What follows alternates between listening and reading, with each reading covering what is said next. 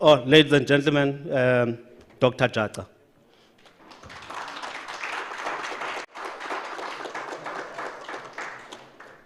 Dr. Jata, you're now invited to the podium to make your presentation.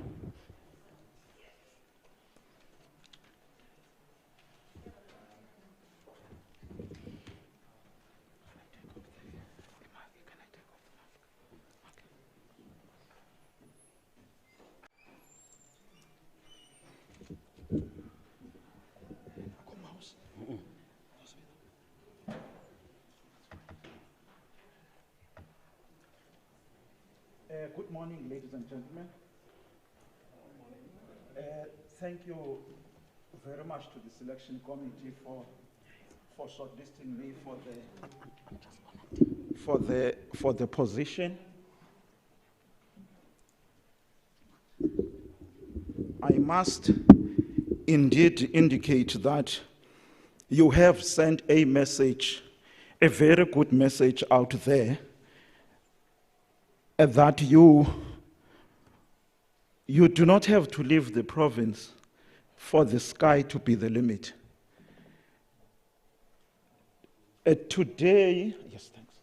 I'm sorry. Colleagues, today I will be, of course, showering myself with all of credits to try to impress you. I wanted the university community to know, and to know that I do acknowledge all of those who lectured me in this university from my first degree to my master's. Every credit on my experience that I'll be presenting, even though I'll be putting only my name on it, please do know that it goes to every stakeholder in this university that I've come across, and to every individual. Indeed, you have made me what I am, and I'm happy for that. I congratulated my colleagues in their shortlisting, and I even committed myself to a full support should they succeed. In the interest of time, colleagues, I'll run through my presentation. I have been given the topic to present, and I am sure everybody can see it. Oh, yes, thanks. The topic to present, and I've structured my presentation in that way. Ladies and gentlemen, the role of a vice-chancellor at Walter Sisulu University is defined within the statute, the WSU statute, which says that the responsibility of implementation of the divisional management model, 1, the day-to-day management of the university and administration of all aspects of the university. Ladies and gentlemen, I'm saying here, I think I am ready to lead, and let's consolidate and take this university to the next level. I'll be touching a number of areas which will indicate the roles that I've played and what I think will have an impact and an implication in terms of what I'll be doing, but I'll be very quick. Ladies and gentlemen, I started in 2001 when the College of Education were incorporated in South Africa, and 2 of the colleges were to be incorporated to the Eastern Cape Technikon, and I was sent by the university to go and negotiate with the staff where they had to choose whether they want to go to be incorporated to the Technikon or to go and work for the Department of Education. That was the first thing, because they had to make that choice. The second one was on the programs, the teacher development programs that are very critical. To say, of course, decide about those teacher development programs. And then lastly, it was the infrastructure. That we are not going to give you a training college, but we are going to give you Transkei College, which today we are calling Zamulungisa, for you as an infrastructure to continue to deliver in terms of the mandate of the teaching. Ladies and gentlemen, come to the merger in the first administration of this university. One university is merging with two Technikon. We adopt a unitary model. The university identity is highly contested. Active stakeholder engagement at the time, and we were engaging, and the stakeholders participated in this university. Ladies and gentlemen, at that time, what was my role? I became a director of the School of Mathematics, Science and Technology, and I was in charge of the programs of education from Umtata, Butterworth, and Queenstown. I was also given by this university the responsibility of developing a business case for the Queenstown campus to expand it. Again, we were given that infrastructure in Masubulele College. Come to the second, at the time of the administrator, ladies and gentlemen, we had to go and rebuild the university. We revisit the statute, we develop the multi-campus model, we adopt the divisional management model of this university. Of course, we started to work on this university, all of us. And that time, my role, ladies and gentlemen, I was the member of the senior management forum of this university, senior management of this university, as we were developing, trying to rebuild this university under the administration. I was appointed by the administrator to be an acting transformation manager for this university, where I represented the university at a national level to be where we developed what we call a transformation barometer that is being used currently. Inside, I was responsible for developing the transformation plan, as well as in fact, I said, putting transformation in Daba and everybody, we sat together, we work around that. I was asked by the administrator, ladies and gentlemen, to drive a process. There were three of us, Dr. Feti Khebe, myself, and Dr. Adele Moodley, the issue of transition from HQF to HQSF. Everybody knows the details as far as that. We work around those projects day and night. We developed them, we submitted them, because the university was transitioning. In fact, higher education was transitioning. Interim administration. We inaugurate the very first council of our university. We have our first vision, strategic plan for 2014-2019. That is the period after the administrator. Here is my role there. I am nominated by the council of, by the Senate of this university to go and represent it at council, to be part of council of this university. And I've been that for 4 years. 2014 up to 2018, full council member of this university. I'm asked by the interim vice chancellor at the time, Professor Mfenyana, to say, can you please assist and lead the development of strategic plan of this university? Some are calling it the recovery plan of this university from 2014 up to 2019. And then I work with a team of 2 people, myself, Mr. Miaiza, Mr. Dwai, as well as the consultant, PricewaterhouseCoopers. And we developed a very strong strategic plan. We came up with a vision. We consulted. We worked together. The stakeholders were there. We called them. We agreed on a vision. We say there's going to be an African comprehensive university. We're going to focus on excellence in academic enterprise. We were very clear. We developed 6 strategic goals. We started to work around that to implement.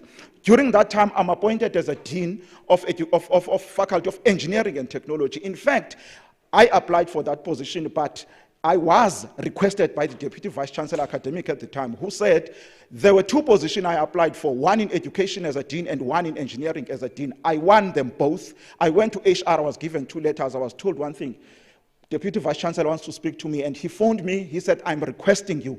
Can you please go and be the Dean of Faculty of Engineering in Butterworth? I want you. There's something of the project that I wanted to do in that, establish that faculty, because under the administration, a lot of things had happened.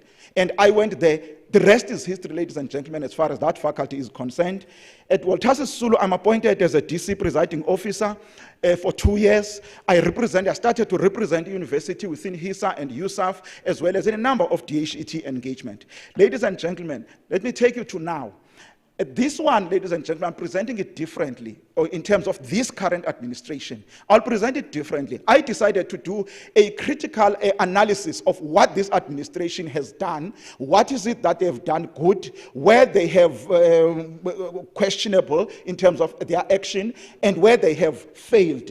I identify those areas. I'm not going to go into detail in terms of my presentation. Here they are. Those areas, you'd find that I've highlighted them in red, the areas where I indicate that we need to focus on some of these areas. I looked in each and every division of the university to say, we may have done good here as this administration, but here, there's still something that you need to do. You've done a good work. We had a very strong council that has been supporting us, ladies and gentlemen, to achieve some of what we have achieved, but there were some areas that we needed to focus on. I'm not going to get into details in the interest of time. And this slide together with this one indicate exactly that. I need to highlight in one of my priority areas that I will be talking about, or I may not talk about, but I expect people to engage me on it, is on student resident management. It is one of the areas that I said, that area we had really had serious shortcoming and we may have failed the student. And I know the actions that are being taken there, but it is the area that is going to be my focus area. Ladies and gentlemen, let me quickly rush and say, during this time of this current administration, what have I been doing myself? I'm appointed as the rector of Buffalo City campus in 2016. I'm responsible for setting up all the substantive structures in this campus. Substantive appointment, the campus management committee that I was setting up. Remember, we're busy entrenching now our campus-based model. BCC Merchant Place, I was the one who was there. Colleagues, as I've said from the beginning, stakeholders participated, they were there. I'm not claiming to say all of these things were to me, but as a leader, these are the things you are responsible for and you're supposed to report on. I'm very excited about the academic promotions that we encourage within our campus, and our very first set of professors to be appointed, it was under my leadership in this campus. The strengthening of the academic leadership that we have just started in the last 2 years, I'm very happy that in this campus, again under my leadership, we managed to recruit the very first professors to our campus. That is the work that I did. On the side of positive relations with the Eastern Cape government, ladies and gentlemen, the record, I would say it speaks for itself. Very positive relations with them. They supported us in any engagement that we have. You must have seen them during the COVID time. You must have seen them in our engagement when we were discussing with the BCM, looking for the land for the consolidation of engineering, where we successfully got that land at a fraction of a cost. That shows a positive relation. Also within the campus, the establishment of the monitoring and appropriate monitoring and reporting protocols. Again, one of the positions that I wanted to scream at the top of my voice was when Vice Chancellor approached me in the middle of my term and said, "Prince, can you please assist me? Go and be the acting rector in Umtata campus." And I said, "Are you taking me from Buffalo City?" He said, "I am not taking you. You will continue with your full responsibility, but you are going to manage that campus as well." And to me, I protested. He was there with the executive director. I protested, but I said, "No, don't worry, we are going to support you." And thank God they did put very strong individual next to me, Dr. Ntonzima and Professor Chisanga. That project worked wonders for almost 2 years, and we did manage to stabilize. But everybody would be the judge as far as how we did on that one. Last role now is that of being a deputy vice chancellor and oversight of a division, and I wouldn't say much as far as that. It's just that, of course, my divisions that I'm looking after, everything is there. I need to be specific that on the issue of risk management of this university is driven by my office for all of this university, and I submitted the report, which was appreciated in the very last council. The issue of compliance, we have just established that compliance function, something we have been struggling with, and we have managed to do it. Ladies and gentlemen, listen, you can look at the service providers that we are engaging in. It's something that we need to highlight and be proud of and continue and let us be measured with. How are we contributing as far as that is concerned? The issue of provincial economic development, it is the key, ladies and gentlemen. We are the main employers, this university. You get the support from the province. The cities, the Buffalo City has given us the piece of land. In Queenstown, Professor McGlory, we have been given a piece of land. It's not for it's yes to the benefit to the university, but they are expecting something from us. Ladies and gentlemen, when I conceptualize the transformation, I always like this framework. This framework of a global agenda, national agenda, higher education agenda, as well as the WSU agenda.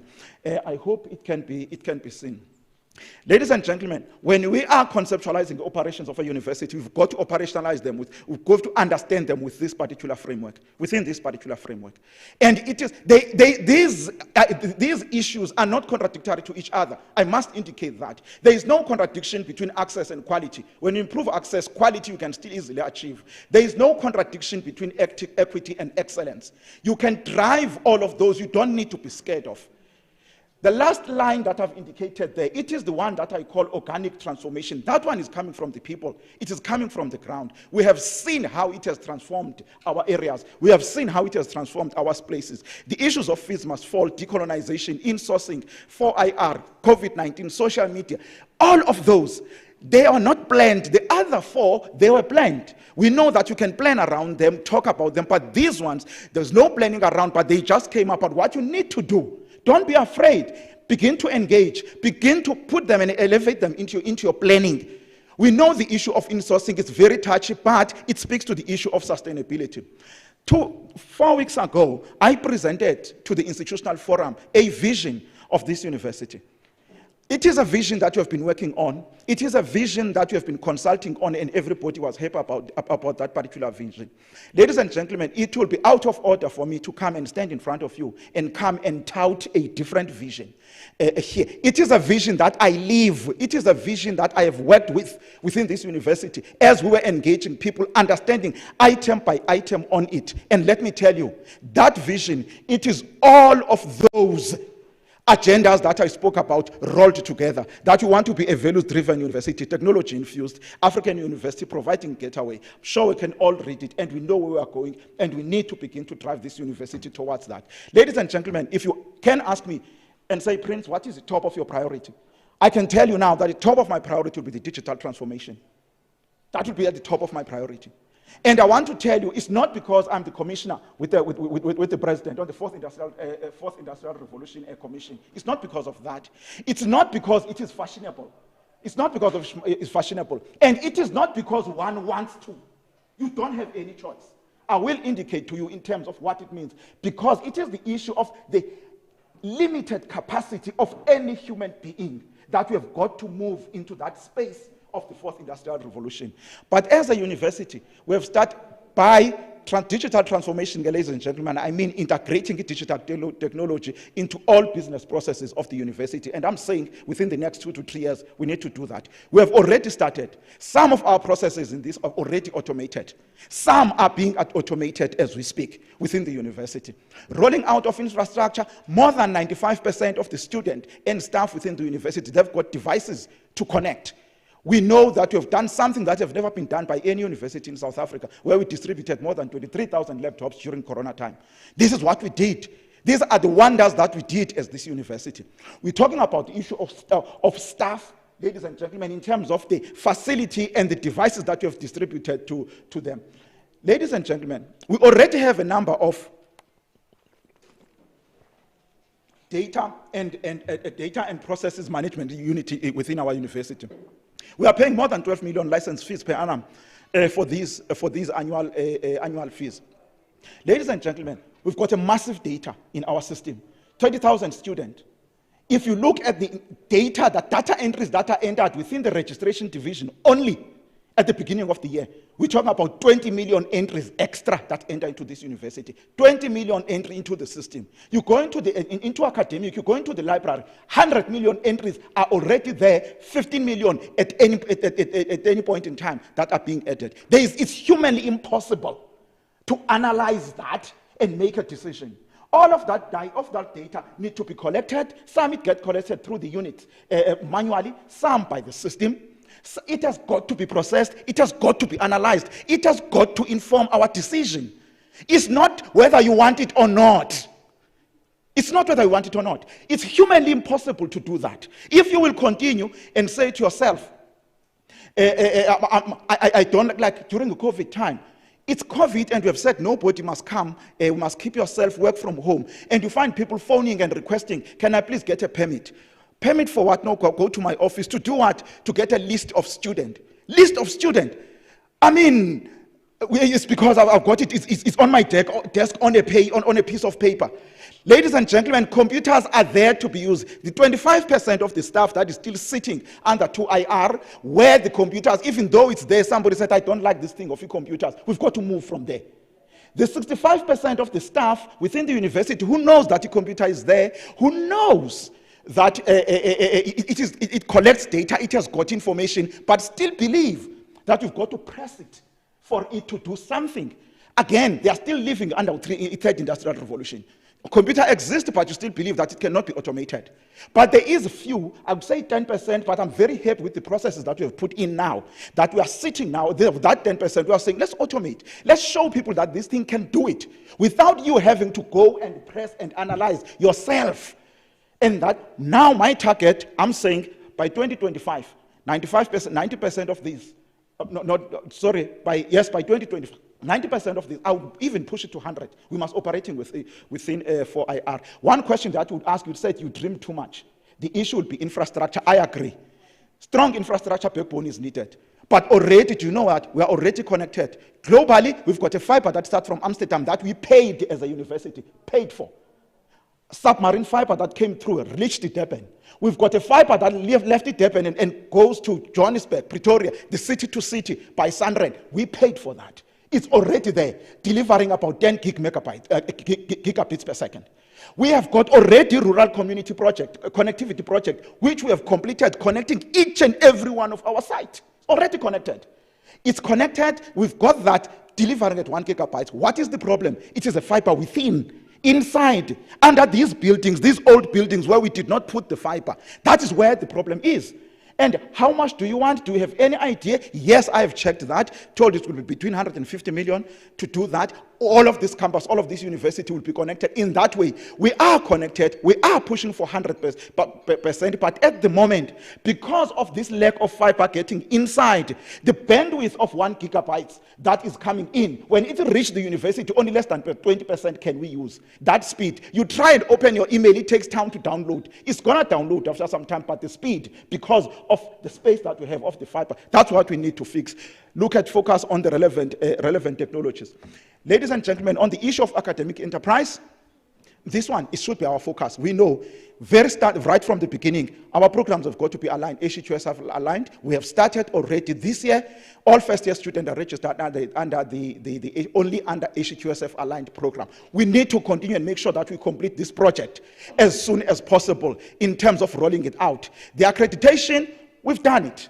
We have done it on all the programs during this administration in terms of getting the accreditation. Some would lose and some will get at a very late stage. You go in each and every program. One thing that we are notorious of is that of moving late in terms of submitting this document, in terms of providing the necessary support. We tend to move late. We need to move as soon as possible. Right from the management, top management, up to us as people who are doing whatever work that we are doing. We just have got to move. We know what needed to be done. In each and every program of this university, you can call me any program, I can tell you, we have received the accreditation. Yes, we struggled. In other one, it's withdrawn, and we get shocked, and we immediately work around that. Well, after a year or two, it will be restored. We really need to be serious about that one. Lastly, on this one, on teaching and learning, ladies and gentlemen, the teaching development grant, that thing, it frustrated me when I was doing my analysis. It frustrated me because this started as early as 2007, where government was steering the universities in terms of where to go. It started then when we have been receiving money every year. We have been receiving money every year on this. But it looks like every year we seem to be saying, we get the reports that are looking good in terms of what we have done. But in terms of linking it to the strategic problem that we have been identified, we do not have that. And that is why they have developed now the Historical Development Institution, HDI grant, because they said we need to begin to have this particular link. Again, same on research. We have been perpetually on a development stage, and it's something that all the time when we are discussing, we find ourselves at that level. But let me tell you, I'm very happy. We are beginning now to build the sustainable system, putting policies that have been approved this year, the infrastructure, the incentives, the admin support. We need to put proper planning and reporting mechanism. We need to increase, come up with a strategy to increase the research output on that one. There's no doubt about it. We've got to improve on incentivization, ladies and gentlemen. Financial sustainability. Ladies and gentlemen, on that one, we have achieved something. The issue of audit outcome. I'm tracing it there back to 2016 when we received the qualified audit, disclaimer in 2017. 2018 was qualified, we went qualified, and then in 2019 it's unqualified audit. It is a good move. Everybody is happy, which means we are improving. But ladies and gentlemen, we are always tinkering or sliding back at any time. We have set up a team now. Fortunately, I decided to join that team that is looking after, just to protect this audit that we have received, to look at what were the issues before, what were the findings that were there, even if they were immaterial, to begin to improve as far as that is concerned. We are in a better financial position as the university, that I can say, and thank to the support that we have been receiving and the work that has been done by this university. But please note that we are still heavily dependent on government grant. We're still dependent on fees. That is an issue. We need to improve our administration of our grant as well as NSFAS claims. We need to have our prudent financial management controls there. Ladies and gentlemen, I just want to quickly take this one. Yes, thanks. Yeah. Just to take this one on the first stream income. First stream income from 2015, it has been increasing. It has been increasing nicely, and we have been able to do our work as far as that is concerned. It has improved immensely in terms of our contribution. Remember, our third stream income was sitting at less than 2%. So we have been supported by this kind of increase. But I knew that something is going to happen. From 2019 to 2020, the increase changed now to only 5% increase. Before it was 11%, 17%, 5%. Why? Remember, even though the block grant is dependent on the students that are coming in, yes, we still have our facility and infrastructure to increase the number of students, and that's what we have been doing. But remember, our capacity is going to be filled. Once it's get filled, we're not going to have any extra student, and that is going to begin to have an impact. Also, the money that we're getting from Treasury was increasing a little bit, was also increasing nicely up until now, and we can see now the challenges that we're going to be facing, that it's highly likely that, unlikely that we're going to get in any other increase. Same applies, of course, second stream income is an issue that I'll say we need to work around it as far as NSFAS is concerned, and also the issue of self-paying student. On the earmark grants, the issue of claims there. I have taken to myself to go through, right from the first infrastructure efficiency grant, I have got on my desk all of those grants up to now. I can tell you only one project at the moment has not kickstarted, and it is in the first grant, and we are being threatened that is going to be taken. But the rest of other projects, I'm very happy just to see in terms of where we are, and knowing that we have managed to start and move. Same applies with all HDI grants monies and UCDG. We need to be working around those issues. Ladies and gentlemen, I've indicated the focus will be on third stream income. My focus will be on third stream income. We have stabilized as the management. It will be easy for the rector to go out there and meet the world and get the money for this university. It's easy to go and engage now with every stakeholder to say, how do we plan for improve in terms of third stream income? At least we do have now, we have stabilized our systems. It's something that we can do. Ladies and gentlemen, we need to strengthen our campuses. These are the main business and entities of our universities. I tell you, whether you like it or not, they are where the business is. And they are located within the cities. From the perspective of those cities, those are fully fledged institutions. They are not an operational arm of an IMC, Professor Mteto. They are not. They are fully fledged. And therefore, I saw it during the time of COVID, when we are starting to engage them. Now we are sending rectors to go there because we want it. But when they come to us, we always have that element of saying, hey, remember, we are only an operational arm. We are only dependent on at an institutional level. We need to empower. We need to empower the rectors. We need to empower the management of those campuses so that it can be strong and begin to drive the university.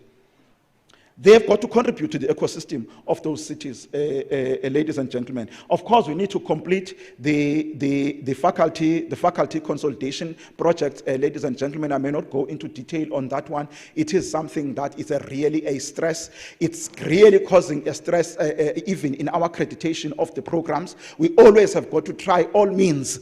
By the academics, they have got to work hard to protect the accreditation, whereas if we move on these and use the money, 137 million I have for a consolidation of Mthatha, we've got let's say we still have the 172 million for the consolidation of Buffalo City. It is in the first grant, and they have threatened us to say, because it is in the first grant, they may take it, but it's still there at the moment. Ladies and gentlemen, I think, let me stop there. See, I have managed my 20 minutes. I practiced this. I never made 20 minutes during my practice. I failed completely, and I just decided, let me give up, let me come and make a presentation. Thanks, yeah, if you have stolen from you for a few minutes.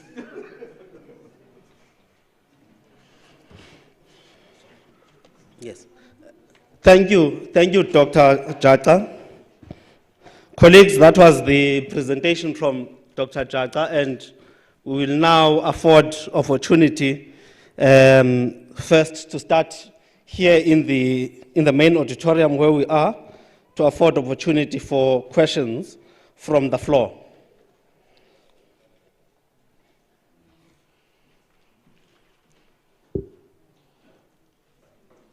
I have an HR colleague that has a mic, and he will go around to the colleagues that have raised their hands.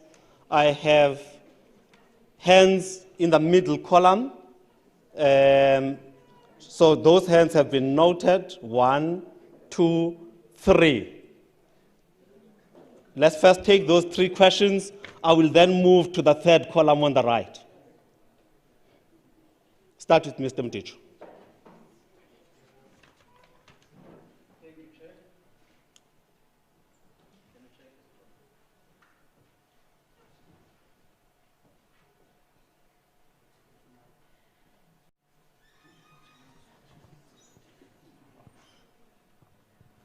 Thank you, Chair. I'm Dumam Tichwa from the union called ABSA. I have a question. My question is around the divisional management system. What is your view regarding the full implementation of the management model system?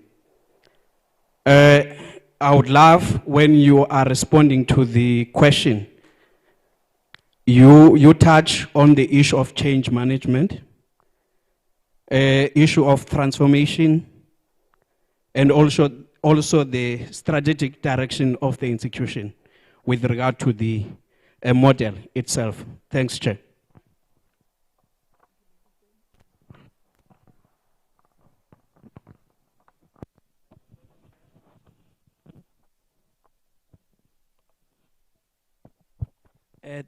Thanks, Chair. I'm hoping it's on. My name is Ndiakholwa Nqulu. I'm a staff in Butterworth, also with the union called ABSA. Masibulele. There's something that struck me. I think that 2 as you speak. 1, you throw a statement that there is no consequence management in WSU currently. You throw this when you say we always act late on issues of accreditation. And this strikes me and worries me, because thereafter you don't say the how part. You have talked about the what. This is the problem. And probably how do we go there? And in your observation, in 3 positions, the Dean, as you said, a Rector and a DVC, what steps are you taking to make sure that this problem that you have noted, which I assume you are saying under this current DVC, we have that problem, and it's your focus to save it. 2, which is the last one that is. On the third stream income, which is every university, I want to assume is depending on that, because we have realized that the fees are just enough to pay the workers and sometimes not even enough. I can say this. The most universities depend on their research and postgraduate studies. And it worries me that, Dr. Chaka, at this point you finish your presentation, and throughout even the written one, there is nothing talking about the research development and the postgraduate courses of the university, including the major issue which we have here, as you talked about being part of the major, the point of supporting academic staff to develop and be at a better position. And maybe you may have an answer to this, but I must point it out that it worries me that you've done your presentation and you say we want a third stream income, and you don't point us to a direction. Where do we go from here? I think we have the what. All of us as stakeholders here, we know them. But what we want is the how. How do we reach there? Where do we go from there? And what will make us get there? Of course, making a triangulation of other HDIs, how they've been transforming to the point where they are today. Thanks, sir.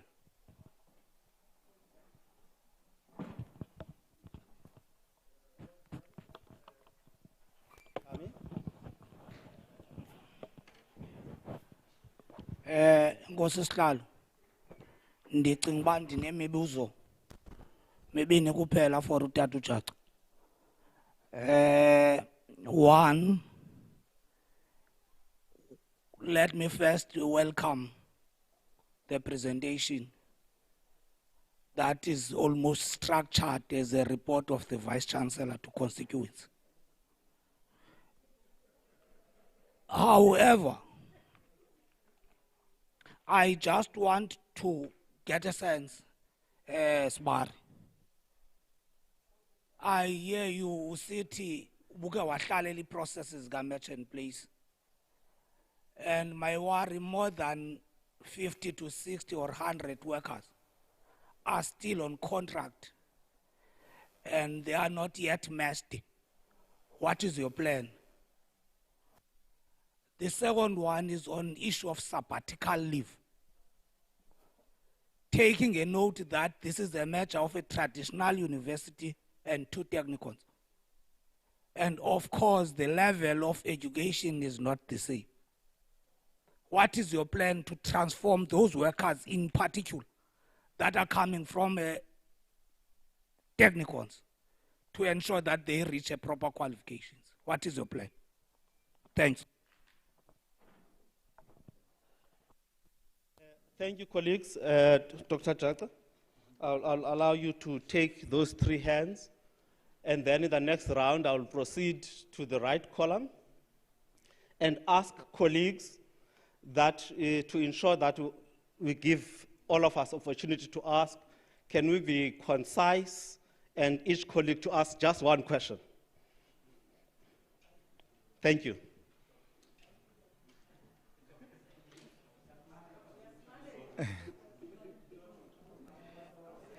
Thank you very much.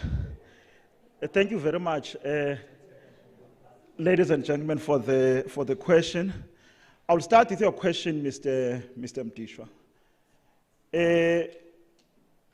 Around the issue of divisional management model.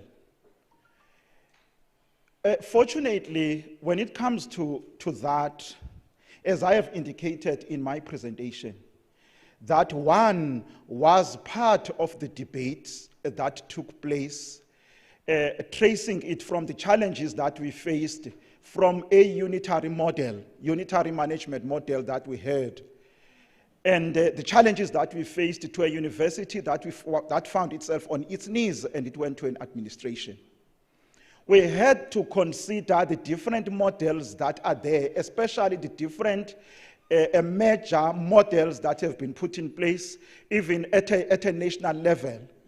And we looked at it, and I can tell you the multi-campus model that is based on the divisional model, we could not even find within the documents that were guiding Imager from 2001 up to 2004. We had to look around because of the challenges that were there as these universities, as the stakeholders of this university. One of the major challenges was that we cannot have a situation where you would have one manager managing all units that are operating at 220 kilometers away. That is something that is imaginable, and it does not. It failed. We think about it, but it did fail for us. Hence, we decided to say, let's go for a divisional management model. Let's have an institutional management, but let's also have the campus management model it's located within the campuses. And that has made a difference. Yes, there are still issues. You are correct when we are talking about the change management, that some of us may have not operated in systems like this.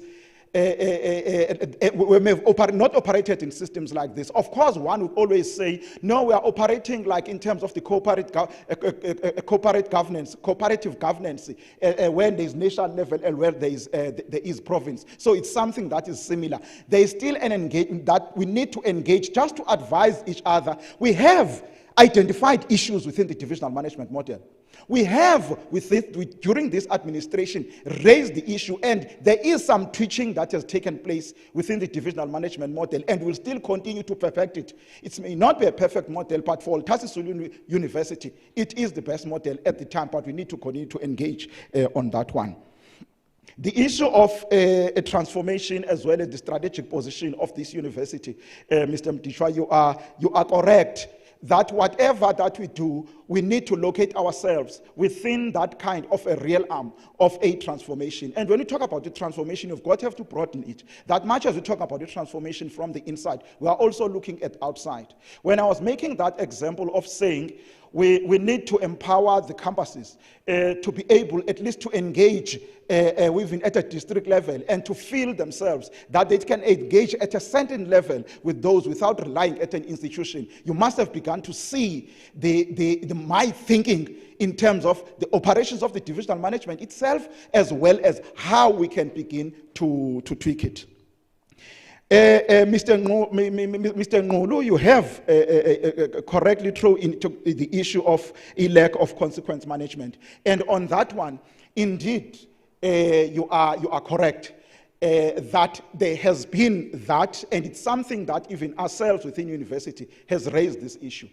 We have started, again, it's one of the areas that you may have delayed on it. I think it's there on one of my red areas that I've identified, the issue of performance management system, that we needed to begin at that. We need to have that as well, because that assists us and everybody would know and know what is expected of that particular individual and begin to monitor around the work that needed to be done. Yes, I agree, the issue of consequent management, we need to look into it, and it's not something that it is not there within the university.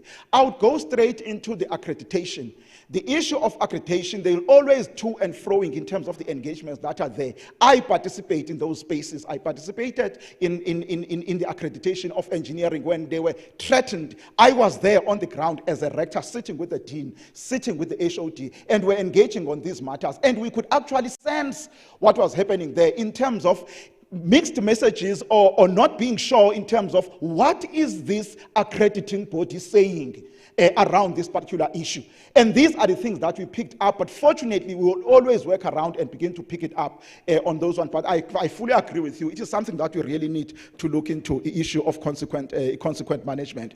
The issue of third stream income, there's no doubt about that. Let me quickly indicate that I did speak about research, and I said I appreciate the strategy that is being developed now, because they are putting the structures in place in terms of the support for the development within the research, and they have also putting their plans where they are saying we need to plan early, and those are the things that we need to encourage. They have also indicated their strategy in terms of how they are going to improve the strategy of improving research output. It's indicated, and I read it and I said, well, I appreciate this. At least it's no longer like 2008, Professor Akpani, where we had a situation where the research output was increasing, people were very active, but we realized it later, once we had got down as a university, that this was not structured, this was not sustainable, because as soon as those left the university, those individuals who were key, then we went down as far as the research. We really needed to have a foundation.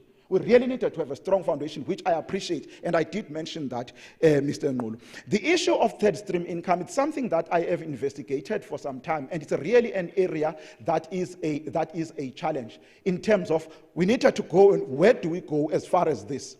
One of the areas that I picked up, I can tell you, the top 10 university, or let me say, in South Africa, the amount of money, I hope I can remember this, 1.63 billion, if my memory serves me well, that has gone to the universities that are well-established universities. And you go there and try to unpack those monies that have gone to those universities. You find that most of them, it had to do with either the alumni or the convocation. That has worked there. The highest amounts is because of those links that you have. And you can go, the highest amount that has received by University of Stellenbosch, which is 75 million rand, came from their former alumni. One thing that I discussed with one of the colleagues was that most of these monies, when you get from the alumni that are ready to give money, are most philanthropists who are already in terms of a certain age. And you look at our university, which is something I'm going to discuss and I'm going to raise with even with the whole university. If we're talking about Sisulu University, and you tend to forget about the University of Transkei and not talk about it as if when we're talking about it is a swear word, or talk about Eastern Cape Technikon or Border Technikon is as if you want to go back. No, it's the recognition of the people that have been produced by that university. And it is those people who are sitting in the positions that they still want to be associated with the university. We still need to have people, those people come and joining our university as people. Alumni Open Day, we invite those. We can still have the UNITRA Day if you want. You can even have the Eastern Cape, because those are the people, most of them, they are associated with this university through those entities. And we really need to look into that. I know we are trying to build this university. We are trying to build this brand. But I do not think it will do any harm if we can go back and look into that. That has always been my thought. And of course, there will be other areas, Mr. Ngulu, where I would say, look at your strategic plan. Look at what you are trying to deliver. And look into the companies that match with your strategy. When you go and get together and you want funding from them, they know that when we put that money there, this is what is going to happen even to our brand or even to our company. Those are the areas that I needed to look into. Mr. Mduzulu and I did indicate the issue of merchant place. Of course, one participated in it. And I'm very comfortable. What you are saying, we still need to make sure that we finalize it. But when you talk about the numbers of this university, we are talking about a very small percentage. We know that there are those cases. We need to make sure that we teach the organogram so that people can be matched into the position. We need to make sure that we, like the process that we had agreed on with labor, we need to make sure that we finalize that particular process as far as the issues of merchant place, at least to cover those colleagues. It's really unfair that we still have people who have not matched. The issue of staff with proper qualification, that has always been exposed. It's something that I really need to engage. I really need to engage with it. Because you look at the policies, HR policy, you look at all the policies that are there in terms of the support, that I would think that there is some kind of a support towards everybody. But you may feel, as you are saying, that, well, it is there, but it tends to favor, because you mentioned yourself, Technicon, that can you seriously look into that policy? Perhaps the conditions that have been put there, they tend to disadvantage, then I will look into that. Otherwise, as far as I understand, there is a kind of support. Finish, do your master's, do your PhD, there is those kinds of support. Thanks, Mr. Miaisa.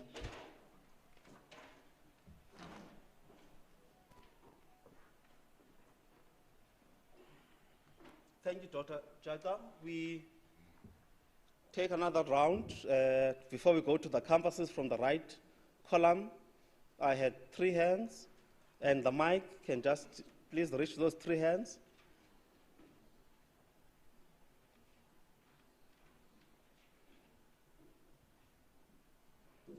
And please keep it to 1 question so that we can also be able to cross to the campuses. Thank you, Mzee.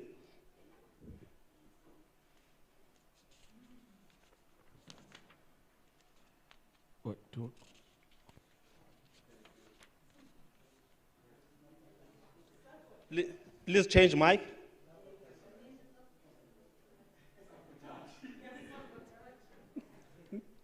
Thank you, Iti. Name is Mzianda Nizela. I am very worried that I am given a chance to ask only 1 question, yet I have so many questions.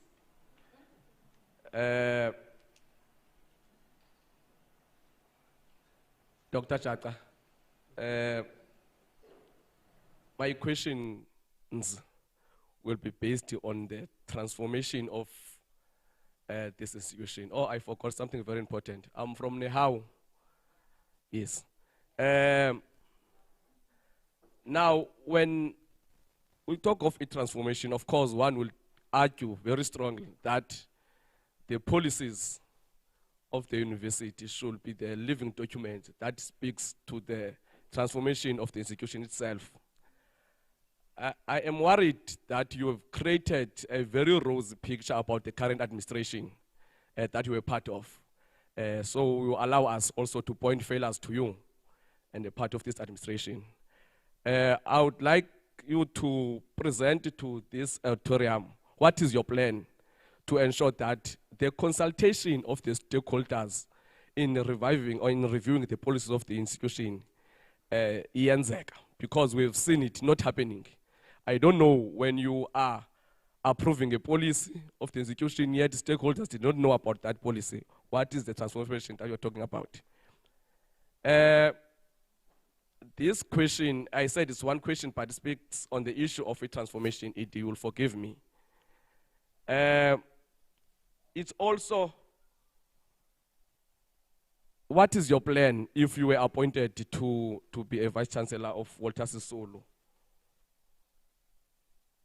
When the current administration, you allow me to refer to this kind of because you are part of, is overlooking the statutory bodies, instead tend to form the new bodies which are not statutory, such as SPEC, and perform statutory functions. What is your plan to change such? Because it reverses the gains of democracy, because you are excluding people who are supposed to participate meaningfully.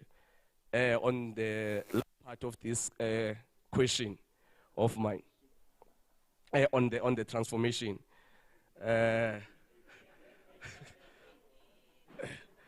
No, not really, comrade. Yes, you spoke of economic development of the province.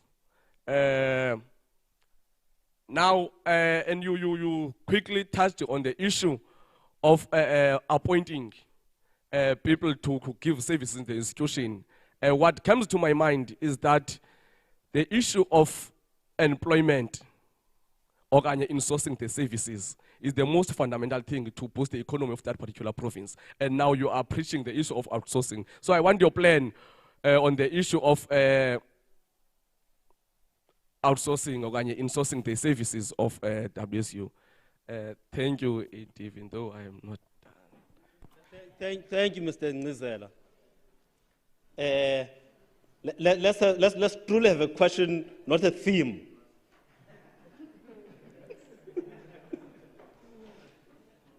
Mr. Pagade?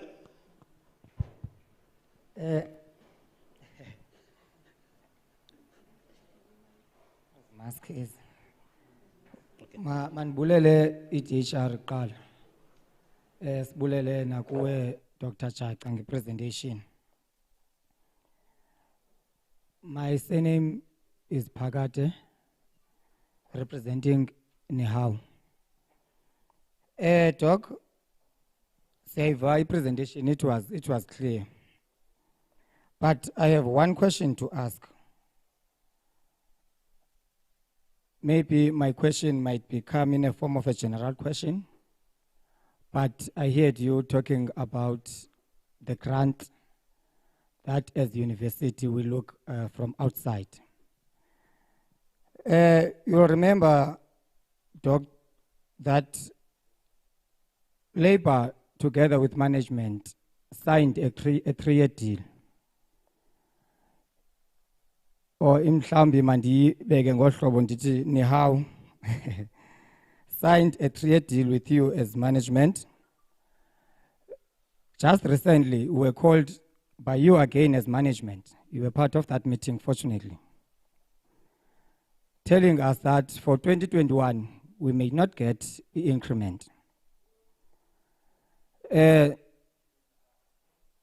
my question is, Doc, what is your plan or what is your view in ensuring that the agreement we signed with you is not breached?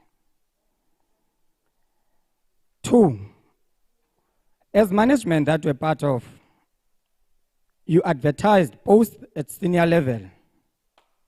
Some of those posts at grade 3. Apekaleni nitha kukho mali yokubhatala abasebenzi. But at the same time, you've got money to pay senior managers. Then again, what is your take regarding to that? Vis-a-vis the post that you have advertised and the money that you are saying you do not have as management to give it ebasebenzini. Thank you, Doc. Third question.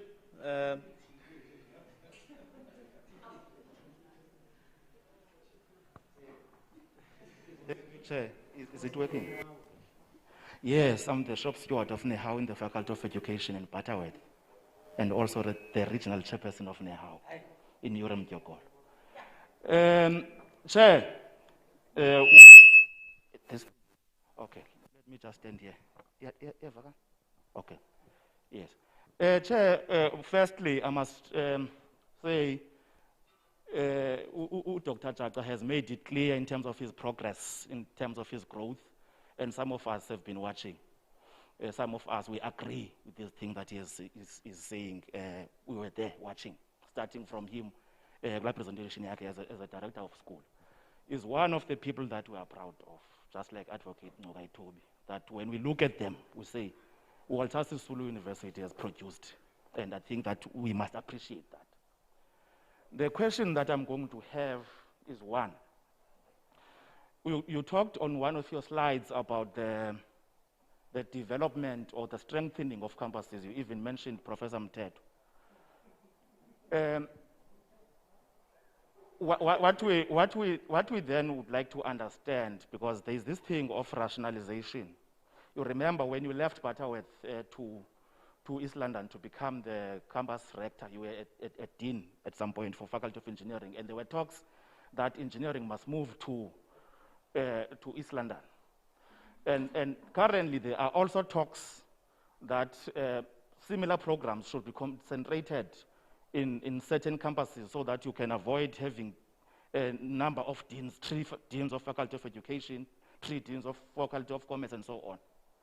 Now, understanding that that will have an impact on the well-being of the workers who will have then to be moved financially and otherwise. What is your view on that? Your view being, do you support rationalization? Is it something that you are going to do when you come in or not? Well, this question I'm hoping the chair will also point me, because we are going to ask this question for all the candidates. Yes, because we need to know who is coming in and what are they going to do. The second part, Chair, is that on the policies, because Umzi has already mentioned that, and no chairman here, because we have been finding it strange that we sometimes you get pushed out of processes that you are supposed to be naturally part of. I'll mention one. People are going to, it's always an uncomfortable thing to say, to talk about procurement. But the supply chain policy, for instance, of WSU initially had SRC and had unions. Now, there is a new supply chain policy now that excludes the SRC and the unions. We don't understand what is the rationale behind that. It's something that is very strange. What is your view on that one? Mandiyeke, Chair, Mandiyeke, I still have time that I'll be given. Thank you. Thank you, colleagues.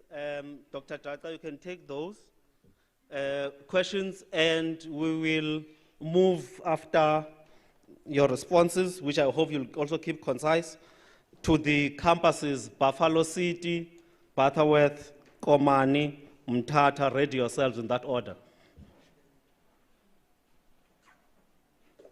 Thank you, Sia, and thank you, colleagues. Mzi, let me quickly start with your question, and I am going to be short. On the issue of the consultation of the stakeholders, that has been raised on a number of platforms. And in our discussion, when we look at it, we do have within the university a policy on policies. It does indicate in terms of the consultation process, but the consultation process also depends on what is the issue that that policy is on. For example, if it's an HR policy, it's an academic policy, or it's a student or an SRC constitution, it will depend in terms of the consultation, in terms of who to consult and at what level. Every time we look at those, and those are raised, we find a situation, the report that we get is that proper consultation has been done. Now, where I would say you are advising any incoming administrator from now on is, please do look into those. Don't take it at face value, the fact that you are told that you have been consulted. That's how you listen to the stakeholders. Don't take it at face value. You must always make sure that you are there. You make sure that you get the proper report in terms of this consultation, not to be told that you have been consulted, because it's very clear in terms of what you can consult on.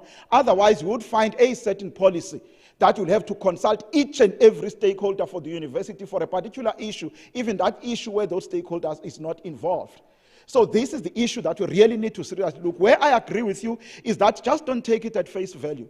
Make sure that you look, listen to the stakeholders, look at that policy, and make sure that when it happens, you get a clear understanding as well as the report as far as that is concerned. The issue of overlooking the statutory bodies. You have made an example of a spec. Number one, let me tell you, I agree with you that you've got statutory bodies within the university.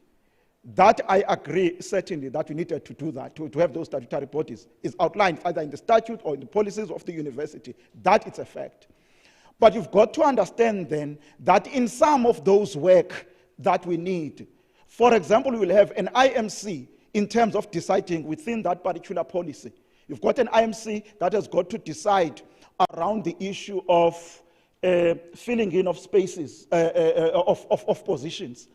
When we engage, when we engage on that, you would love a situation where such documents have been interrogated at another level. Now remember, it is the responsibility to a greater extent of the management to manage the university. And some of the decisions have got to be taken by the management. And when it comes to some of these, we've got to set up those structures, but not to overlook the others. Unless you are saying, once we have established USPEC, then the structure that was supposed to have taken that particular job was not given that opportunity, and the decision was taken. I don't think so. Some of this, that's how it happens. I will look in terms of those structures, that I can assure you, but as far as I understand, there is no structure that will be overlooked in terms of as far as that is concerned. But we will continue now and again to set up those small committees to discuss issues so that at least by the time it reaches a certain structure, it's done at Senate, it's done at other structures, it's done within the campus to say, let's just form up a small team. The issue of, there were two issues there. One was the economic transformation, and the other one was the provincial economic development. I'm saying we need as a university to indicate and be upfront in terms of our contribution as far as that within the province. As far as the issue of economic transformation, I'm saying our university right now, we know the policy, our SCM policy, what it does in terms of making sure that we protect and we align ourselves with whatever that we appoint, look at the issues of PEE status as it is guided at a national level. That is what we do. We look at what we have done in terms of the service providers of the residencies. We've got 650 million, that's a 650 million project. More than 80% of that money goes to black business. And it's something that we are proud of. We need to highlight it and make sure that we continue and guide ourselves against that. The 3-year deal, the 3-year deal, of course, it is the issue, Mr. Pagate, that we are engaging on as a management. We have presented it to Labour for the discussion because of the economic climate within the country. And we are looking at our university, looking into the future of this university. Yes, we have had those agreements, and you can, everybody agree that we are projecting ourselves to say, at the time, the economic climate, how it was looking, now it's looking this way. This is what is going to happen. We need really to look after the university, but it's something that we said we're not going to change willy-nilly, but we're going to engage. Hence, we have said with ULEPA, we're still going to continue on those engagement. On the issue of advertising of senior position, we do proper due diligence on those ones. I can give you the example that we have made of the level 3 on senior position. That particular position is a position to manage the student residence. And that student residence, I'm saying it's a project of about 650 million project a year. And we have taken a decision from last year as this management that we're going to charge 2.5 per each of those claims that are done by the landlord. And that gives us about 15 million rand. And that 15 million rand we're going to use to manage this project because it's too big. It's really too huge, and it disadvantages the student. And that is where we are coming from. We may differ then to talk about the level 3s or level 4. Well, that's another matter, but this one is a project that we really need. And it's something this university, and it has been discussed even at council level. Lastly, Mr. Giorgio, the issue of consolidation. Colleagues, this issue has got to become back on the table and get discussed. We are running this university. Colleagues, we need to look at it and have a discussion around it. Just imagine where you are going to have a program running in 5 places within this university. You have it in Buffalo City, it's running at 2 sites, at Potsdam and in Chislast. You have it in Butterworth, you have it in Queenstown, you have it in Umtata. And that's one program. We need to look into that because at this stage, we are not saying, perhaps you are making money, one would say. That is why the review of the academic program and the performance of the department will be very helpful. Because one is worried there to say there is something that we can do, perhaps offer different programs, see how we can consolidate, but it's something that we need to do it. And some of the programs will have to be closed at some point. Once you have made a decision, look at it and decide, all of us as these stakeholders, in order to protect this university going forward. We need to bring this thing on the table and have a discussion around it and make decisions.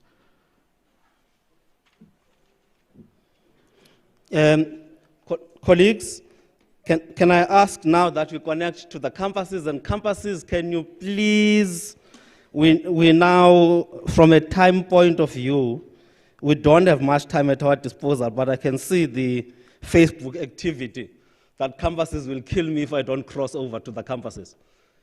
So, Buffalo City, can you please cross over to Buffalo City, and Dr. Gogela, please have our questions or ready for that campus? Program Director,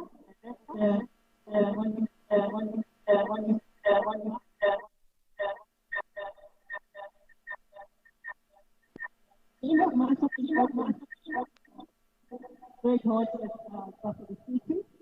What we do is sitting here, and one gentleman does have a question for Dr. Jata, and it is Mr. Magadana from the Faculty of Education.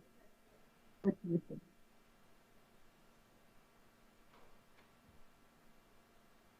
Colleagues, just on our side, if any of our speakers are on, just mute them so that we don't get feedback.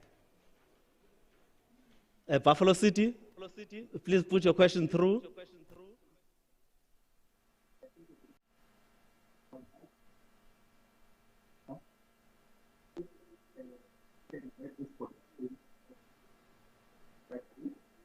What is it you can do to prevent a strike which continues to be directed WSU at large?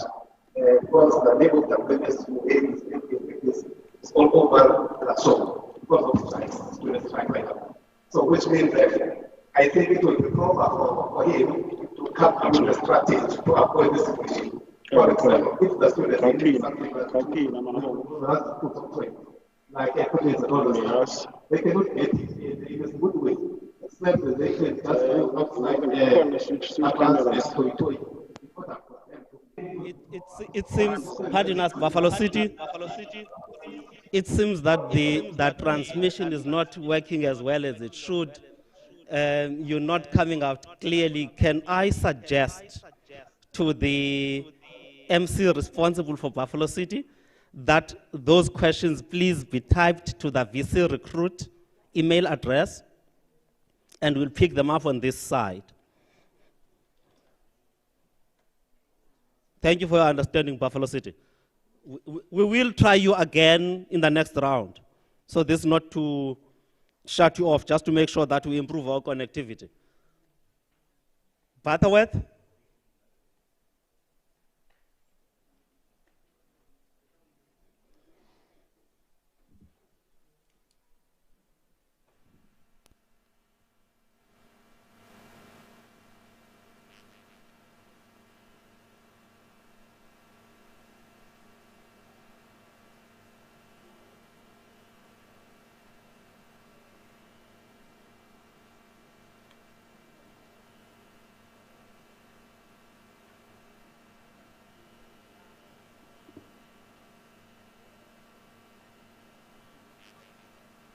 Mics, please be switched on. Control. Control.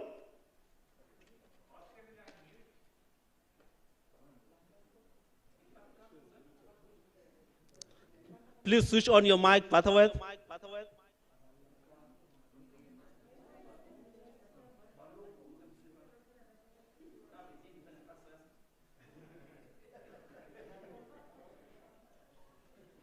While Butterworth is trying to improve her connection, Queenstown.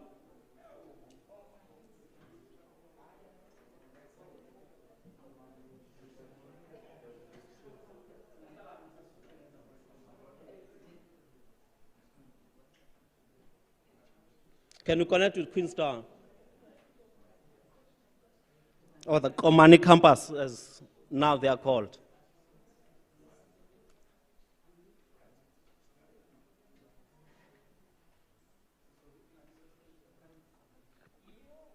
Good morning, Chair. Morning, Queenstown, we can hear you. That's a Buffalo City, sir. Thank you. It's Makadana on this side. I would like to ask a question to Dr. Chaka. If he can be employed as a VC of this campus, what he can do in order to avoid or to prevent the strike at WSU? Because it's Westman, the name of our university is all over the show because of his student unrest. So what is it he can do? So in order our student to get facilities or equipment as far as he can, or as far as he can do, by the way, in order to make sure that whatever we do as a university, they can sit down properly and strategize. And also those people are supposed to be accountable, must be accountable. Because this thing of strike, good people, is Westman. Just take our university in that other level. Thank you very much. Thank you, Queenstown. Oh, was that Buffalo City? Oh, I thought that was Komani. We've noted that question.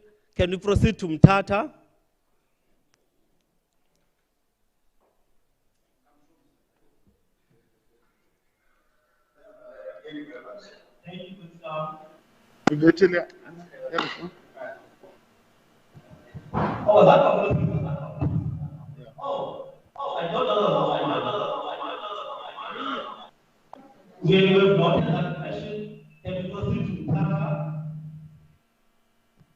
Please ask your participants to switch off their other electronic devices so that we don't get an echo. Please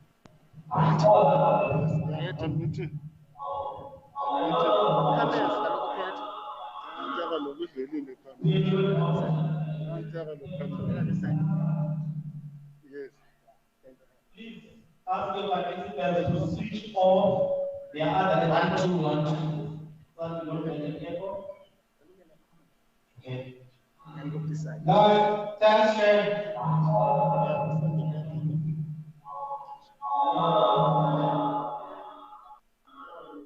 Your transmission is also not going as well. Can I please request, while we're working on that with controls, that you also put your questions through the VC recruit address.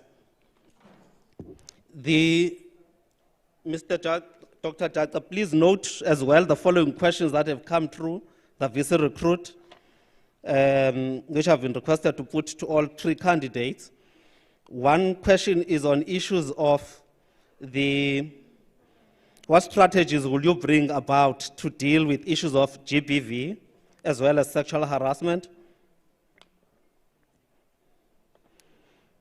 2, how would you integrate a single culture for Walter Sisulu from the three institutions, the three legacy institutions that make the university?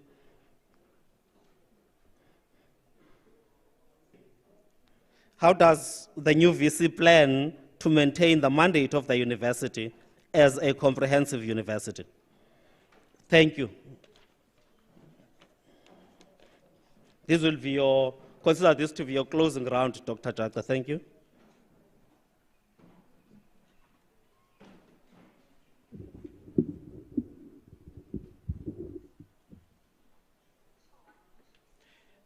Thank you, program director.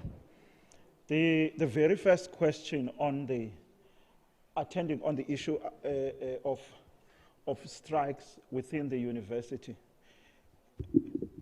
Colleagues, right from as early as 1994, when the National Commission of Higher Education was appointed by Nelson Mandela, and it came with a report of cooperative governance within higher education. The student had issues with that because they are saying what all that means is that the management will govern and they will have to cooperate. And right through at a national level, it's something that you can actually see.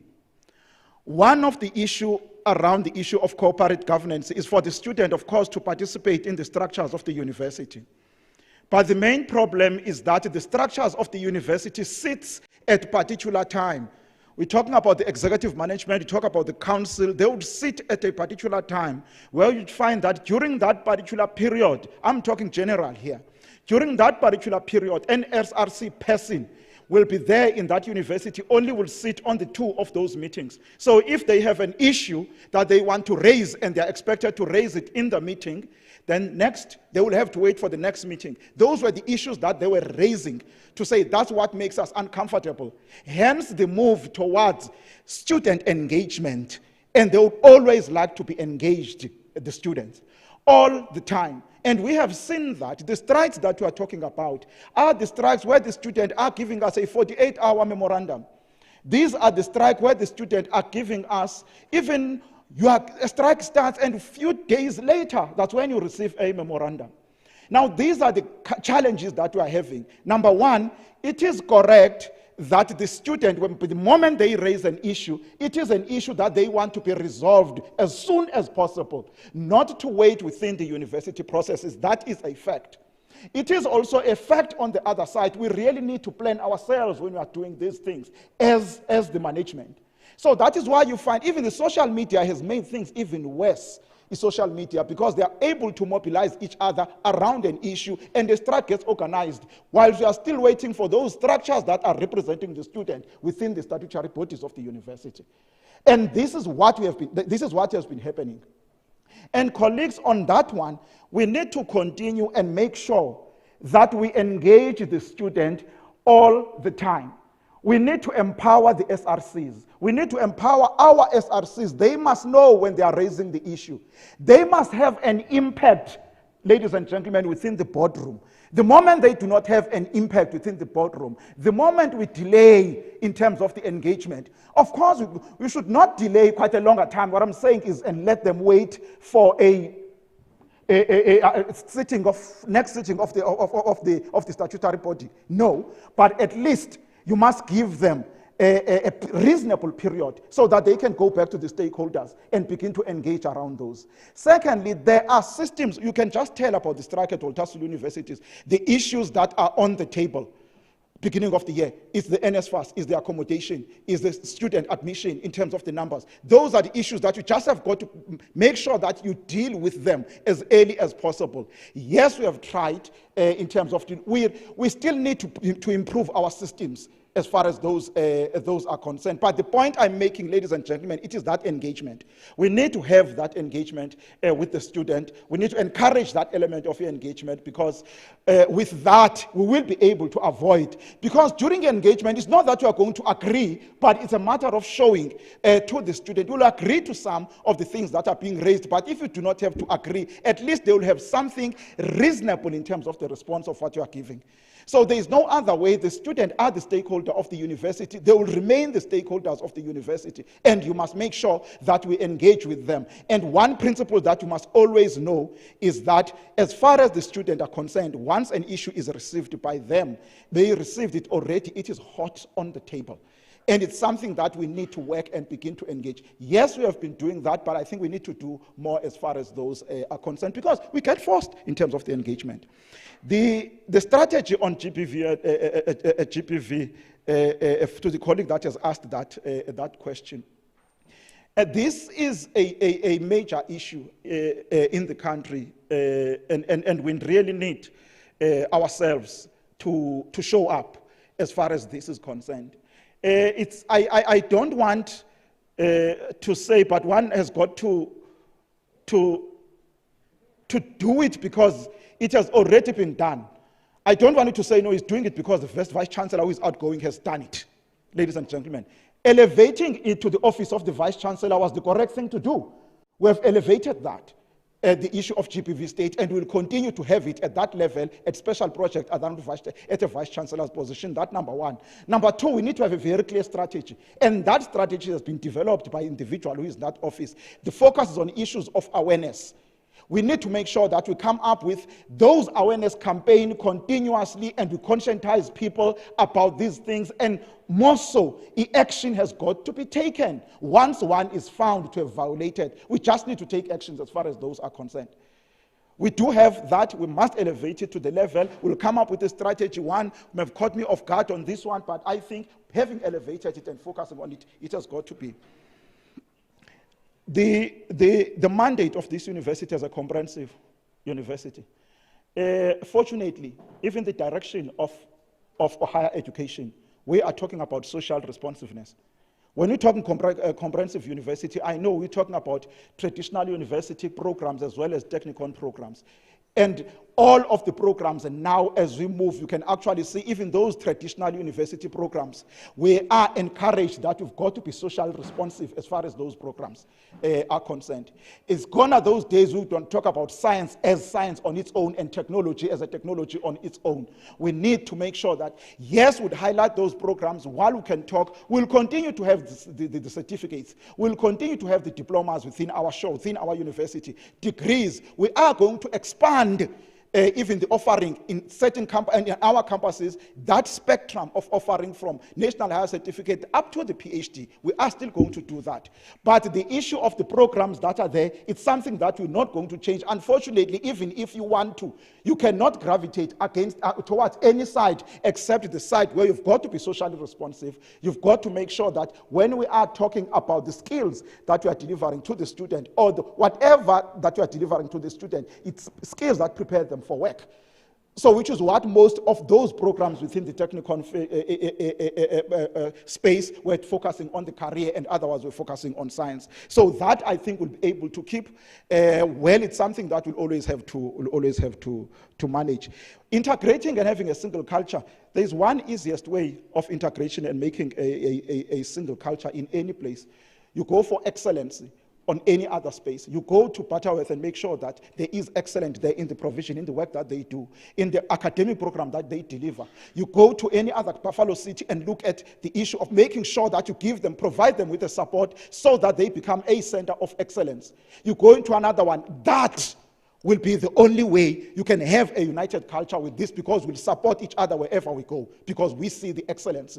When we see the excellence in the Faculty of Health Sciences in Umtata, it's something that we are all proud of. It's something that would say what they are doing there is the best, and we want to do it in our program. So when it comes to that, I would say for me, the only thing that can assist us is to focus on the issues of excellence for this university. Fortunately, even the next strategic plan is focusing on that, on the academic side as well as the whole university. I think that will assist us. Thank you very much.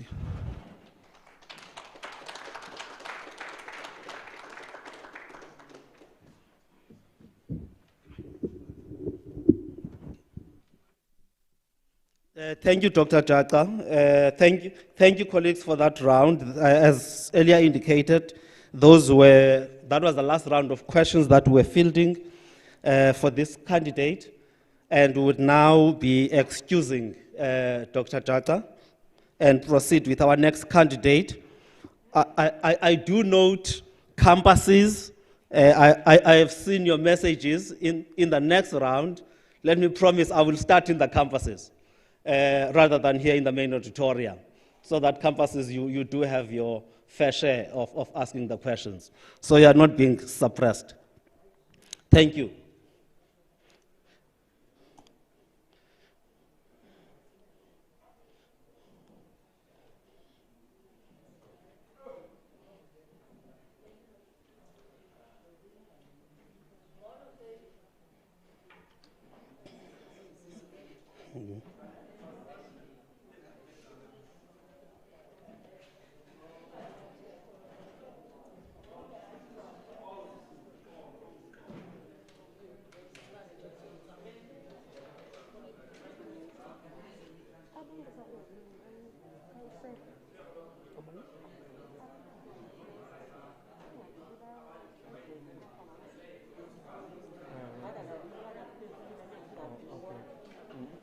join because it's busy corner for myself. Vote it on up.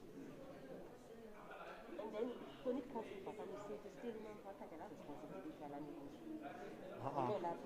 Zaskend one is space up. Yes, mom for myself yes. Sure.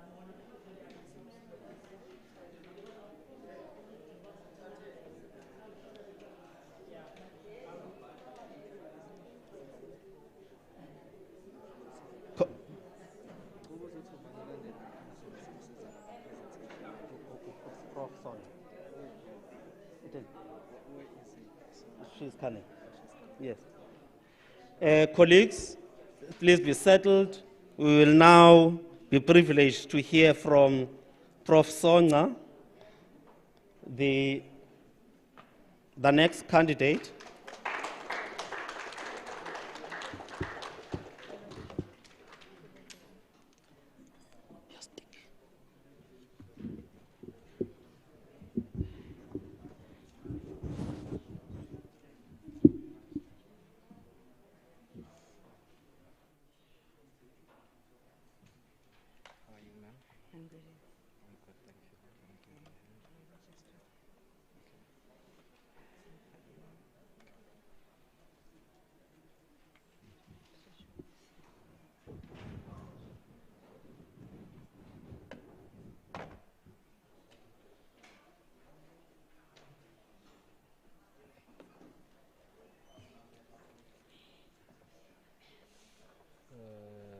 Data.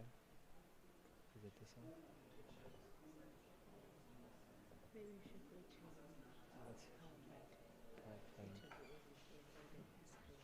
Okay. Okay. Okay, another presentation.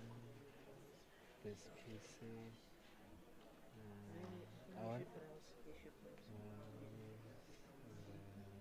this PC. What's the name of the hotel? Yeah, I think it's this one. It's the one that's here. Yeah, this one here. Okay. First, I want to check the aspect ratio. Just give me a second. Yes, I'm gonna get water for you. Let me just make sure it's full screen. I'm gonna get water and then you can start. Okay, I'm gonna.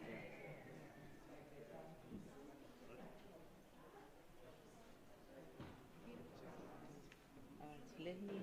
There you go, ma'am. I need to see how I navigate this thing. Okay, you can use this, yeah. There. Yeah, it's gonna be here. It's just us testing before we put it there. Okay.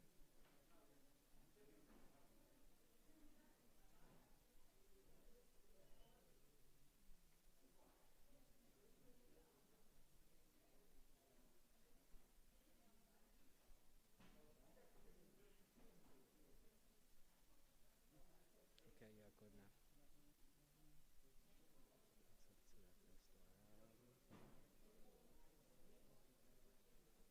Okay, I'll let you be, man. Enjoy.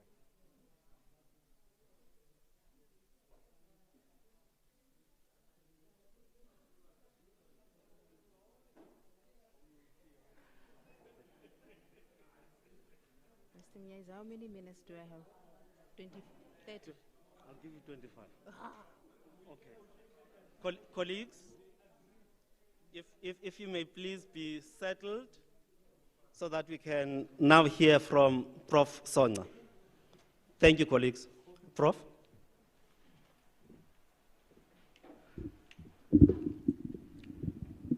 Thank you, Mr. Mnyaiza. Colleagues, good afternoon.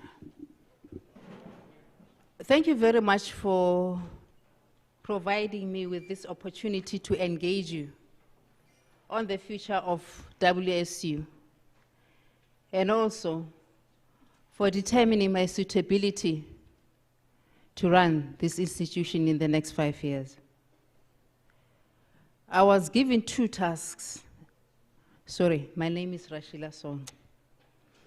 I was given 2 tasks, and the first is to articulate the role and responsibilities of the Vice Chancellor And the second was to share with you my vision for the next 5 years. The role of the Vice-Chancellor and his responsibility is contained in the Higher Education Act and institutional statutes. And in our case, under Section 52(1) of 2014. However, and in terms of the statute, the VC has to administer, and also for administration, is responsible for the administration of the university. I, however, believe that the real question is, what should be the characteristics of a VC?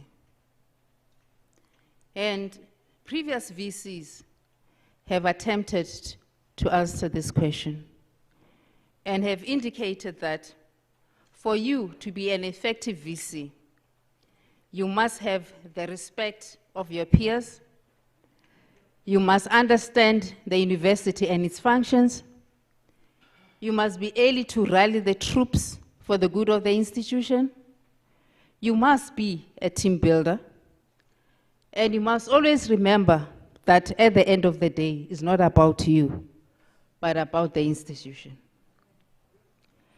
In addition, I must say that I agree with those observations. But personally, I believe that a VC must be connected to the institution that he or she leads. Contextually, whilst you are determining my suitability, maybe I should share with you briefly who I am. Colleagues call me Rashila, and my other name, middle name, is Nolundi Songa. I grew up in Lesotho, not because I wanted to. My parents were in exile. But they come from the Eastern Cape, and that's where I'm anchored. That is my home. My mother comes from Mount Frere, from a village called Mpemba. And my father comes from Tsolo, from a village called Cinca. When I say I go home to meet with my ancestors, that's where I go to. And I must say, one of the things you do not know about me is that at a very early age, I had already decided that I was going to be an academic. Both of my parents are teachers. And it was not easy. It was hard work. At the age of 29, I encountered higher education at the University of Transkei, UNITRA. And I must say that I was surprised then about the death of female professors in my department and generally. Surprised about the fact that there were few females who had PhDs. As if that was not enough, I was also discouraged about the alienating nature of the department. I must say that it was nothing peculiar. 10 years down the line, when I went to UNISA, I encountered the same problems. Therefore, ladies and gentlemen, I'm sharing that with you for you to understand that I traveled the road. I went through the systems at a very age. I've been in higher ed now for almost 30 years. Going back to why we are here, as we move towards the new WSU in the next 5 years, it is important that we must understand what is happening locally and globally, because that awareness will help us to actually think of how we move the academic project and agenda forward in the next 5 years. Locally, we all know that COVID nearly brought us to our knees. But however, COVID also magnified the challenges that higher education institutions nationally were already experiencing. For an example, we know about the under-digitization of students. At WSU, we were a university where academics did not have tools of trade. We are faced with funding challenges across the sector. In most cases, our systems and processes are not streamlined. And also, in terms of the student experiences, our initiatives are not holistic and they are not coordinated. And we must think differently about our internationalization initiatives and community engagement. And we must continue or try to protect the reputation of our institution as we move forward. Yes, indeed, that is the national perspective. What about the global? What is happening globally? You'll be surprised to learn that even globally, they are grappling with similar challenges. For an example, they have declining enrollments, student mobility, which is not necessarily a bad thing, but they are encountering those problems. Same with us, declining completion rates. But also they have equity gaps, where minority students feel that they cannot find themselves or they do not feel like they are part of the universities where they are registered. And there are conversations about knowledge. What is knowledge? And what does it mean to know? And those are the conversations that are taking place. In essence, they are calling for the transformation of the curriculum, the same thing that we are grappling with here locally. And also they are worried about their sustainability. Of course, they have measures in place that they've tried to put in place to mitigate that challenge. But the fact of the matter is that those are the challenges that they are grappling with. Now we know what is happening locally. We also know what is happening internationally. But again, I want to argue that as we move forward, we need also to reflect on our identity. An identity that was born of a measure of 3 very strong institutions. That resulted in us being located across 4 regions and 3 districts. And we have 4 campuses. And we're also a comprehensive university. And over the years, our enrollments have been vacillating between 26,000 and in 2020, we're at 28,741 in terms of our graduate and postgraduate students. And we have a staff complement of almost 2,000. Now, these are some of the things that we should bear in mind as we try to move forward, so that whatever interventions that you're going to put in place are informed about where we come from.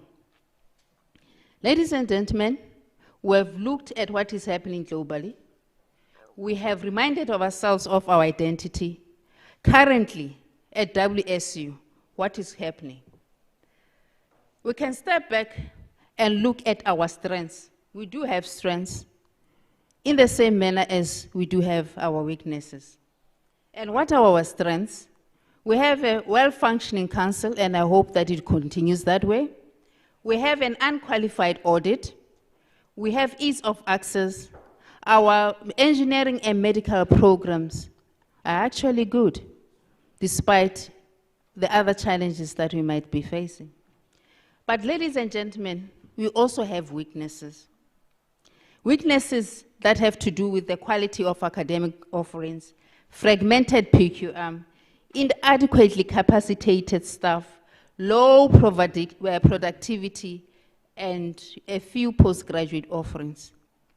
Again, I want to posit that we can turn these weaknesses into strengths if we are clear about what we want to do in the next coming 5 years. I would like to spend a minute or so on our weaknesses. And this is important because as we move forward, our interventions will always take into consideration these weaknesses, because our ultimate goal should be to improve the academic project. Very briefly, what are those weaknesses? We do not have a holistic student experience initiative at WSU. And that's a problem. We have academic integrity issues, and that is a serious problem. We have issues with our academic profile that we can address, meaning that we must expose our academics, we must see them on radio, we must see them on TV, so that people can begin to say, after all, it's coming up. We have duplication of qualifications across the campuses. This is a concern that has been raised many a times, even by the professions. And also, 15.4% of our staff complement has PhDs. And the majority of those are men. And we lack coordinated, streamlined, and integrated spaces, systems, and processes, and ICTs. And I'll talk to this later during my presentation. Yes, that's where we are. We have our strengths, we have our weaknesses. Where from? From here. Where do we go from here? Ladies and gentlemen, if I were to be given an opportunity to lead this institution, I'll work towards a unified WSU. And a unified WSU would have certain characteristics. For an example, in terms of our resource planning, allocation, and unification of campuses, that will ensure our sustainability. If we have integrated business processes, that will ensure our coherence. If we have a robust funding model, that will ensure that we respond quickly to our challenges. If we have academic and support staff capacitation programs, that will enable us to easily adapt and to reflect. If we have student skills and development and support initiatives, that will ensure that our students exercise their own agency. If we have digital agility, that will ensure that we adapt easily. If we had digital agility when we were hit by COVID, for an example, we would have easily moved from the traditional mode of teaching and learning immediately into blended learning. But we didn't have that agility, and we all know why. All right. So, our identity, we reminded ourselves about our identity. We said we have strengths, we have weaknesses, and we said, let's move towards a unified WSU. And these would be the characteristics of that unified WSU. Colleagues, it is about time we let go of ourselves or defining ourselves as a developmental university. It is about time. We cannot be crawling forever. We need to stand up and start walking and then running. We must see ourselves as a coastal university. And also, we must see ourselves as an African university that is in pursuit of excellence, and we must be unapologetic about that. So, I propose this renewed vision. It is not different, extremely different from the vision that we have. But the difference is that this one is succinct, this one we can measure, this one incites excitement and hope. And if you wake up in the evening and a child says, what is the WSU vision? If it is approved, you'll say an African university which is impactful, technology infused in pursuit of excellence. That's what we'll say. But also, we must be unapologetic about being an African university that is in pursuit of excellence. And you know the reason for that. Because people don't think that we can be excellent. They always think that's why we're stuck in this developmental thing. We are always developing. We always want favors. Hell, sorry, we cannot continue like that. So, how do we unpack that vision? Because, colleagues, one important thing about a vision is that it has to have meaning. It has to be achievable. We need to be able to measure our baseline and say, in 2020, this is where we were. And then as we move to this promised land of an excellent university, we should be able to measure, to monitor until we get ourselves to the promised land. So does it mean? Let's unpack this vision. Does it mean to be an African university? We're an African university in terms of our context and thematically. Context, we are located in Africa, in the Eastern Cape, across 4 regions. That's who we are. And what that means is it gives us an opportunity to embed ourselves in the communities where we are situated, so that we can begin to have an impact in those communities. But also, as an African university, we are saying that we must infuse African epistemologies and approaches into our curriculum, unapologetically, and we need to start. But not only that, where we need to support, let's give support in terms of transforming our curriculum. And we need to think of how we can use isiXhosa and another African language in ways that will enhance our teaching and learning. But also, we are saying it doesn't end there. We are saying that when we transact, we must subscribe to the African ethos and values. And if we do that, simultaneously we'll begin to change our culture. There are different ways of changing culture, and this is one of them. And what does that mean in practical terms? First of all, we need to reflect on issues of insourcing. Insourcing, other universities have done it. So we need to learn from them. And we need to adapt, looking at our context. And we need to have a plan. And we need to ask ourselves different questions. How are we going to go about this thing called insourcing? Are we insourcing everybody? Are we insourcing everybody at the same time? And what other things do we need to take into consideration, especially given our financial position? But we need to start having those conversations and moving towards that. Because, yes, we are not a rich institution, but we also need to not move away from our values. Let's find solutions as we move forward. Again, what does that mean? Capacitation of support staff, I'll put it here. If your job is to answer a telephone, you must be able to have an architect that goes with that telephone. Don't say, hello, ngubani. No. So whatever it is that you do, you must do it in a way that says that I am from WSU. I have a certain dignity. Guru, you must not be apologetic for kuzitanda. That's who you should be. And again, we are saying, what do we do about people with living with disabilities? Where I come from, we have a committee at we used to have a committee at institutional level which engaged on issues relating to people living with disabilities. And during my time, I must say that we even appointed Steve Kekan as one of our lecturers. And then we had to figure out how he could be a lecturer regardless of living with disabilities. We must keep our members of staff safe. We must have legislation. When you go to other institutions, there's a huge board there that says this is an OHS committee.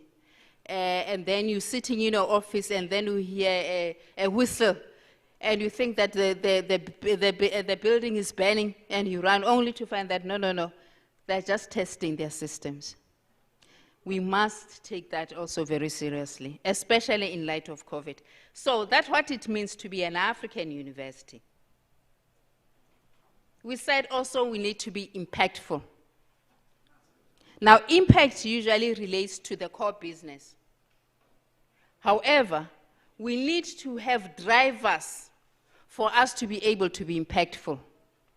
And those drivers must be supportive of an enabling environment. And we must have cohesive support functions. I always say that our support is there to support the core business. Finance is there to support the core business. And we need to integrate those processes, colleagues, so that we can be that unified university that we like to be. So what does it mean? Impactful in terms of teaching and learning, quality of our programs, the graduateness of our students. In terms of research, we must have reach and influence. In terms of community engagement, we must embark on engaged scholarship, but also we must start thinking differently about our community engagement initiatives. In terms of academic citizenship, we must have influence. I made an example. Partnerships, we must also think differently about our partnerships, especially in light of the funding challenges that we are faced with. Excellence. We will know that we are excellent if we are able to be impactful. Then we'll know that we are excellent. However, for us also to be excellent, I said impactful relates mostly in terms of the core business, but with excellence, it cuts across the business enterprise. Excellent in your support, excellent in your academic. And then we have to have a management system in place. We need to be bold. But as we begin to introduce that way of being, we should also have, a carrot, and then we say to you that here are the interventions. For an example, practical example, you are a lecturer. We have already started, we have developed policies, but we have not finished. We have a research policy. In that research policy, it's clear. If you are a lecturer, you must complete your M and a doctorate. Now it is time we put time frames on that. How much time are we giving you? We are going to make interventions available to you so that you can be able to do that. And if you are unable, maybe your values are no longer aligned to the new WSU. And there's nothing wrong with that. We'll just let you go so that those whose values are aligned, they can continue to work. Otherwise, we can never be an excellent, we must not be apologetic about that.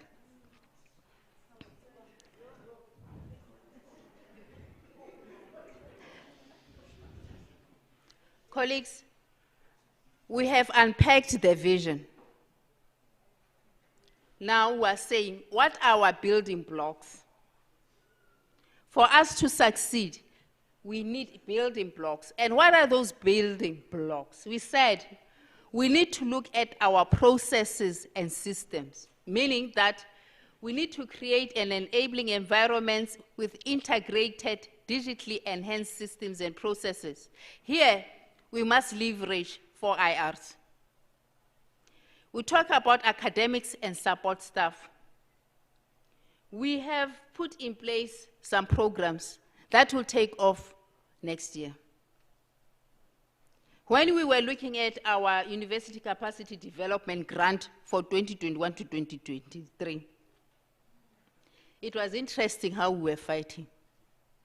And some of us kept saying, we must not forget what we want to achieve, because in the academic space, we already have institutional plans. So whatever that it is that we are putting here must speak to those institutional plans. Otherwise then, let's just go and sit and just come to work and not do anything. But some of us have reputations, so we cannot do that. So we need to think in terms of how we move this strategy forward. In terms of our teaching and learning colleagues, we are going to strengthen our blended mode of learning. We are working on a blended statement as we speak. Come January, we have already identified dates. We are moving across the campuses. We're supposed to do this year, but we couldn't. We are moving across the campuses, blended. We are going to put a process in place to make sure that we improve our teaching and learning. Also, we must think of having programs that are fully online. There's nothing stopping us. We are not saying we're going to wake up and be UNISA.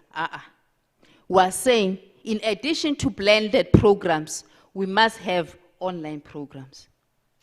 So that is what we must do for us to be sustainable.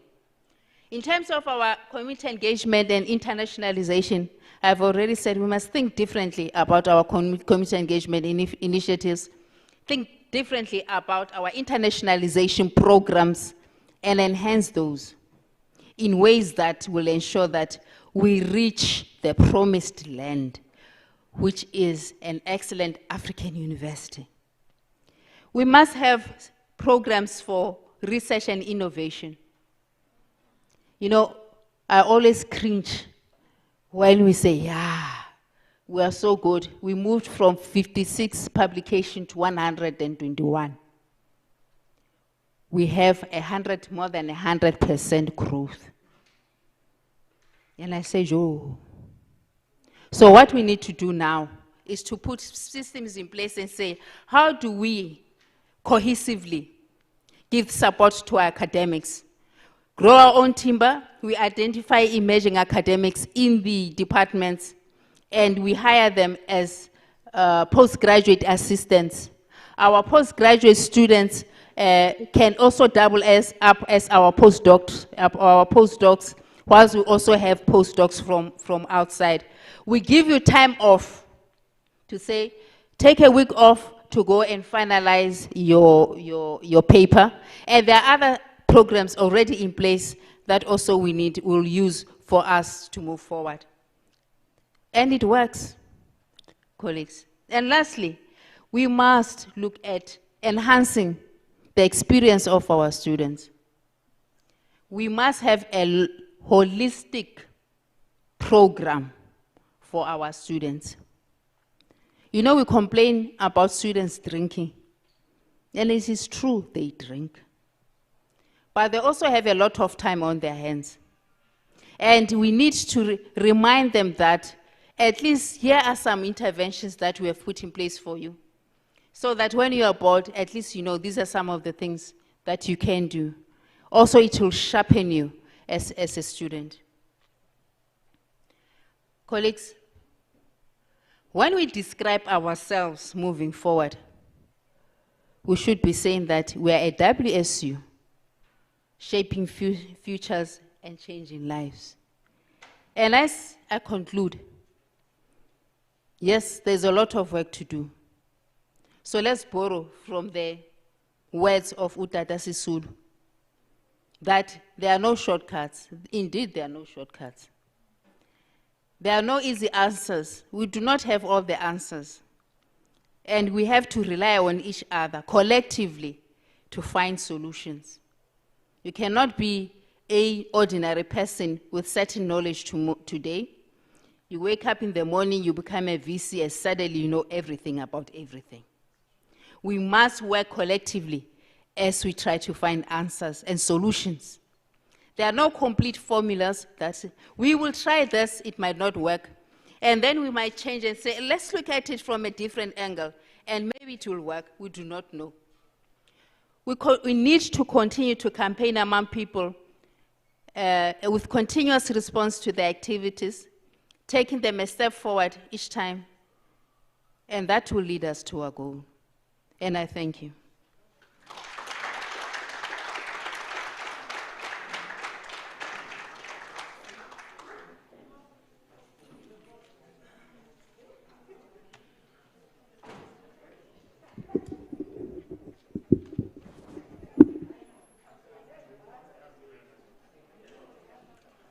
Thank you very much. Another round of applause for Prof. Song and our colleagues. We will now go through the question time. Prof, you may take a seat. I will, as promised, start on the campuses this time around. I have been told that the mic issue campuses has been resolved, that you are not going to speak through the roving mic, but rather that you will speak through the laptop mic. It gave us good clarity here in Buffalo City when we used it. And so, colleagues, can we then begin? I will begin in this order. Queenstown, you'll be up first, followed by Butterworth, and then Umtata. Buffalo City, since there were a few of us in the Buffalo City Hall here, we decided to bring them into the auditoria. So I will still allow you, Buffalo City, as Buffalo City, although you're sitting here with us, to also put your questions. Thank you. Can we then transmit to Queenstown? Thank you, Edith. There's no question in Queenstown. Thank you, Queenstown.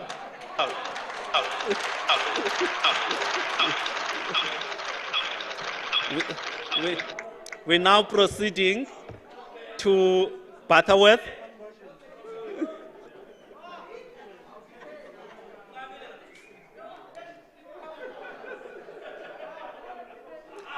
Butterworth? Oh, sorry.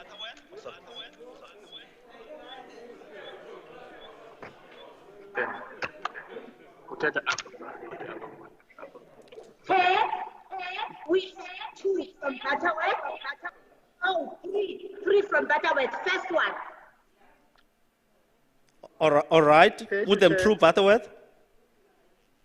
I hope you can hear me.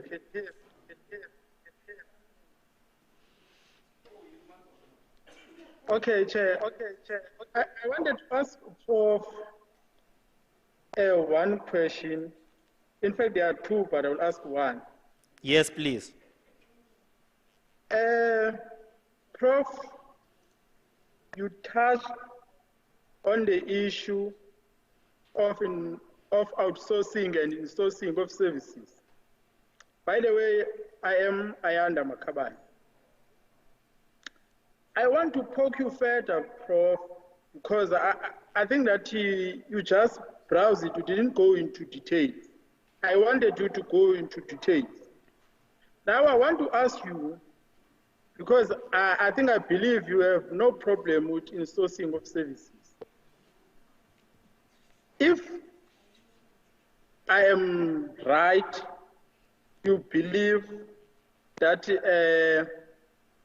insources should not continue. I want to check from you, what plans do you think we can have in place to actually end outsourcing of services such as cleaning, landscaping, and providing private residences, which, in my belief, they are costing university a lot of money. So what plans in place do you think we can have to build internal capacity to provide these services internally? Thank you. Thank you. Butterworth, the next question.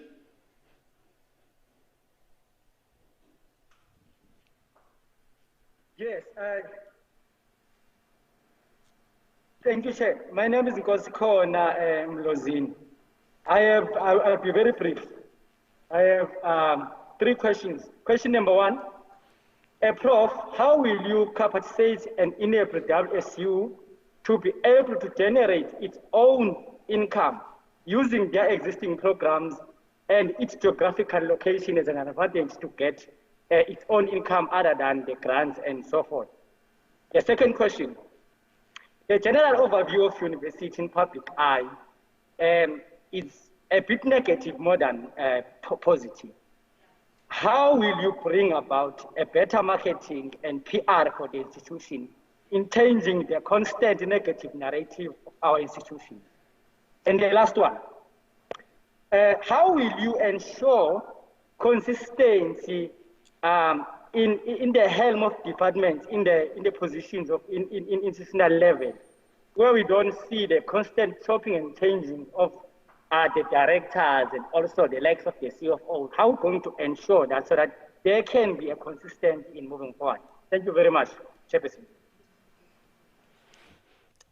Butterworth, can you just please clarify the last question? Is it about consistency of academic leadership? Yes, it's consistency of leadership in offices of institutional level, the likes of your CFO and other directors in the institutional offices. All right. So that let me make an example. In a period of 5 years, you find the university has 3 or 4 CFOs in the same tenure? That is basically my question. Thank you, we've got it. Your last question, Butterworth. From Professor Diko, Dean of the Faculty of Education. Earlier on, the chair of the council mentioned that this is the largest university in the province. And obviously, we know that historically, we have been exporting high-level skills to other provinces. We do not have gold, we do not have platinum, but we have education. It has been in our hands. But today, people are talking of HDIs, and yet it was never the case before. So, Chair, as a dean who wants to ensure that the issue of academic excellence is taken very seriously, in particular, given that in my faculty, I have one of the programs that you do not get in the other institutions in the province, except for Nelson Mandela, which means we would be competing with Nelson Mandela in this program. How would you then ensure that mother in Lusikisiki, that your son will not go to the mines? Because what we will do at WSU is to produce a teacher who is going to be able to plow back to the community, and your son will be somebody who is well equipped using the skills that we develop here at WSU, in particular when we are talking about the technical subjects, not to export low-level skills. And lastly, to also make sure that in the process of insourcing, the academics who are also high-level academics are recognized by our institution so that we can come back to work for this university of ours. Thank you, Chair. Thank you, Butterworth. Can we proceed to Mtata? Mtata, please step up.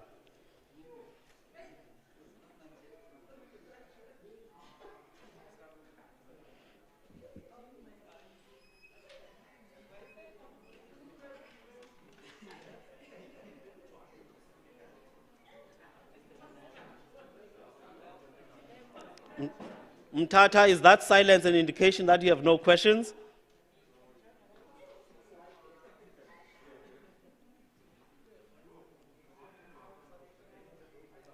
Between student sport and an academic project. If there is, could you briefly touch on your vision in relation to sport? Thanks, Chair. Sorry, Mtata. You could note this question for the last person. Yes, sorry, Mtata. Can you please ask the question again? You were not clear when you started.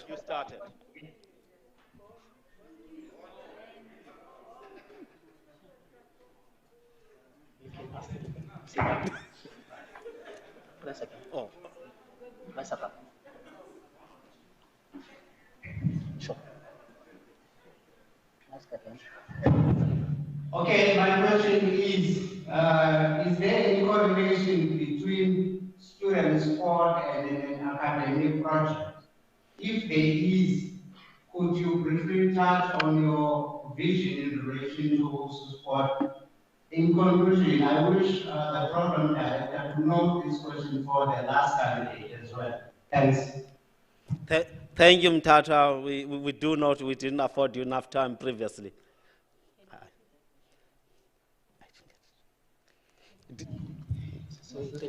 Mtata, Dr. Ntonzima, can I ask as the moderator on that side that you also reduce that question for us into writing? We still seem to have transmission challenges. Put it on the, directly WhatsApp it to my number. Thank you, campuses. Prof, can I afford you time? Then I'll come back to the main auditorium.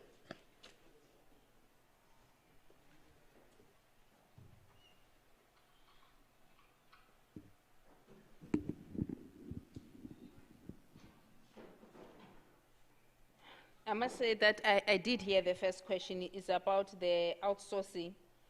And the colleague is saying that he does not think that we should outsource. I think that's what he said. I think the first question we need to ask ourselves, the workers that are here, how are they paid? Who pays them? And how are they paid? Because we have a middleman. And that middleman, how much does he get? And what is left to the workers? I cannot stand here and say, I know I have a plan and this is how we should proceed, but let's deconstruct this. You have a middleman whom you are paying to pay the person who's doing the job. Are there any monitoring systems just to see how much those people who are doing the job are being paid? In other institutions, they decided, for an example, that they were not going to insource security. Because by the nature of security, it is better if you rotate it. Because the security are the people who are supposed to keep you safe and who know where things are, and who perhaps after some time will be the ones who will, get people. So they took a decision that we are not going to insource security. They also took a decision, some, that they were not going to insource cafeteria. Because they felt that you have a cafeteria and perhaps a company there full-time, which is not doing what it's supposed to do. So in some instances, those are some of the areas where decisions were taken by different universities, looking at their context and their needs, that these ones we are not going to insource, but these ones we are going to insource. And they insourced the cleaners. But they had a criteria. Because when you insource, some university argue that it doesn't mean you should insource everybody. So you have a criteria, and one will wonder, what criteria are you going to use for cleaners?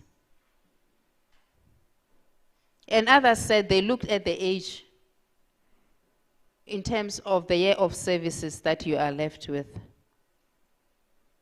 and whether indeed they want to continue with you, and then they paid you out if they felt that perhaps you had reached a stage where you are ready for retirement. And then in some instances, they decided that they are not going to insource in months, meaning that they'll do it incrementally to see how it goes. So colleagues, I think what we need to do is, like I stated before, let's look at how it was done in other institutions. USAF is undertaking a study at the particular moment, looking at insourcing issues. Let's see what that study tells us. And let's look at our context. Can we do away with people who clean our gardens, especially in Amtata, when you know that on a Monday it is littered? So we might decide that we are just going to insource half of the people that we have currently and the others we are going to let go. Or, better still, we might even decide that, okay, from this group that was responsible for cleaning, we're insourcing 20, and then 10, we're going to absorb them somewhere, maybe as cleaners.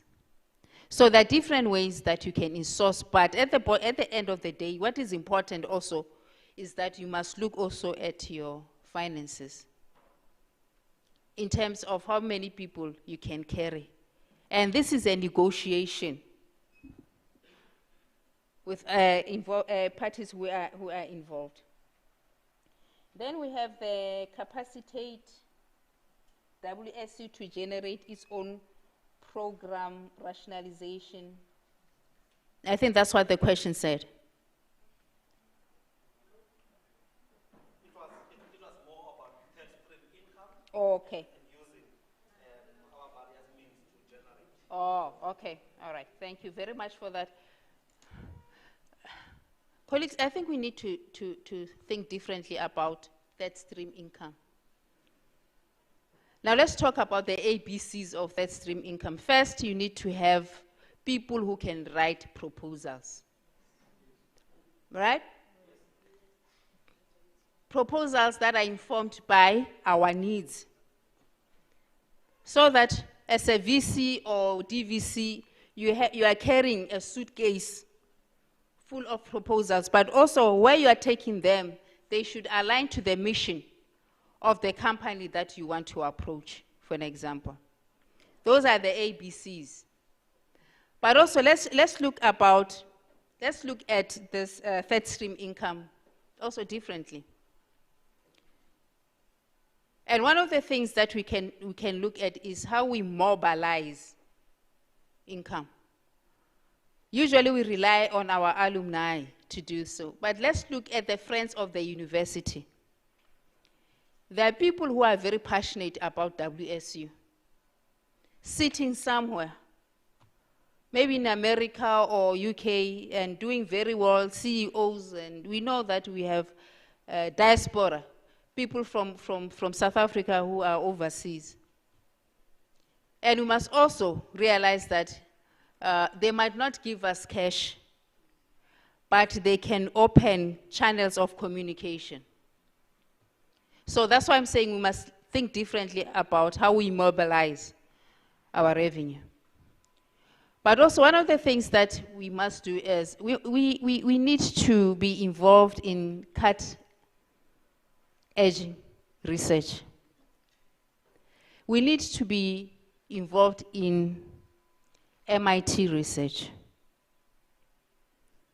where we collaborate, not only with our peers, collaborate with other stakeholders, government, collaborate with other universities, so that we can innovate and so that we can generate funding from that. But again, at times it's not only about funding that you're going to get, it's also about your reputation that is going to increase. When people realize that we have researchers who can write, impact, and come up with unique ideas, patents, IPs, etc. So that is another way of doing it. Let's look at short learning programs. We have put in place policies. We are working on now on the financial standards.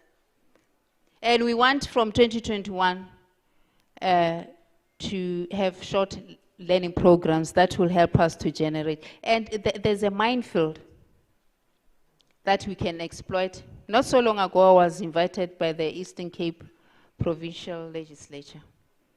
And one of the things that they said that they need is programs on skills, entrepreneurship, so that when they cease becoming members of parliament, then they can be able to run their own businesses.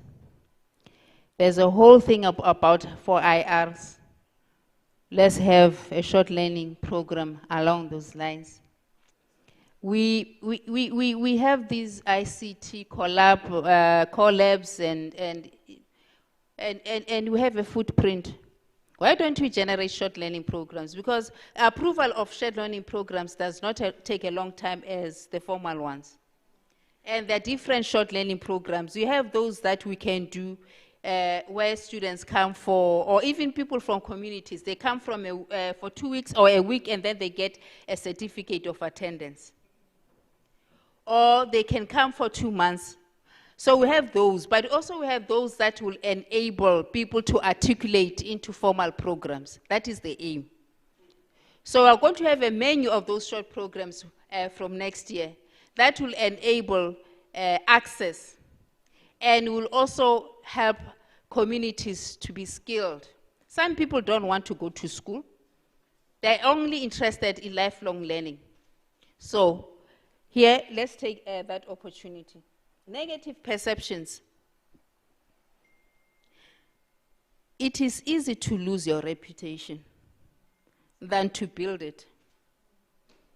It takes effort and consistency to build a reputation. It takes one mistake to lose it. So now, we need to think about a multifaceted approach in terms of working on our reputation. And it's not only going to be MCA who's going to help us. MCA will go out and say what? So there are things that we need to do. Like, let's make sure that we improve our qualifications. Let's have unique programs. Let's have our staff members who are researchers and involved in impactful research.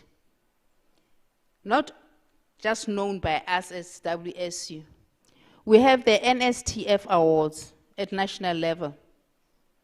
Let's go and compete for those awards. We have for teaching and learning the HealthTESA awards. Let's go there and compete for those awards. So it is those things that will help with our reputation. And let's stop going on strike all the time. And one way of ensuring that we do not go on strike, let's open lines of communication, Batum. Even if there is peace, there's nothing, let's meet with labor formations, let's meet with students and talk about our strategy so that they know our intentions and where we want to go to. And I know it's scary to sit with those students. I know. But surprise, surprise, the minute they are able to talk to you, they're so nice. But because we do not give ourselves that chance, we are saying that they are monsters. And they will show you. So it is important that we begin to give them a voice so that they can exercise their agency. And also it's a question of dignity. If you're going to think that I'm of no use, okay, I'll show you that I'm of no use. But if you recognize me as a human being that has something to contribute, then you'll succeed. I know this is not about UNISA, but when I was the dean, we had 25,000 students at undergraduate level and spread across the world. And we wanted to start some form of student experience regardless. And we had programs for those students. They had moot court competitions where they competed nationally and internationally. We helped them to compete nationally for the Justice Mohammed Prize for our law students. We had programs in the communities where we worked with those students. And we went there. So those are some of the things that we can do just to make sure that, and when you start having those programs, also you are beginning to change slowly the perception that people have about you. So that's why I'm saying that it is a multi-pronged strategy that you need to put in place. We have a question on, if understood correctly, consistency of levels to ensure that people don't resign. Consistency in leadership. And the example was made about turnover of senior posts. Okay. One thing that I realized that I always think about it, Mr. Mnyeza, is the salary scales. We have to have percentiles. If they're there, you'll correct me. We have to have low, medium, and high percentiles. We know that within this range, if we are a P5, you don't go outside of this range. Right? What we'd rather do then is to find a way, if you are still in the system, in terms of how then we can help you and recognize that you have reached the 100% percentile, right? And that helps because you are sitting there, DVC, AAR, and then you are told that a dean earns more than you do, and you're saying, hey, how? So we need to have that consistency in terms of those levels, you know, where people can move, but we know that when you reach this level, at 100% percentile, we lock you. Because in some instances, people leave because they feel that maybe there's no fairness in terms of how we do things. But also people leave if they think that maybe their contributions are not appreciated. I'm not saying that is the case. I'm just saying in general, that's what people do. They leave. So we need also to look at the soft skills in terms of how we make our people to belong. And also we need to have transparent processes in terms of, you should know that this is the salary range and et cetera, et cetera. DIGO, largest university. Expanding high-level skills, talking about academic excellence, seriously, unique programs.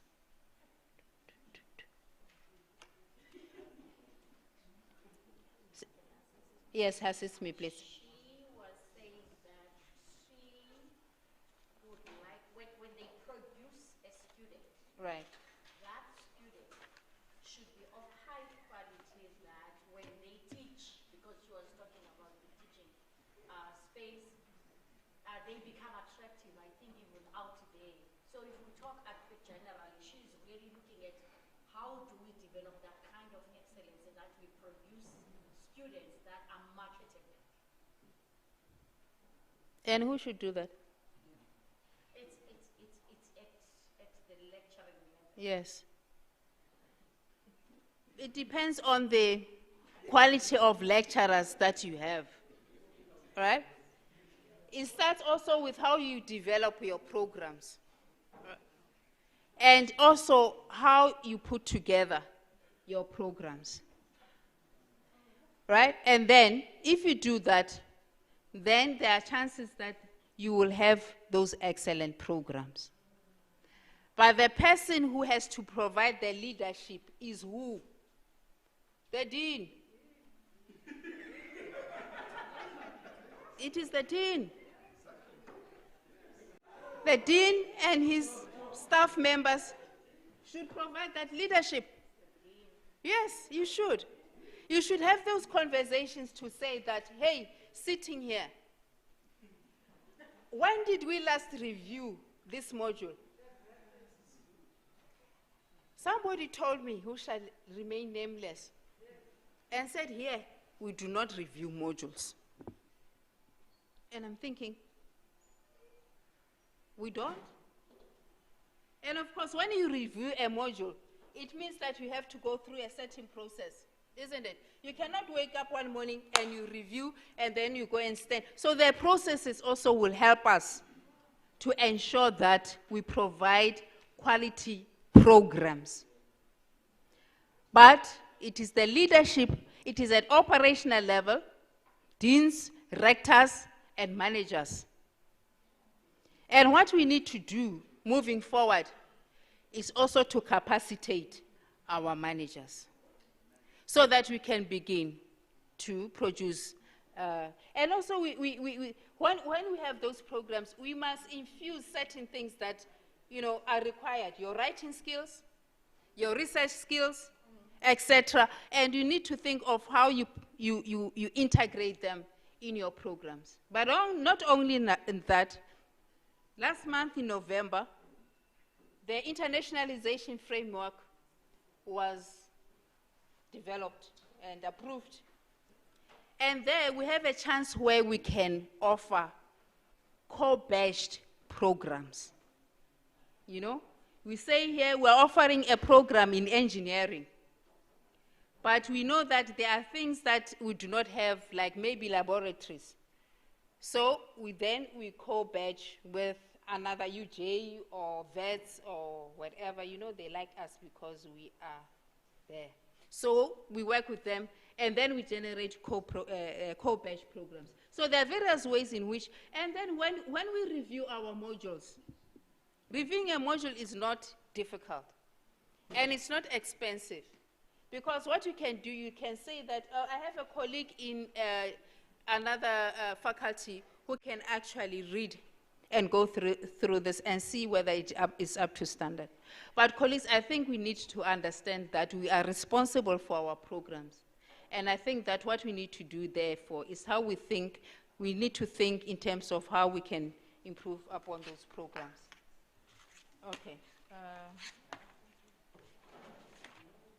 High-level academics recognized by the institution. How do we expose them?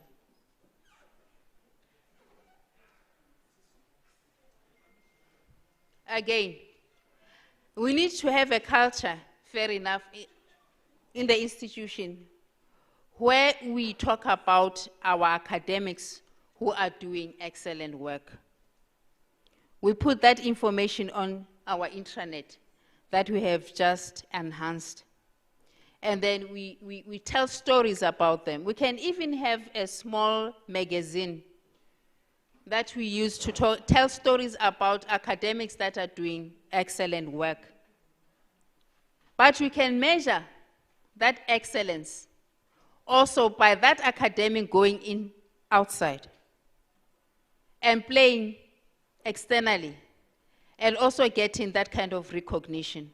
But indeed, I do agree that we need to have programs that will begin to talk stories, good stories, about the quality of our academics.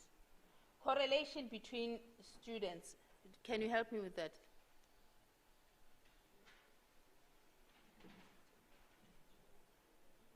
Oh, that was the last question that was not clear from Tata. From Tata. So we're waiting for the... Okay, thank you very much. Colleagues, allow me to afford the auditorium the last round. Are there questions? All right, I'll start. Time is not on our side, colleagues, so I would appreciate if we can find a way of consolidating questions. I have a few hands. I will start with column 1 and then move to the next column. One question at a time, colleagues, please. Mr. Pakade.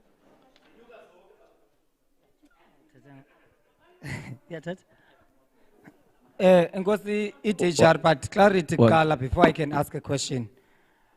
Should we ask questions that we asked before, or are we allowed to ask new questions? Because if you listen to the presentation, they are a little bit different here and there. So, can you give a guidance there before I can ask my question? Yes, we are interacting with the presentations, and so our questions can be different. Oh, thanks. Mondibulele ndibulisa apho kweMamsonca. Andizukubuza ke njenga DVC ngoku, ndiza kubuza njengomgqatswa ofuna uba nguvisi. My question to you, as you know that WSU has been in crisis in terms of things that has been happening or done by the management. One, the issue of policies that were approved without the stakeholders. For example, there are policies now that were recently approved, or they were about to approved. For the policy of assessment, for example, is one of the policies that is a problem. Again, the SM policy is also a problem. Then what is your view regarding that? Again, TVC, same question. The Fagagundo 8, there are projects that were also approved at WSU. One, in Butterworth, there's an issue of water crisis, and we've been crying about it. What is your view about that the reservoir was given? Okanye mandithi mhlawumbi was awarded, let me use that term, to a service provider, but up to date, that reservoir has not been built. What is your take regarding to that as the incoming VC, in case you get appointed? One last question. Again, there's a project that should have been started in Butterworth for the faculty of education. If you can tell us, Mhlambi, how far is that project as the new coming VC, Mhlambi, how far is that project of building a faculty of education? Thank you.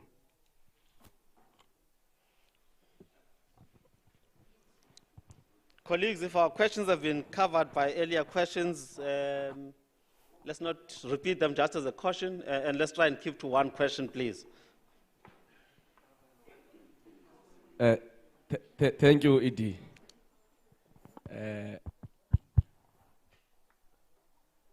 Mr. Nzela here.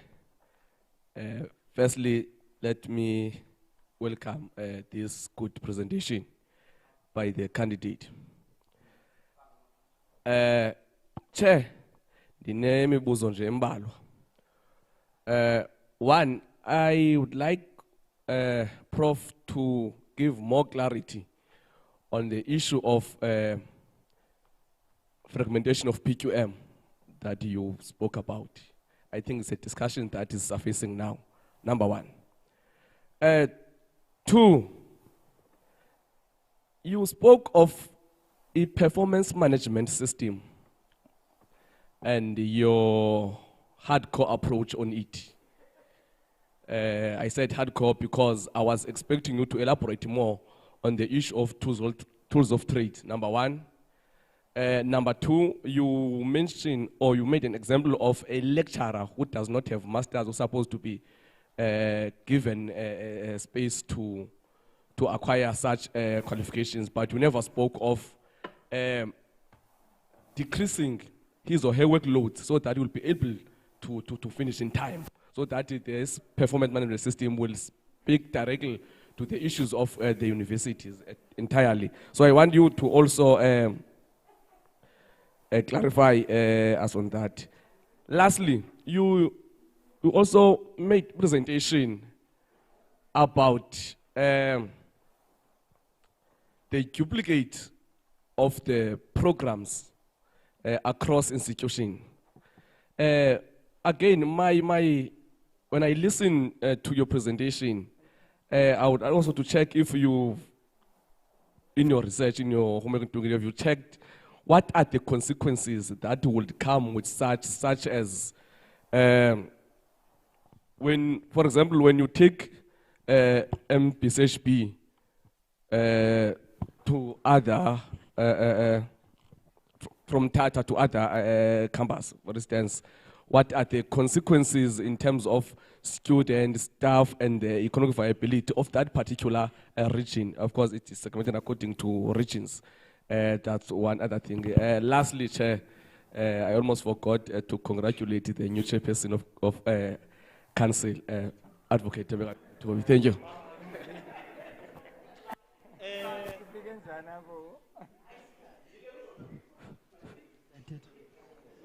Must be given a chance also to appreciate that the stage where we are, where we have got a female DVC, that is, or two candidates who are females who are at this stage. We must appreciate that.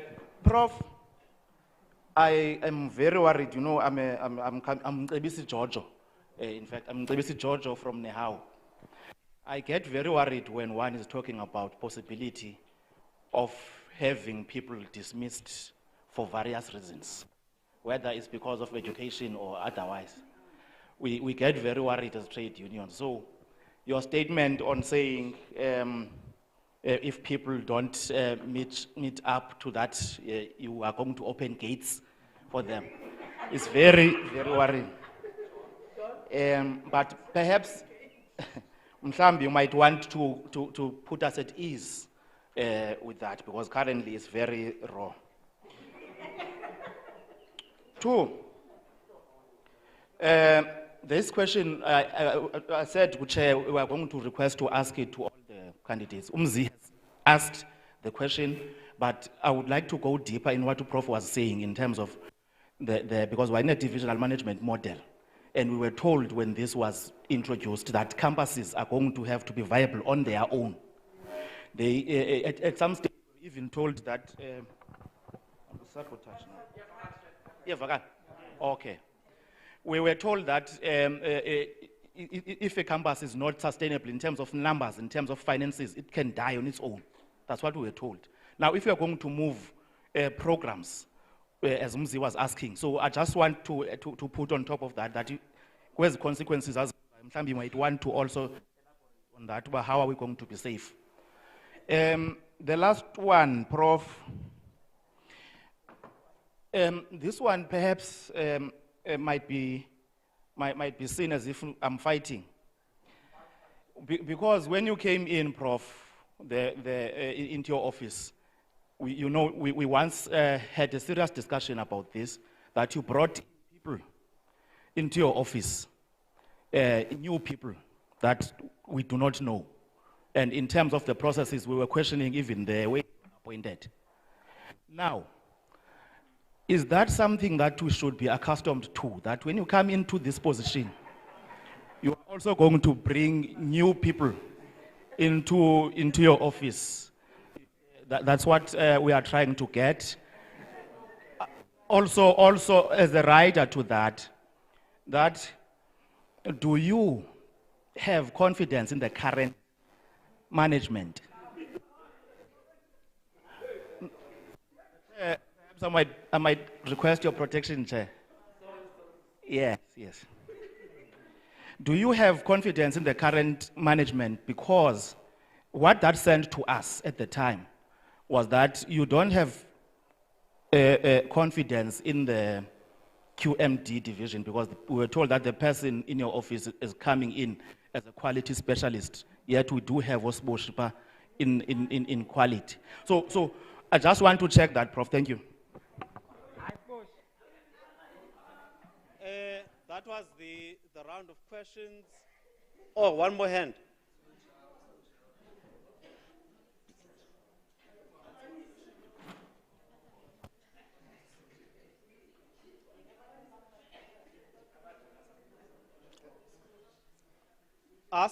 Okay.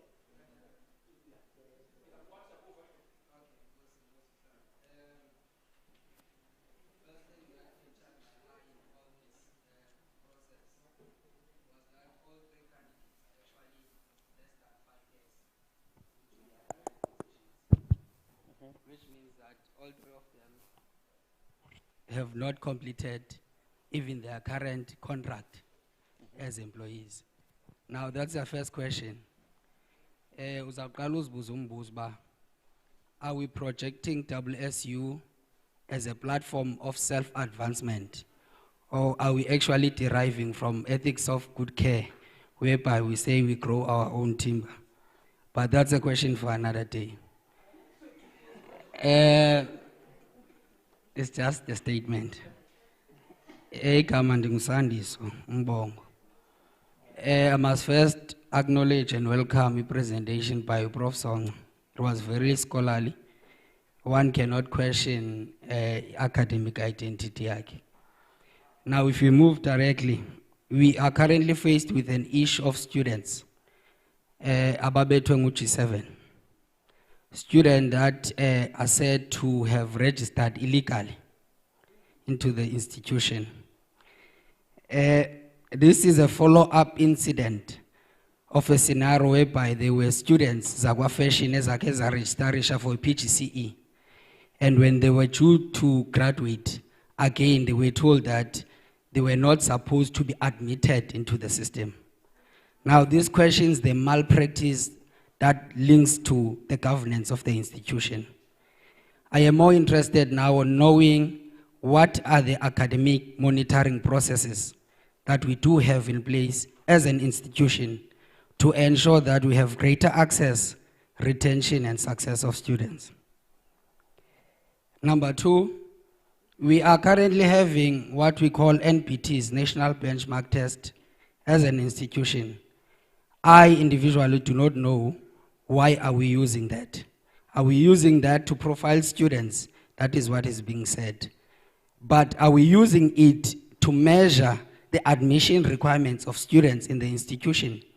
Or are we using NPTs in order to influence the curriculum development of students in the institution? So I want clarification on that. I think Prof. was going to assist on it. Again, there has been strong views from Prof about the ease of access from students. I would then assume that access is referring to admission of students. But in my own cognizance, access does not only limit students to admission.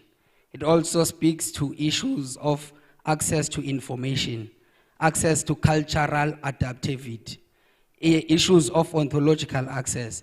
Therefore, I want to know from Prof again, what are the measures in place that will then say we are cultivating now the culture of WSU in order to have a sense of belonging to each and every one of us, either a staff member, either a student, or any other relevant stakeholder.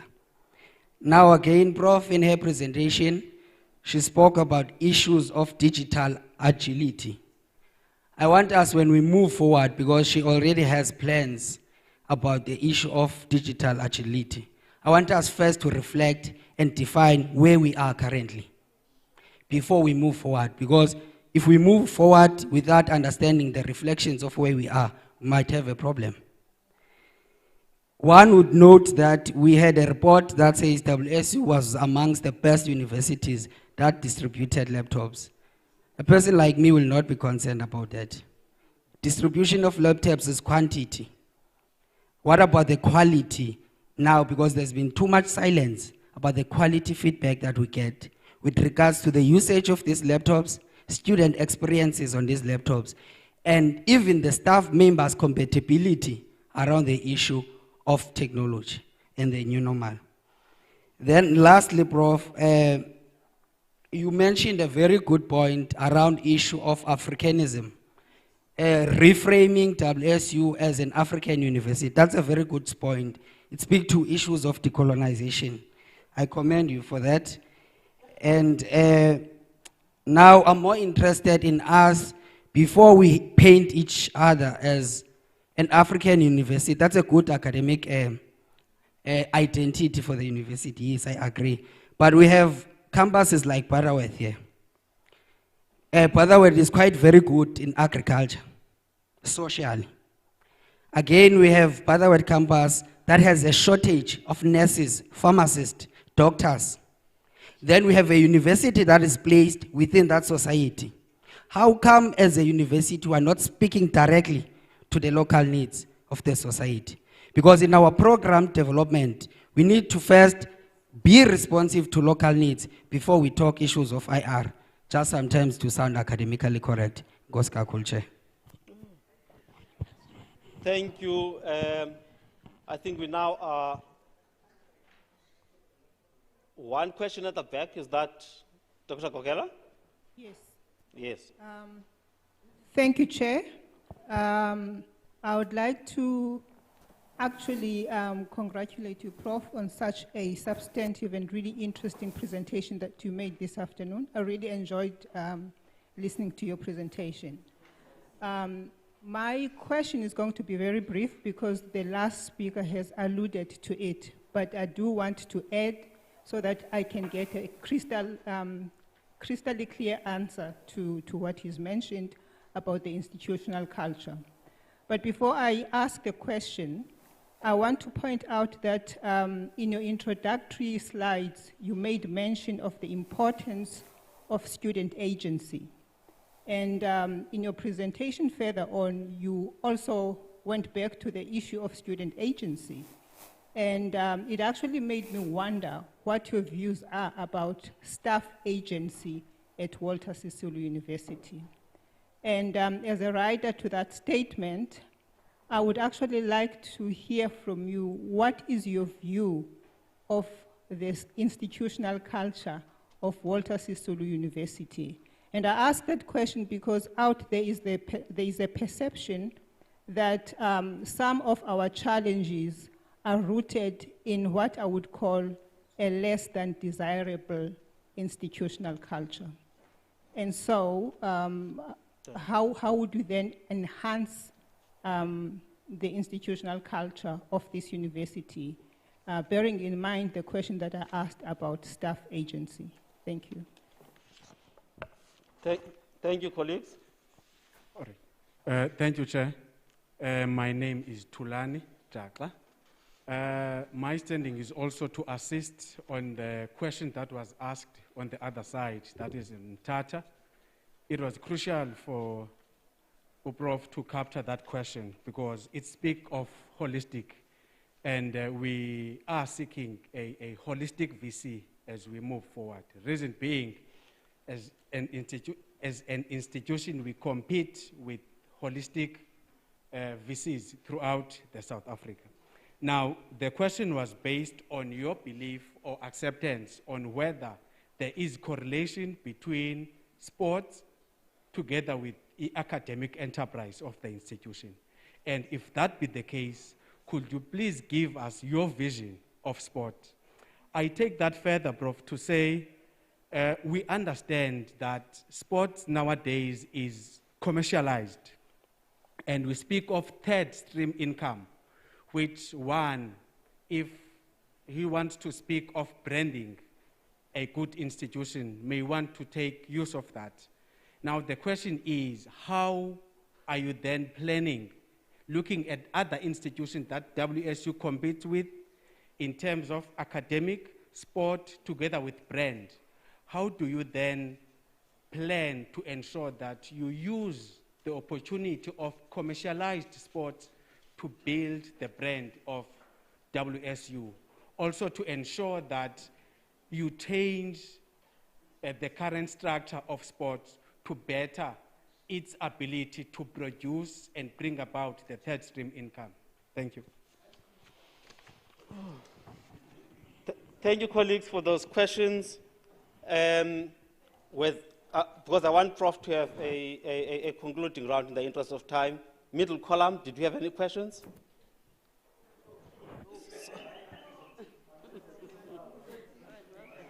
Let me allow Prof to respond. Prof, let's respond and try and keep it short. In the meantime, just a notice, vehicle registration HGD 504 EC, windows open and the alarm on. Vehicle registration HGD 504 EC. That car needs your attention.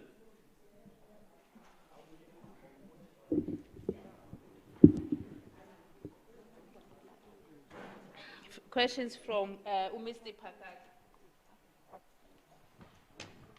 Clarity on the policies and consultation. I cannot speak to the SCM policy, unfortunately. And I can say that in terms of the other policies, the first round of policies we did not consult. And we were approached by the labor, and we engaged. And after that, we are working very closely with labor in terms of consultation. And then the question on Project Water Crisis in Butterworth Reservoir, I really do not know much about that. But suffice to say that if you were to ask me, what is it that we can do perhaps to try to solve that problem? I would say one of the things that we might want to do is in Butterworth we have engineering.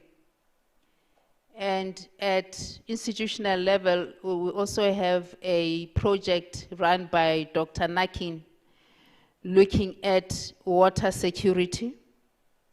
And I would also say that why don't we collaborate with the Department of Water and Sanitation And I'll also say that I mentioned us looking differently at internationalization. Why don't we try to identify a company abroad that might help us? And of course, there will be a quid pro quo that we can talk about. But at the end of the day, I think we need to collaborate and find ways to address our problems. I don't remember us having any discussions in terms of those interventions that we might want to look into. And also, if we do that, like I said, we will be anchoring ourselves in those communities. And there was a comment raised, I think, by the gentleman behind you in terms of what is it that we can do to uplift the socio-economic lives of the people living in the communities where we are situated. And that is one of the things that we can do. There are many other things that we can do in collaboration with the communities, and even talk about how we can share IPs in the process as a way of saying as a certain percentage must go back to that particular community so that it can be used also for the benefit of that community. And then we talked about building of a faculty of education. I think we shouldn't build. But we can say that, for an example, in Butterworth, that is where we are going to have a faculties of education as part of our rationalization and begin to work towards that. And we can say BCC, when we are done, if that is going to succeed with IDZ, that will be our faculties of engineering. And we begin to pull our resources in that, is an example. We need to, and then we begin to think in that fashion in terms of us rationalizing and also helping us to be in certain spaces, because that will also help us indeed in terms of sustainability and so on. One of the colleagues made a point that at some point there was a discussion in terms of campuses being self-sufficient and generating their own income. That is a good strategy, but it is not an easy one. Let's suppose that you have campus X and you want it to be self-sufficient. One of the things that you need to do is to put a strategy in place and a turnaround strategy in place and allow that faculty to be able to self-generate. And one of the things that you have to do is to look at the academic profile of that faculty and whether the programs offered by that faculty are in fact programs that impactful. You need to look at students registered in that campus. You need to look at your academics, whether their profiles, do they have PhDs, etc. So those are the things that you must take into consideration if you want to make sure that your faculties are self-sufficient, right? And then the issue of clarity of the PQM. We are having conversations in terms of how we clean our PQM. If you have a program that is 50% or more similar to another program, then you have a problem. So we need to ascertain how our PQM is. We need also to look at issues of articulation. We also need to look at issues whether that program is it relevant? How old is that program? The subjects that are part of that program, when last were they reviewed?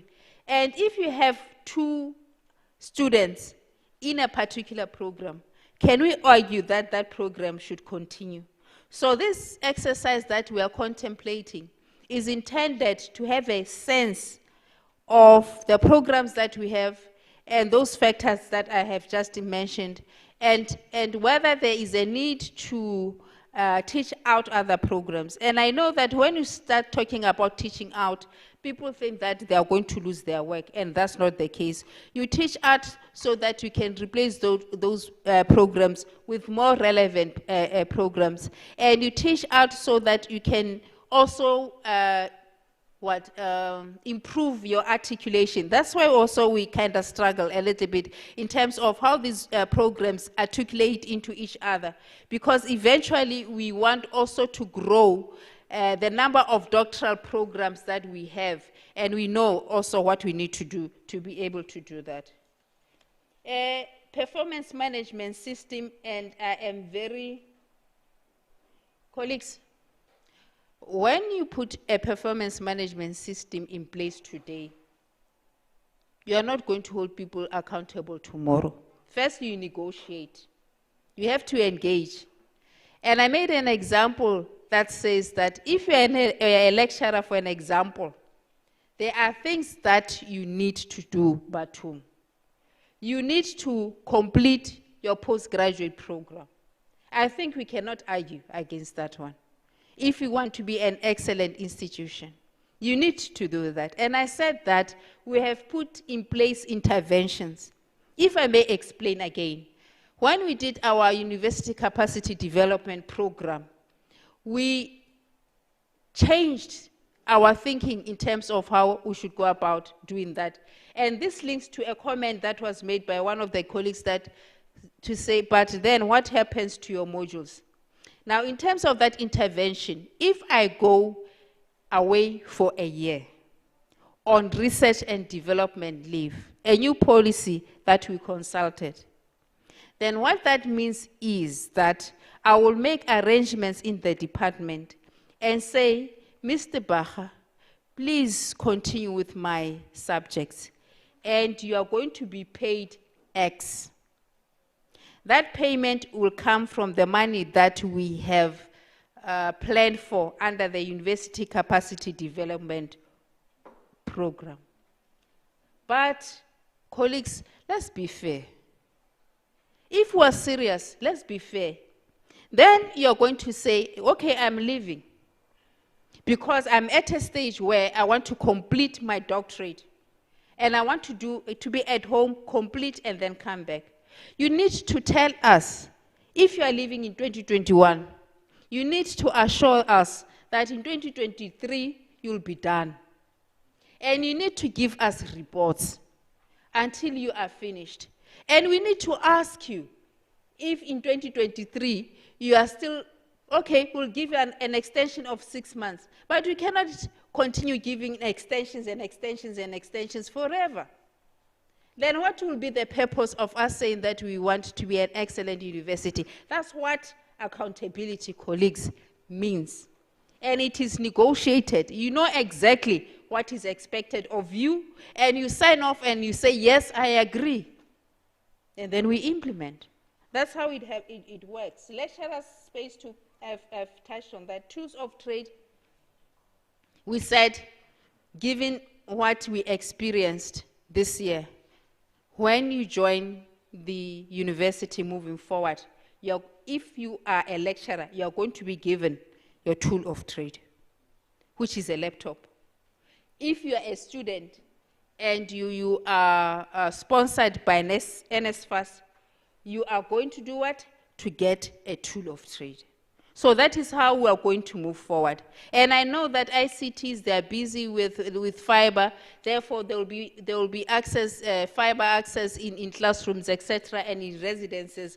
That is part of the project that is moving forward. But colleagues, we need to start somewhere. I have answered duplication of programs. Yes, we did our homework. In fact, colleagues, when we manually took all our documents that speak to the programs that we have, the calendars, everything, manually we sat and looked at the programs that we have.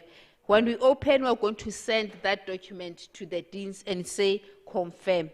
Because we do not have systems that could help us to do that.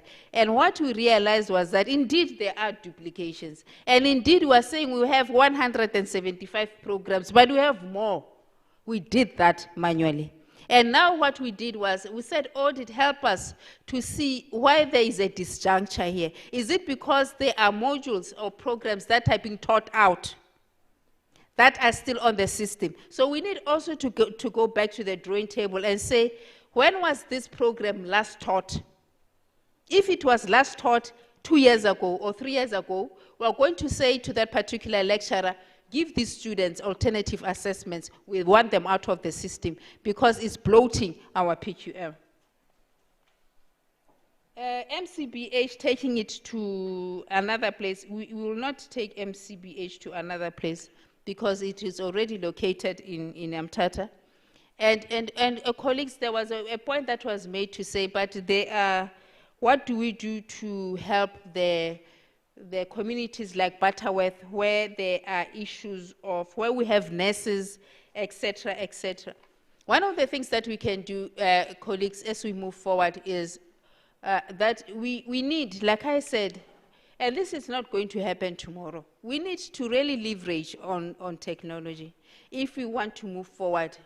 And sometimes we have clinics that where our students go, who are registered for medicine, and it is when they are in those communities where we can pull in those nurses, and through or via technologies we can see that they can then help to see and diagnose or help patients in those particular communities. So we need to think differently in terms of how we interact with those communities.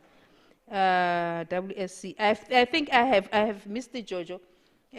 I have tried to explain this issue of accountability and viability of campuses on their own. I think I have answered that as well.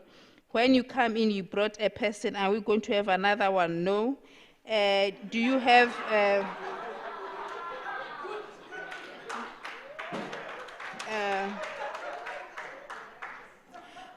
do you have confidence in our current management? Colleagues, let's again be honest.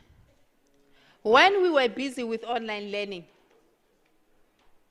I said, those colleagues who can raise their hands and help us under my leadership to do online, come, let's work together. I didn't even know those colleagues. And colleagues did what? They raised their hands. And we came up with excellent interventions in terms of our online learning. I work in teams, colleagues, because I believe in the expertise of our colleagues. I will stop there. G7, colleagues, simply put, what has G7 told us? And when in this instance, I'm talking about those students who were deregistered, right? And it talks to what I said in my presentation. Our systems are bad, and we need to address that. We need to have a student walk. And I see a system wherein when you apply, you are assisted even technologically from the day you apply to the day you leave WSU. You shouldn't be in a position where you are able, like me, you are tampering with the system and you are able to register yourself. Then we have a problem. And it is something that we need to... IBTs are used to profile students. They are not an admission criteria. And I'm not sure Dr. Gogela here will help me. Whether we still have the IBTS even now, I'm not sure. But she can help me. Holistic student experience. Dr. Gogela asked me about a holistic... No, was it you? But I was asked about a holistic student experience, and I did mention it in my presentation that when we reconceptualized the way we are going to support our students, what we did was to try to put in place a holistic student experience for those students. And one of the things that we said we were going to do is to have a module for those students. But I'm thinking that perhaps, Dr. Gogela, you are part of that conversation. Maybe we should go back to the drawing table and instead have signature modules that will be taken by all students registered at WSU, but we'll talk about that at a later stage. Distribution of laptops, quantity. We are working on a new LMS system, and we're hoping that via that LMS system, we'll be able, colleagues, to monitor some of the things that we did. But what is exciting is that through the University Capacity Development Program, we have introduced data analytics for students. So we are going to be following the performance of students, not only first year students, but students across the board, and being able, for an example, to see where students are struggling and what programs are problematic, and putting interventions in place. So that is one of the new things that we are going to introduce from next year. And then the institutional culture, we can start, I did touch on this one, but let's start also with an institutional barometer. DHET is prepared to assist us with that, and just have to have a sense of where would the problems are in terms of the institutional culture, and then take it from there. Mr. Jata, did you say Mr. Jata? Holistic VC, correlation between sport. I am not going to pretend that I know much about this. And therefore, what I would say that clearly it is an issue that people feel strongly about. Then I would want, of course, should I be appointed, one of the things is to have engagements with people who know better, so that we can begin to have an understanding of some of the things that people are concerned of, and then begin to identify interventions and see how possible it is to commercialize sport at WSU. And I thank you.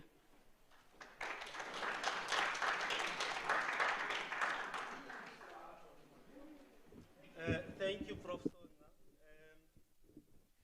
Colleagues, I'll only allow 2 last questions. Do pardon me. In the interest of time and in the interest of us ensuring that we finish our program, do allow me, I know there were 3 hands here that had gone up. Can we please just ensure that we only take 2 hands? Is that a mic or is it a hand? How do you raise your hand with the mic? All right, I've recognized that hand, this hand, and a 3rd hand that is here.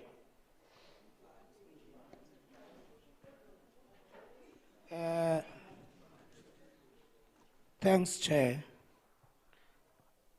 Let me respect Lendoya Klesha, Chair. Out of 5 questions I was having, I'll reduce them to perhaps 2.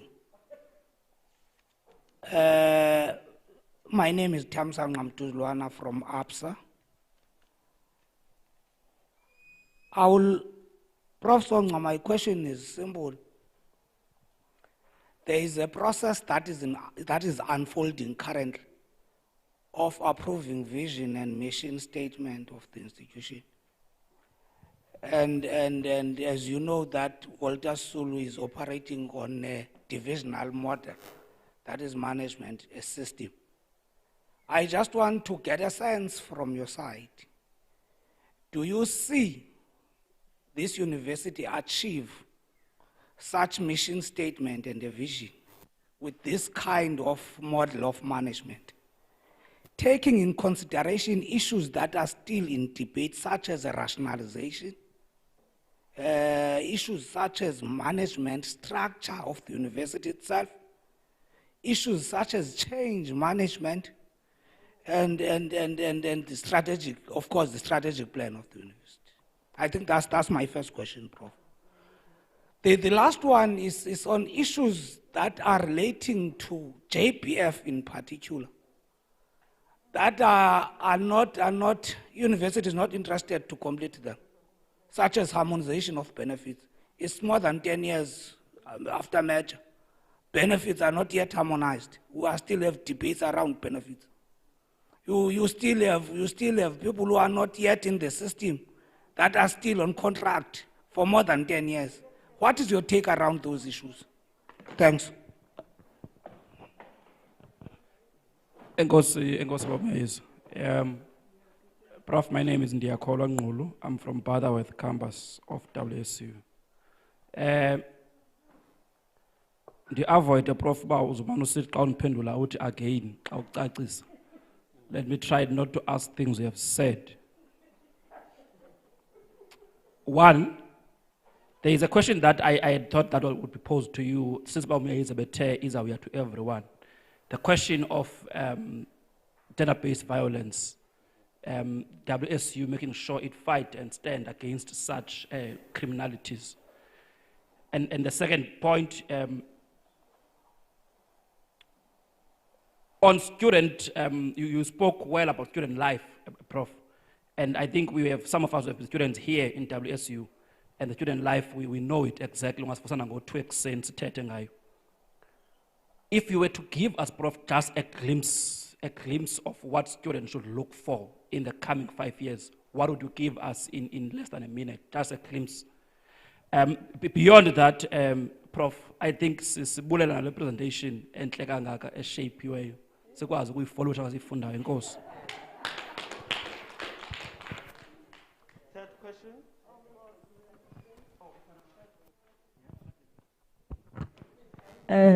Thank you, Prof.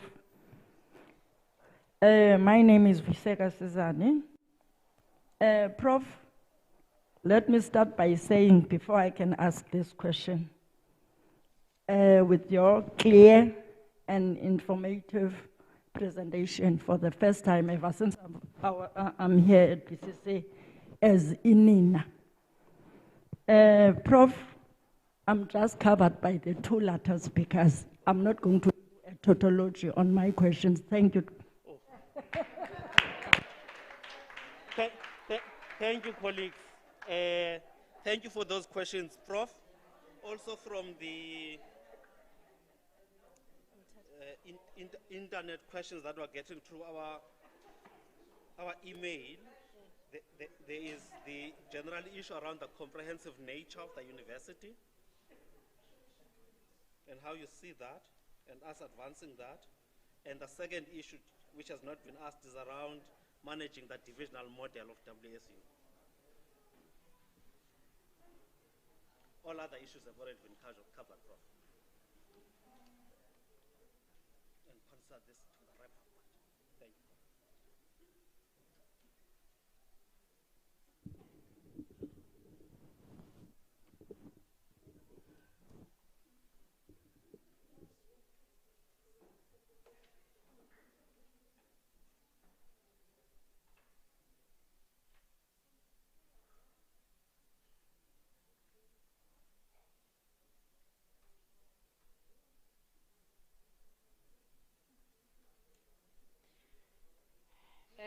I'll start with the question from Mr. Tamsang. The process unfolding regarding the approving of missions, model, statement, and etc.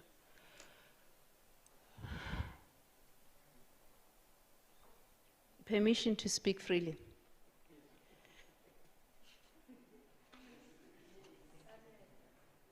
Colleagues, I think that when you are exiting, there are things that you should put on hold. Because we look at life through different lenses. And at times, our priorities are different in terms of how we think we should move the agenda forward. And clearly, if you remember, I spoke strongly about excellence. And somebody else will come and speak strongly about something else. And now the question is, should that person get appointed and you have a vision, then what will happen? But I'm confident that Council will do the right thing and will reflect on that. And especially given the things that we are saying we want to achieve. So I want us to not despair, but hope that we will negotiate that space if necessary. Fortunately, I always say that when you look at the strategic plans for teaching and learning, there are things that have to happen regardless of the vision. You need to improve your throughput rates. You need to review, same with research and innovation. You need to, so those fortunately are not really dependent on the vision per se, although of course one would want to, so that is not an issue. And I believe that regardless of the mission that we are going to move with forward, that should not preclude us from continuing now with a sense of urgency. Some of these things that have been outstanding, like your harmonization, I know that very recently we did approve certain things in that regard, and also people in the system on contract for more than 10 years. That is a problem, colleagues, and I always have, my view is let's look at our resource allocation model and see how we can begin to address that issue urgently.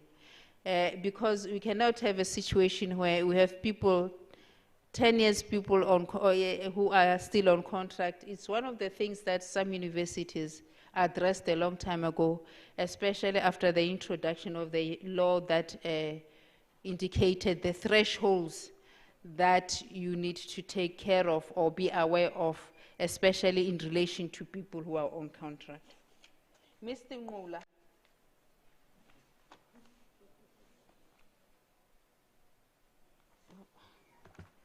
Where are the questions now?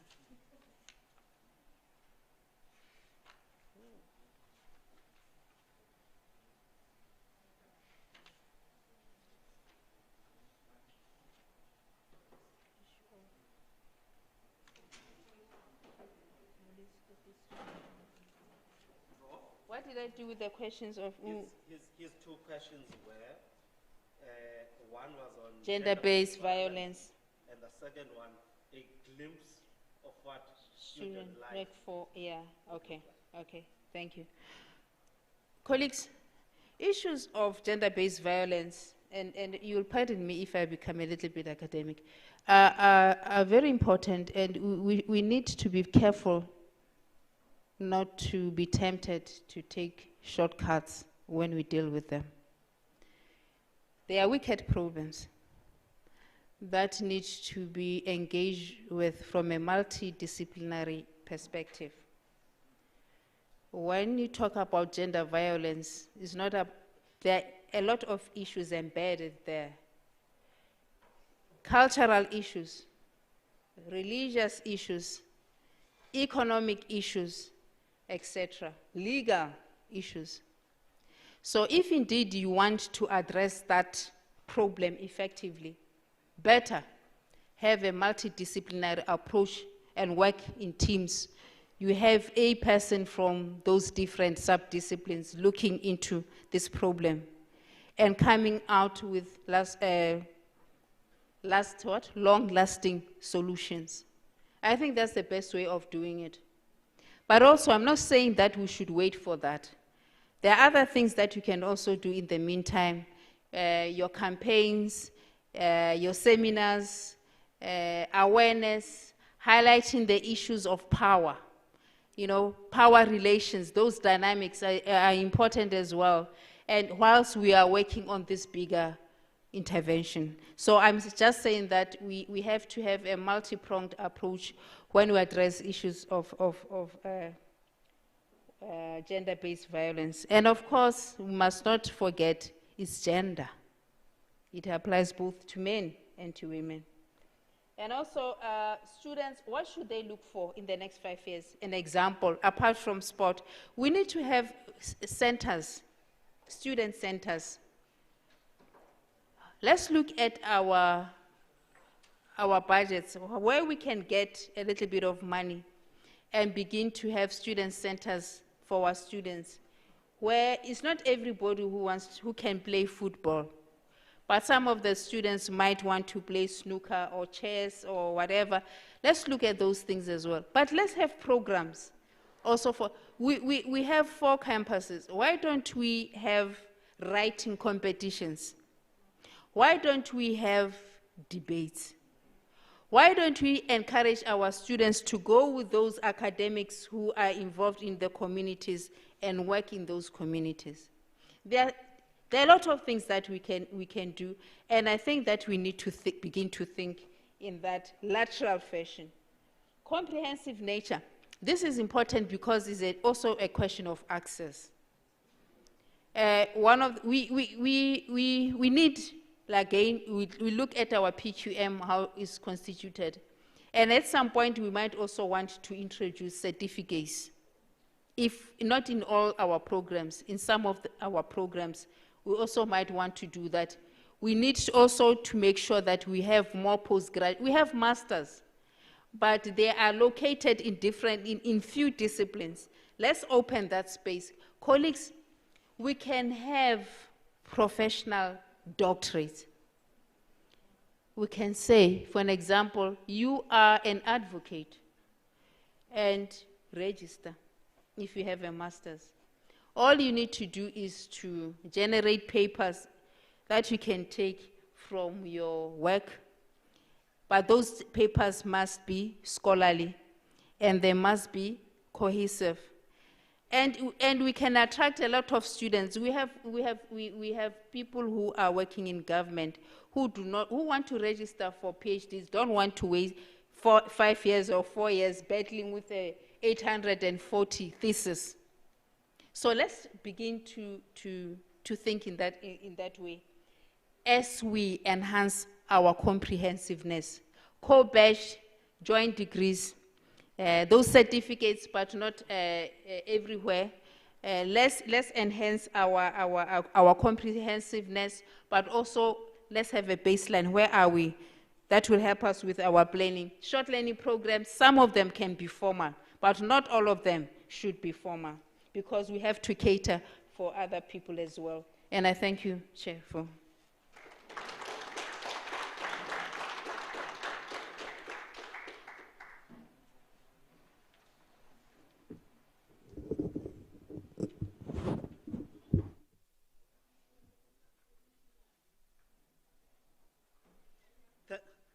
Thank you, colleagues. That was the final round of questions that were provided for this candidate, Prof. Songa. We will now take the final and the last candidate for our presentations, and I'll take this opportunity to thank Prof. Songa for her time and the interesting engagements that he has had with this panel, with this audience. Thank you, colleagues. Thank you very much for the opportunity.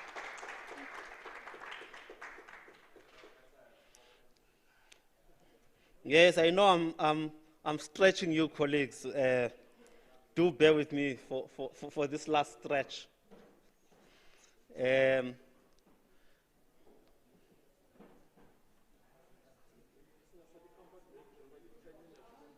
Oh, okay. I can. That stretch. Colleagues, we can afford you a comfort break, just a leg break. 5 minutes, colleagues. I know time is no longer on our side. So please, time now is 14:08. Can we please start and be seated by 14:13? I want to start at 15:15.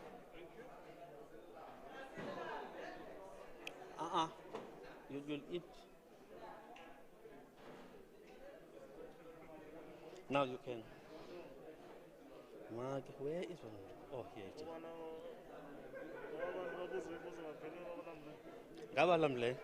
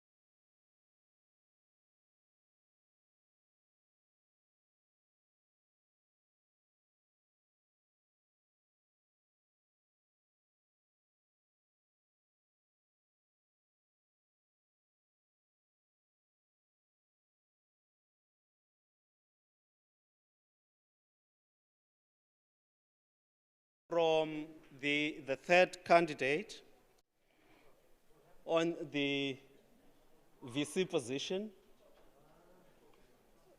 Professor Mashudu Maselesele. And I would now invite her colleagues, yes, now that we settled nicely, I will invite her to make a presentation, after which, Prof, we will have an interactive opportunity with the audience that is in this main auditorium, as well as the audience in the other campuses. Prof. Davana Maselesele, colleagues. Thank you.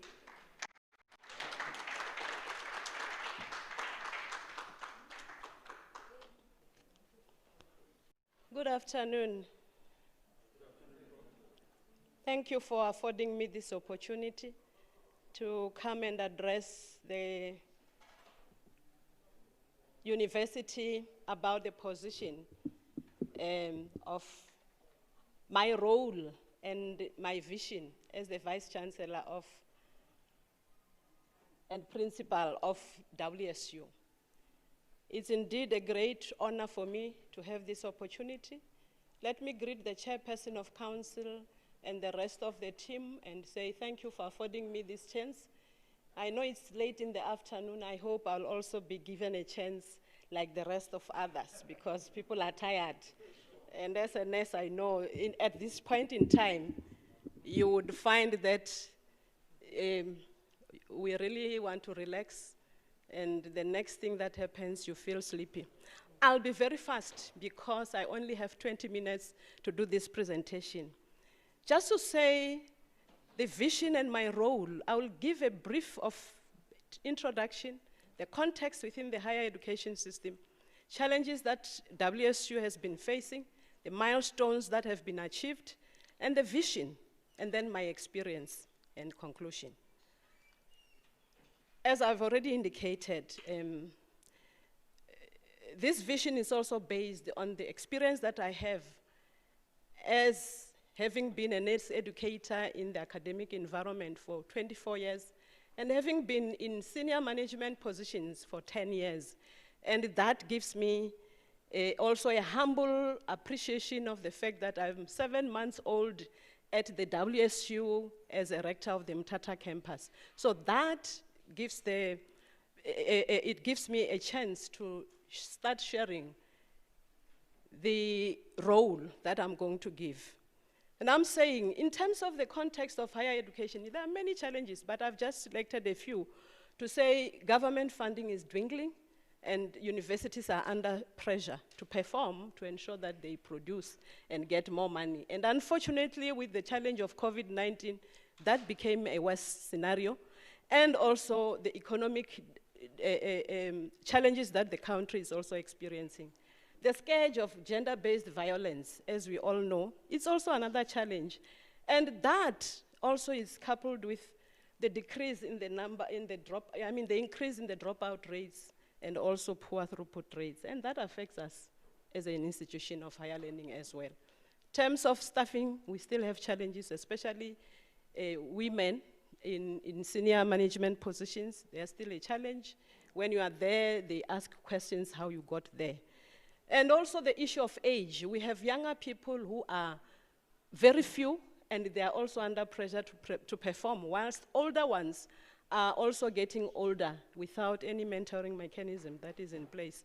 And I'm saying, with all these challenges that we are finding ourselves in, we are forced to live in a crisis mode, operate in a crisis mode where we don't even plan, because whatever plans we have, we never succeed. Something crops up, COVID comes in, and your plans changes. So we need to have a fluid kind of a management that will address the challenges of our time. And I'm saying we need also to look at these challenges with a positive eye, because if you use a negative lens, we will eventually be frustrated. But positively, we will always monitor and ensure that we get an opportunity to... It's not showing. Can you say display slide?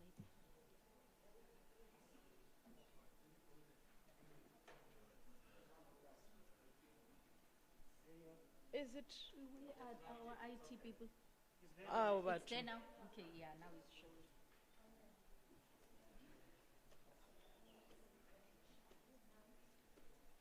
sorry about that. I thought I was a technocrat, but I realized that I'm a BBT, born before technology. Now, I was still saying, if we use a negative lens, we will be discouraged. But if we look at the challenges and use a positive lens, we will eventually be encouraged to continue and use those negative as opportunities for our own growth. Now, as WSU, the challenges we all know. After the merger, 15 years down the line after the merger, we still have so many challenges. And some of them is the negative reputation, where especially in an academic environment, you know, we have a negative reputation. We have to accept that actually the de-accreditation of our programs, as well as the quality, the poor quality of our provision, that also affects, and it also causes much of our problems. We also have dilapidated infrastructure, and infrastructure that backlog in terms of its development. We also have inadequate IT infrastructure to actually support our core business. We also have an angry society, violence and anger characterized by strikes and unsafe environment. We also have an inadequate qualified staff members, and also the high student debt also affects us, and also poor living conditions of our students, and the facilities that are there, which are also very poor. And also we have a poor system of a third income generation, and we have very low reserves. With those, that challenge also us to ensure that we now look at what we are doing and say, how can we change and improve our system? Besides the fact that we have challenges, we still have, now my system has stopped. Besides the challenges, we also have milestones that the university has achieved. Can you allow me to move there, please? So that I move faster with my, if it is not affecting anyone. I think I'll work better other than using the laptop.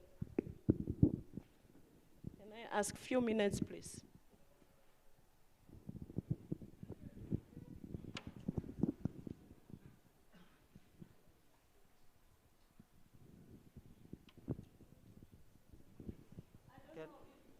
Can we have a loose mic?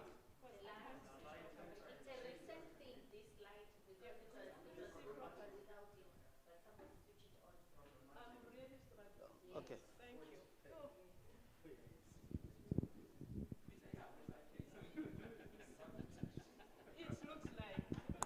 1 2 1 2.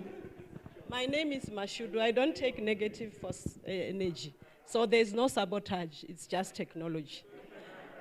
So the milestones that we have already achieved as WSU, which we need to be appreciative of, the fact that the infrastructure development process has already taken place, you can see the infrastructure that has already been built so far. This is something we need to pat ourselves on our back and say, it's not all so bad. We have done well. In terms of core business, teaching and learning, research and community engagement, we are saying training of staff and students on the use of technology, we have done well as well. Of course, it was because of COVID. So that's a positive side of COVID that has brought us into a more progress. With the second wave, we know we are ready to go. We are doing online teaching as we speak now. So, as you know, WSU is the only institution that has succeeded in giving laptops in the country. They are still going to give them next year. So we need to appreciate the team that has worked so hard. Look at the research output. 2019, we have 122.19 units. From 2017 with 74.08. So there's a growth trajectory that is coming. And in terms of community engagement, we have many flagship activities that are taking place across the university. In terms of audit outcomes, this is one good news.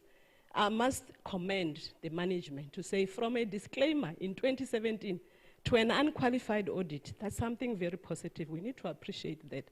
Now, with all that in mind, you want to continue to grow, and the vision here is the vision of WSU, consolidation and rebuilding the image of the university. And this is very critical because you don't want to go back to regress from the things that we have already achieved.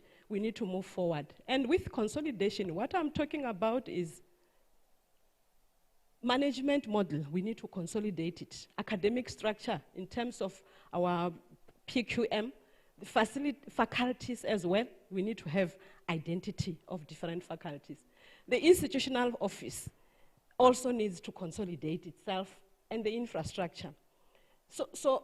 As we do all this, we will build the brand, and the brand which is our image of WSU, so that we don't live like everybody is better than us. Everyone looks down upon WSU, like all other universities that do not have their own challenges, but they hide behind us. So with the vision that I'm presenting, it has 8 pillars, and allow me to fly with this because I have very few minutes. With all this consolidation and rebuilding the image of WSU, we will start by looking at the hybrid model. I know that WSU says hybrid multi-divisional model, and I'm challenging and saying, rather than having it as hybrid only, we need to have a cooperative hybrid multi-divisional model. Then we'll talk about it briefly. Excellence in core business, addressing compliance. This is one area that I think it's important that we address it as of now, so that we don't regress. Human resource development, infrastructure development, students' experience, building a financially sustainable WSU, and the strategic leadership. I'll take each one and we'll deal with there. In terms of the multi-divisional model, this model was developed in the 1920s, and the reason was to actually improve as an innovative response to some problems of coordination and control. So you do this when you have a big company, and it's relevant to here, because WSU has many campuses across, and you look at the average trip around 600 kilometers across. So the multi-divisional model is the perfect one. But here, this model has 2 wings. You either take the competitive route or you take the cooperative route. I have spent 10 years of senior management moving in the competitive multi-divisional model, the one that the people will call the federal state. I have lived experience on that. It does not work. Even with rich universities, they cannot afford. So I'm saying, whilst you are doing the hybrid, put in the cooperative. I'll tell you why. Because with a hybrid, you have unitary, you have cooperation. Because you want campuses to cooperate with each other. They need to have some functions that are centralized, as you are doing. Campuses need to be interdependent, not independent from each other. Diversity is the key. And you need to have vertical integration, avoid duplication. Because with duplication, you are bound to compete. But if you are diverse, you're bound to cooperate with one another because you need each other. So with this model, we'll have campuses that has their own identity. We will know one campus as an engineering campus, now one campus as a health campus, just like that. So I want to ask you and say, think about this, because I'm not here to dictate, but I'm here to say, let's plan together and work together and decide on what we need to do in order for us to continue building this institution. So we'll consult, and we will not, the principal will not compete, but will cooperate. The stronger we are, the more diverse we are. But if we want to weaken ourselves, offer a program across. Let me give you an example of a faculty of agriculture. I come from Limpopo, and in Limpopo we plant, we plow. So when I came in here, I was shocked to see a green place, but with no agriculture. And for me, I find it that for me it is important to have agriculture. Let's think of starting a program like agriculture. You would have one campus offering agro-processing. So you will not repeat what the other campus is doing. One campus will teach agriculture, crop science, animal science, whatever. And the other side, maybe the engineering campus will do agricultural engineering. And with that, you strengthen. There's no movement across you know, where people compete for position, but you move across where students are learning, and then you work together, and that brings cooperation that I'm talking about. That is what we're talking about, consolidation of faculties. And you will plan your programs, because without planning them, we will not sustain our university. Let me move on to the next one, core business. Yeah, when we talk about excellence in core business, we look at, you know, we are a comprehensive university, and that's one thing you need to appreciate, because it's very rare to find a comprehensive university with all those facilities that we have in terms of programs. So these programs, teaching and learning, research, and community, they are intertwined in a comprehensive university. Your teaching is informed by your research, or your research is informed by your teaching. So whatever that you do, you also interact with your community. And therefore, we are not an ivory tower that will fly above everyone. And what I'm saying is that as a comprehensive university, we'll address the complex needs of our community, and we will have integrated learning, work integrated learning, which is more focused. Industry will employ our students because they will go there for practical, and then upon completion, obviously they know them. So it will increase even opportunities for funding and also reputation of the university. It's when we are cooperating, working together, because no campus will have its own things alone, but we will be interdependent upon each other. Addressing issues of compliance. This is a serious issue, because unless we do that, our reputation will not change. Looking at the programs that are under a review next year, MBCHB, that is the HPCSA is coming next year, accounting as well, SAICA is coming, engineering, EXA is coming. These, according to my language SNS, these are the programs that you put in ICU. You know, when a person is in ICU, seriously ill, needs attention. So this is how we are going to address them. They will need serious attention. We'll prioritize them to ensure that whenever these organizations do come, they will find us ready. And with these two, the first two, we have already started working on them. But with engineering, I know that they have already started working. But we will follow, I will really follow that up. In terms of nursing, we know that this program has not started this year because of the new curriculum and all that. We are working on that, and I'm hoping that council will respond before the end of this month, so that next year we should start this program. We cannot afford not to train nurses in this era of COVID-19. Culture of quality assurance will be something that will be part of us. Peer reviews will be conducted periodically, and soft reviews for support departments. And we will also ensure that we also comply with the occupational health and safety, and that needs us to look into our infrastructure, and also the issue of risk identification and management. The next one, human resource development, which is very close to my heart, capacity development. And as I looked at the progress that has been made 15 years down the major, I realized that very little progress has been made. And you cannot build the image of an institution without quality staff. We cannot rely on appointing people from outside when we also in our own house, we have not done our part. So we want to develop holistically and have our staff members. The program should actually be a holistic, inclusive, and equitable education, which will also encourage our staff members to be lifelong learners for sustainable development. And I'll talk to you about a model that I developed when I was doing the same thing at Mafikeng campus, because it was not different from here. That's the incubation model. I prefer to use my terminology because it makes sense to me, and I know it makes sense to the rest of the others. So that model, I would replicate it, and because it has worked, it will work as well. This model looks at all, both academic and support staff. And what we do, I'm rushing because of my time. What we do, you start at policy level.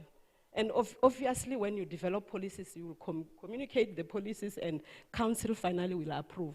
And then when you have a policy where you have a contract with a staff member, then you go out and get champions or catalysts that will use. And in this case, you have a lot of retired professors who can assist as a catalyst. You know, as scientists, that when you talk about a catalyst, it's something, a chemical that will cause reaction without it getting affected. So it means these people will assist our staff members to grow without them getting affected, but negatively affected, but encouraging the staff members to grow. And then you will have the promoters that would be promoting the students or staff members. We will also have a sandwich programs. You know, they will always say, scientists will tell you, especially animal scientists, they will tell you inbreeding is not the right way to go. And instead of avoiding that, you will expose them, have exchange programs. They will go out and visit other countries or other institutions of higher learning, just for them to know that it's not only WSU only, and that's not only what WSU do, but other institutions. And then we provide sabbatical leaves, seminars, they will attend seminars, and also conferences. You see, these are support structures. And then, obviously, with the funding. And the funding, we're relying on research funds, we also rely on DHET. We will also fundraise, because I've been surviving through fundraising, and I've already built my credibility on that. I don't think I'll have a problem. So with this together in one cubicle, you see an incubator, you put a newborn, a premature baby to grow within a space, because you're feeding it and giving it everything in the environment, it will be forced to grow. This is what we are going to do, to force academics to study, not to force them. There's no one who would not want to progress, especially these campuses that have technicon-based kind of training. We need really to work together to develop them. And once you develop, that is a critical mass that you never look back and regret, because you will have them developing patent and the university will generate a lot of money. Infrastructure development. In terms of infrastructure, I have indicated the challenges. So upgrading IT, connectivity, Wi-Fi, those professional bodies that have already raised their issues, we are going to address that. We have JoJo tanks in some of our campuses to address COVID-19. And I'm saying long-term provision of water, we will need to have a reservoir, a serious reservoir, not JoJo tanks. And also issues of electricity. Issues of electricity, we will also need to rely on our energy, solar energy.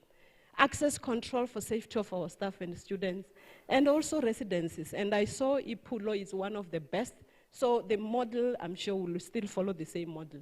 And with the intention of saying 30% of our students will get accommodation on campus. And I know Queenstown does not even have any student rest, so priority will also be given to that. We will also fundraise to get student centers, because some of the things that happen frustrates when you see students gathering outside because there's no space for them to sit. It is not right. So it's just that the challenge is the priorities are so many. So we will eventually get frustrated, or where do you start? Also, the issue of building for laboratories and equipment. There's a call now which is closing in January. We are going to target that one. And also another call closing in June 2021. We will target that one to get this infrastructure that we were talking about. Also develop a maintenance strategy, because you cannot have infrastructure that is not maintained. We need to have a plan, micro maintenance plan and a macro maintenance plan. In terms of building the image, I will fundraise and using the negative law report, turn it positively and get a building. And with that building, we'll also start commercial law programs. And I'm in the process of negotiating, appointing somebody very senior in that faculty, in the department. In Kululekweni, when I look at it, I see a conference center. But we will talk about these things and say, building an image, if you have a conference center of that nature, you should know, people will follow you. It doesn't matter where you are. Institutional office will move to NMD. NMD is the head office. We will build at NMD. The Faculty of Health Sciences, we will ask for funds to also have, because that's also our flagship program. We will have microbiology laboratory, and we will start developing vaccines. I heard the Minister of Honorable Dr. Pando was talking about Africa not having centers where we develop our own vaccines. And that can be done when you interact and collaborate with the relevant people. So I'm not talking now about COVID vaccine, but I'm talking about other vaccines that could be available, that we could develop. Student experience. In terms of academic development, we know it's critical, but we also need to ensure a holistic student experience, create a safe environment which is conducive for learning, and also the health and psychosocial support for students, especially in this era of COVID-19. Regular meetings with students to create a platform where we will continually engage to address issues affecting their learning environment. And also full orientation program will be planned across campuses, and leadership development programs for our student leaders. Building the financial sustainability. That's the biggest challenge. We have a debt which is very serious. We need to manage the student debt. Rigorous measures for debt collection should be put in place. We are going to do that. Bursaries and scholarships for students. We will fundraise and have bursaries, but bursaries are given to people who are doing their part. You just don't get it if you are not progressing. Fundraising will be my main focus. And the third income stream, that is what I would really focus on. And people think there's no money outside there because there's COVID, and we sit and fold our arms. You go out and find out. You will see what people are able to give. Short courses, I was even thinking, the Faculty of Health and the Faculty of Humanities can establish forensic health program. When in this era of gender-based violence, you need a team of expert witnesses who will deal with GBV. You need law, psychology, social work, macro. You see, the team, that's what I'm talking about when we say cooperation amongst faculties and commissioned research as well. We will also use the residencies for staff and students to generate income. We will also manage the funds. There are ring-fenced funds that are given. For instance, the faculties, there are faculties that get money, which is ring-fenced. We'll manage those grants so that we get more out of them. And we'll also establish our relationship with our alumni to also inculcate the culture of giving. We'll build partnerships with, collaborating with international organizations, partner with private organizations as well, and collaborate with other institutions. The last one, but not the least, proactive communication strategy, which is very critical in terms of strategic leadership to ensure transparency and build trust among stakeholders. We need to motivate our staff and create an environment that will support and rebuild their confidence. Employee wellness, for me, is a priority. I'm sure you understand why. Being a nurse, for me, you need a healthy mind to also function effectively, especially during this COVID-19.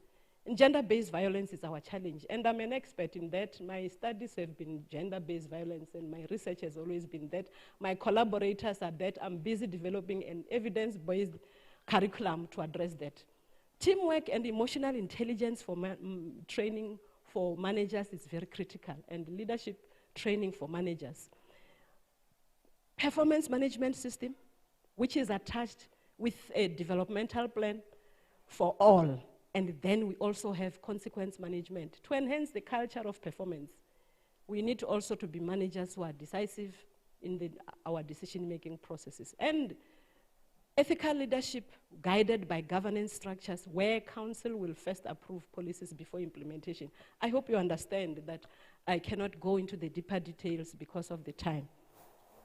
Just to talk about my experience, as I indicated, a nurse educator. For those years, I'm sure I'm exposing my age. My PhD in 2003, postdoc at UCLA, University of California, focusing on gender-based violence, both the psychosocial and also the sexual assault, and also postgraduate diploma in international research ethics at UCT. I've been a junior lecturer. I know even how to teach under a tree when you have no resources. And I know I have grown through the ranks. Became an associate professor in nursing and then acting dean, then became a dean of the Faculty of Agriculture, Science and Technology, a vice rector, research and teaching and learning at Mafeking, campus rector at Mafeking.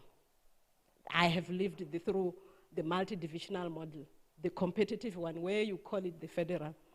In terms of transformation of the curriculum, I've been involved in developing extended program for access and success, established postgraduate programs, indigenous knowledge systems curriculum to accommodate many more programs, infrastructure development. We had only one science building, but from DHET funded project funding, we managed to build a complex with all those resources that I've mentioned. In terms of capacity development, I was able to fundraise money for capacity development and went to McMaster in Canada because that is the first university in the world that started with problem-based learning approach.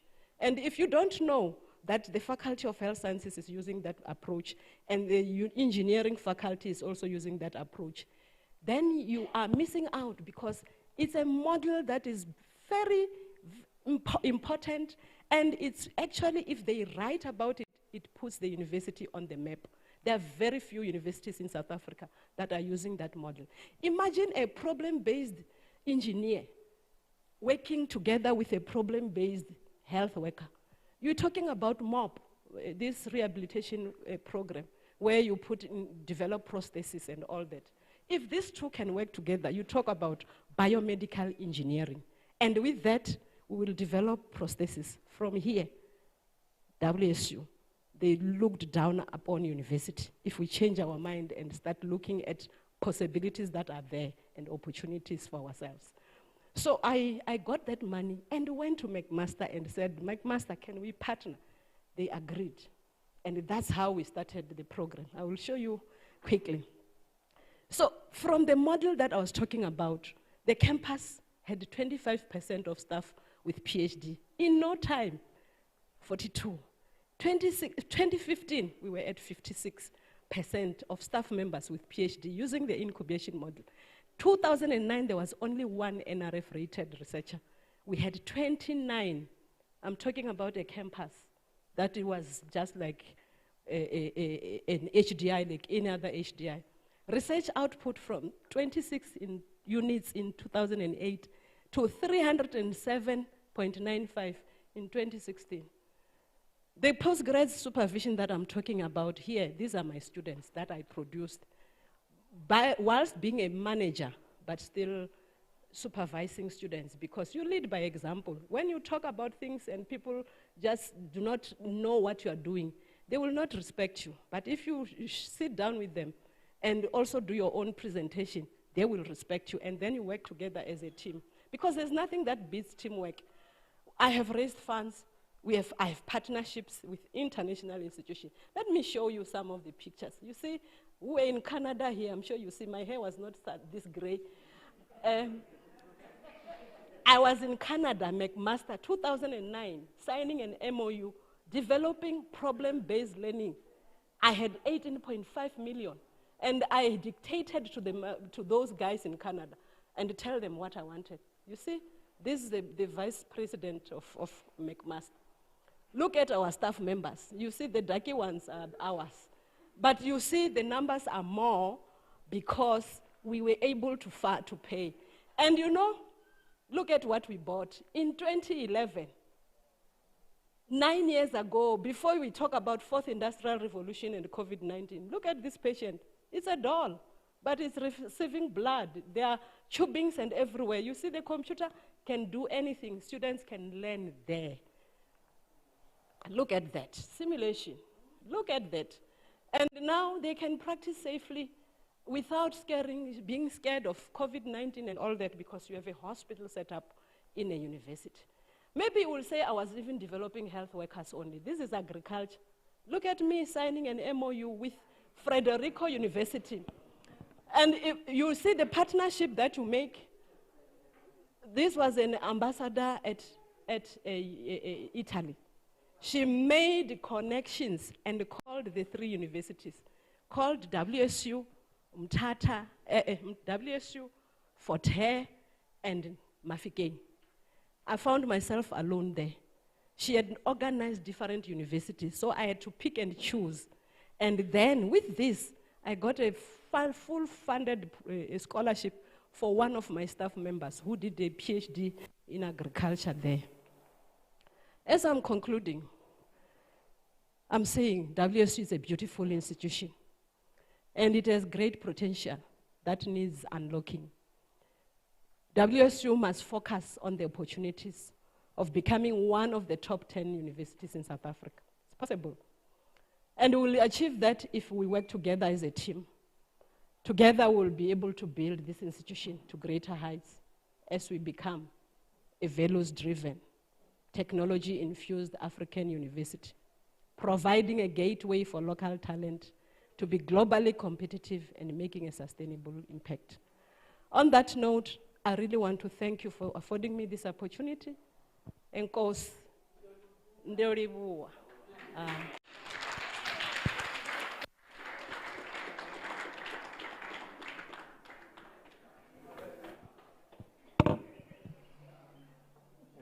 Thank you, Prof. Masalesele.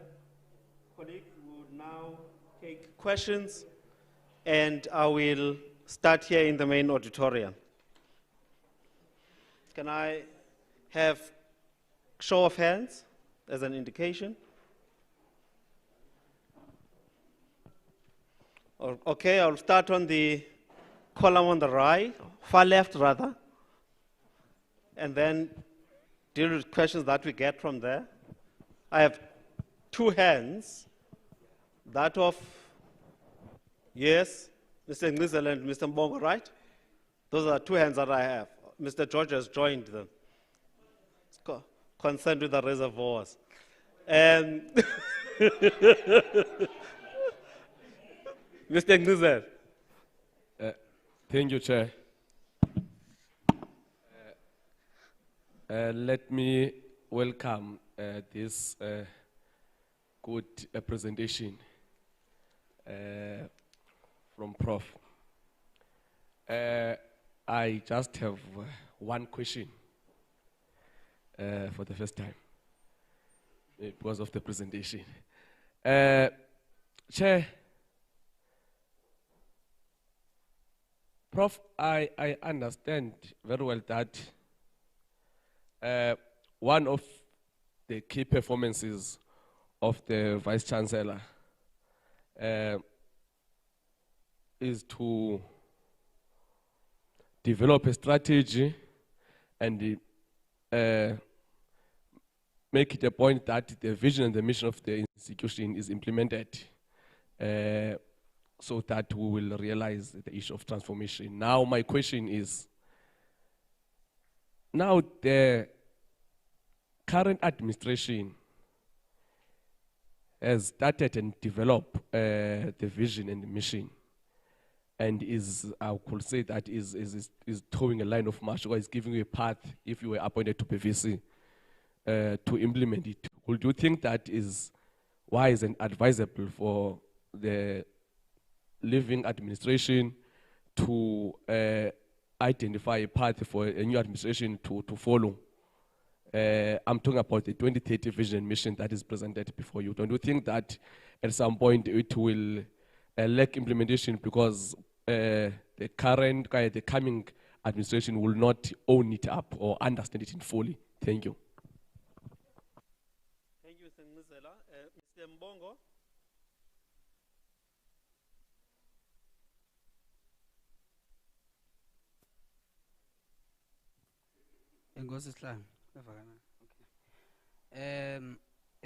Thanks, Prof, again for your presentation. A very good, sustainable plan for the university, especially financially. Now, my first point of departure. We are experiencing a situation whereby we have quite a number of academics who are moving from the academic project to administrative posts, firstly because of senior grades and larger salaries. You'll find that we've got academics with masters, PhDs and all that. Then we've got a deputy director with BTech at grade 5. Then what becomes important now is an issue of money at the end of the day, because we all want senior positions. How then are you going to manage this misalignment in terms of positions? Number two, we are currently having admissions of 27,000 students. That means we did not arrive at our intended target. We only admitted approximately to 70-something% of students in the institution. Now this has a direct implication to the HDI grant that we receive as an institution. It means that DHEAD will be able to punish us next year when it comes to the financial period. So what is the system that you can propose you think that can work best for EWSU? Because we've tried this online system in terms of admission for the past 2 years, and thus far it has been a failure. So what is your system as the incoming VC, if we are Tatwa, you think that can be best for EWSU as a rural-based university? Then lastly, you've been quite strong on your presentation in terms of infrastructure development. Now in 2017, there was an approved policy on people living with disability. In all the presentation I've listened to, no presentation has captured that. All presenters have been strongly talking about transformation, but what is transformation if we do not speak equity and equality? Now I want to get from you, Prof, the measures that are in place that you think or propose we can use as a university to ensure that there is equal access in terms of equality and equity in the institution, especially for people living with disability. Thank you very much.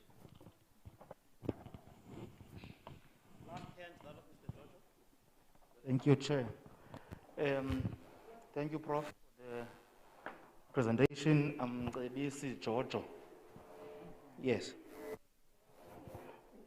Yes. From Nehao. Yes. No, I'm not standing because of the Giorgio, thanks. But I do want to sensitize you because, Prof, we understand that your stay, you haven't been here for too long. But I think what you are talking in terms of such things as water reservoirs is something very important. It was raised here in one of the questions before, because, for instance, in Butterworth, there is a crisis, water crisis there. And, you know, during this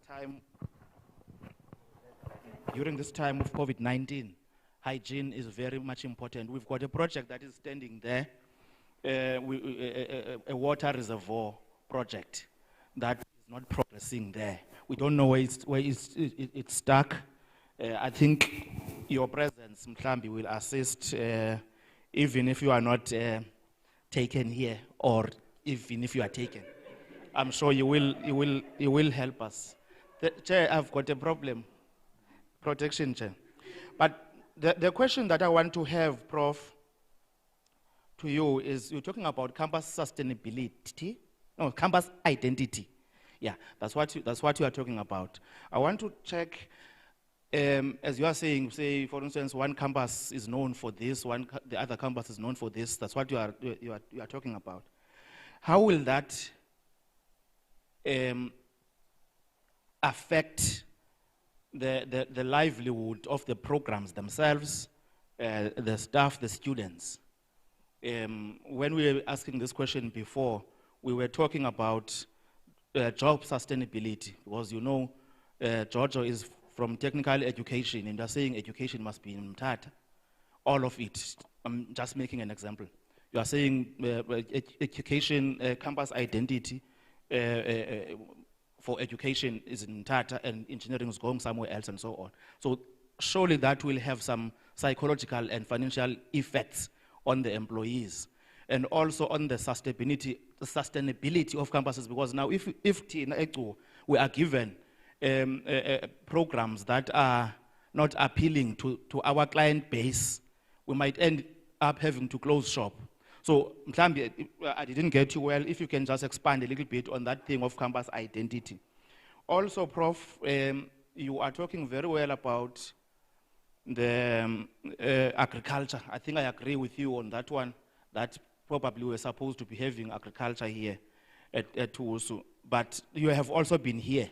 Can you tell us if you have started initiated any process towards moving to that direction of having that department within the time that you've been here.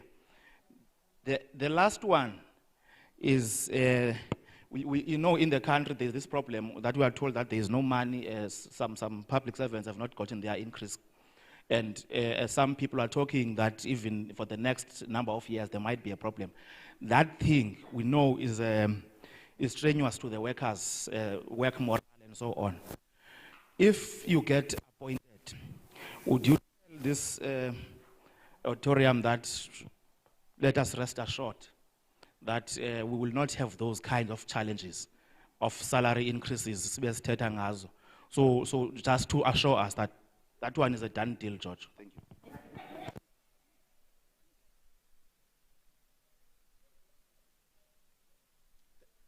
Thank you, Prof.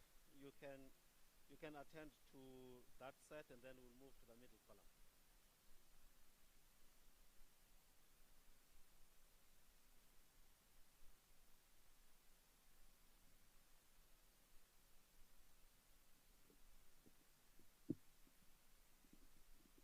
Thank you for the questions. I will attempt to answer. I must start up front and apologize that when I said Jojo tanks, I was really referring to the tanks. I didn't know that there is also that name. I'm sorry about that. The first question that I want to attempt to answer, the issue of key performance in terms of developing a strategy, issues of transformation, and about the current administration. Or is it advisable for the current administration to develop the strategy when there is a new VC who might be coming? I think it's important to also understand that the university is a system controlled by not only a person, but it is about the management and the institution as it is. So if you wait for one person to come and start bringing in things, you might stand a chance of losing on the progress that you have already made. Because I think the person who, the team that develops the strategy have the know-how of the institution better than the one who's coming. But on the other hand, you are not putting up a fixed thing that is rigid, that could never be changed. Because when somebody else comes in, then it becomes a fluid document. Because at the same time, remember, we need to abide by the rules of DHET. That strategy should have been submitted at the correct time. So if we have not done that, because we are still waiting for the VC, then it gives a different impression to DHET to say, then it means the university is like paralyzed for now. Don't mind my language. You know, the profession is in my head. And the gray hair must tell you something. So it's like we are not doing anything. We are folding our arms, waiting for one person who might come and collapse the institution or who might come and build. So I think in response, I would say a strategy is not a fixed document that cannot be changed. Where there is a need, it will be changed. Academics moving, I think that was the first question, I've answered it. The second one is about academics moving from their academic environment to support, because there are better opportunities in support than in academia. I think this is a legacy. You know, when you are involved in doing what you know best, when you enjoy it, I know money is also one thing which is very important. But if the environment is not challenging, you don't see any other opportunity. But just tell me, if you have a project now that takes you to UCLA for 3 months, would you want to go into support? Because that goes with your research output. So money for academics, there are many other ways of also building up their income. Over and above that, when you are productive, you also get promoted. And that is the academic rule. So I think watch the space. If I come in, they will come back and we'll have a problem now because support will lack more a team that is also informed. I'm just saying, academia will be very attractive. You will enjoy it, much as I'm enjoying mine. The third question is about the deputy director. Or did I miss something here? How will I manage this? Was it the same academics moving into deputy director position? Oh, okay, all right, thank you. I'm slow because my hand is broken. I'm just from the hospital for an operation. What we did not receive the quotas, what will I propose? Or we did not achieve our quotas, and that will affect our finance, obviously, that's very true.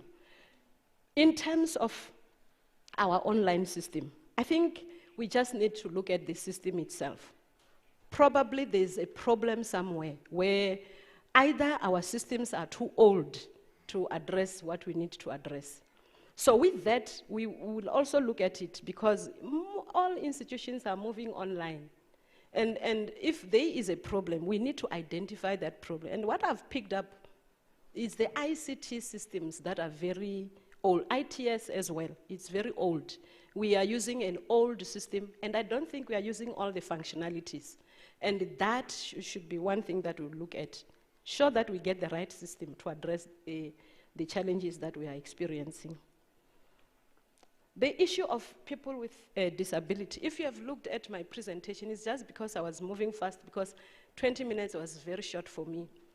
In the incubation model, when I talked about growing our own timber, I said we will also identify the youth, young ones, because we have a lot of older staff members, more than young ones.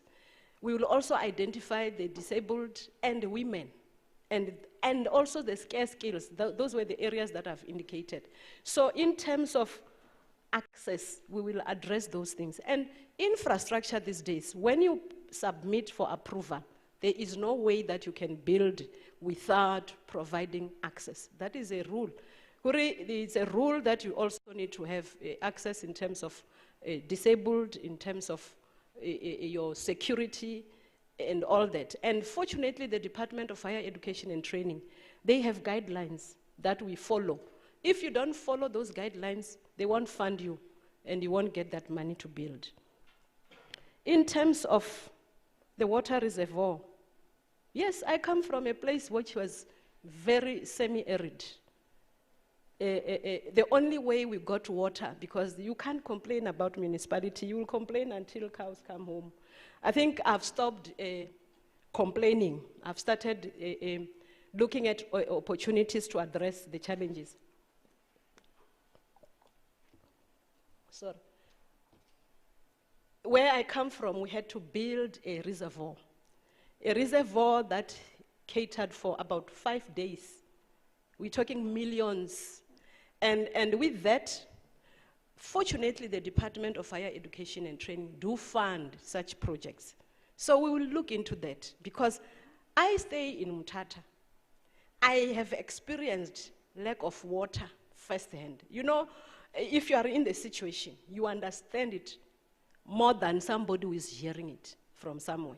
And as I was looking at it, I was even asking, where are the plumbing system? Because, yeah, is that correct? Yes, plumbing system, yes. Because I wanted to know, if there is a tank is put there, and how do you connect to my office or to wherever? And you found that even the infrastructure itself, you don't have, they can't find those systems. So this is why it will be, for instance, let me talk about Mthatha, because that's the only place I know. You will have to work on the system itself before you get an engineer to develop the system of connecting the pipes, so that then you don't depend on water from municipality. You also get your boreholes, check water levels, get boreholes into the reservoir. The reservoir gets a purifier, and then from the purifier, water comes to everybody. So whether municipality has water or no water, you would not know, because that reservoir will receive water from municipality. And that is the system that will solve the problem. And I'm saying this because I know where I come from, we had that challenge and we survived. Because if you have borehole, you just switch on the pumps and they fill the tank, the reservoir. It's not necessarily a small anyana, it's a big thing. Put into a reservoir, the purifier purifies, and then water goes. We had to order the purifier from Germany to have that, to address that problem. So I'm saying this because I know. And right now, we have a bigger challenge because there's COVID. At that point in time, there was no COVID. So it's a serious health risk that we really need to look at. And I think we will work together and address those. The issue of campus identity. I'm saying,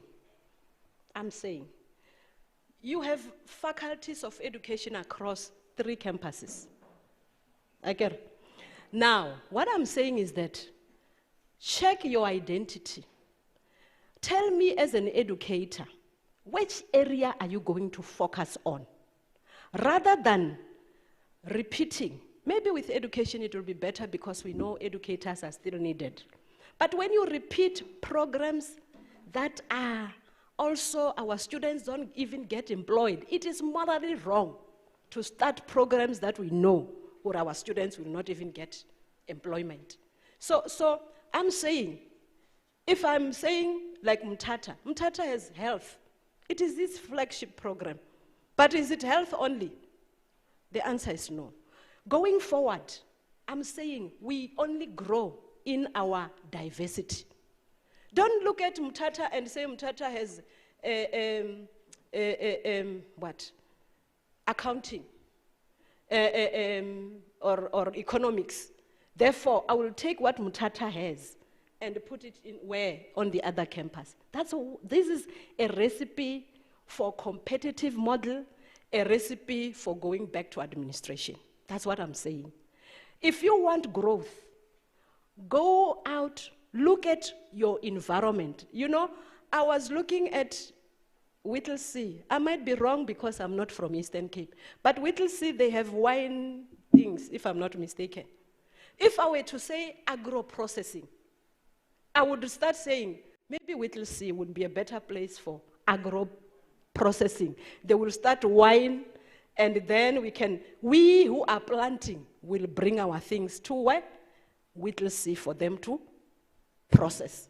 You understand what I'm saying? And then with that, I would say, oh, I've seen that no, people don't have the equipment for plowing their fields. Maybe let's talk to engineers, agricultural engineers. And they will start building those things. And they will obviously will not do that in a campus where there's agriculture. In a campus where there's engineering. Because they will do maybe it's a 4-year course, agricultural engineering. They will do maybe the first 2 years, maybe at that campus that has theory, agriculture. And then the last 2 years, they will have to plan their program. If health is able to train students all over the province, what will fail us to cooperate as campuses? Can't I come and stay in Butterworth for a program as a student for 6 months? Will that be difficult when we are in one university? After all, when the subsidy comes, it comes to the university. So that is the principle that I'm bringing here. And I'm not saying people will lose their jobs. I'm saying we now need to think outside our box and start being creative and build going forward without, we can ensure similarity in postgrad. Postgrad programs gives a lot of money. So if you have capacity, do that. PhD, masters, you do that if you have capacity. The issue of agriculture, have I started the process? I came here in May. It was serious lockdown. But I had an opportunity of talking to the MEC for agriculture in another meeting. And I started challenging her. Shouldn't we start looking into agriculture? And I saw she was very interested. And I've been talking to the faculty as well. I've had several meetings with some people. And what we're talking about, what I'm going to look at, is to go to agri-sector. Right now, during COVID, the only economy that will sustain us is agricultural economy. So I'll go to agri-sector. The province here must support. And then when we start, we have that boost. Without even using our finances, we get that kind of boost from the 2 units. And obviously, I know National will come on board. Just like the Department of Health is supporting health, we could get the Department of Agriculture supporting agriculture. And it's only the fact that we don't go to them and ask. When we start interacting and when they see the benefits, believe me, we will get that support. I think I've answered. Or salary increase.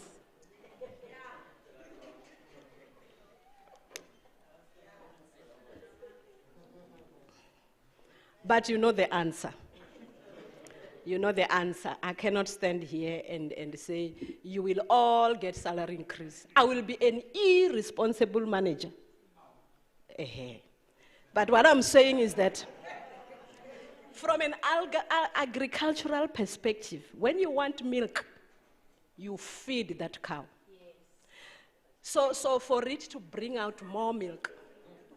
So let's feed the cow and see how fat it will be and how much milk will it bring out. Out of the milk, we'll share.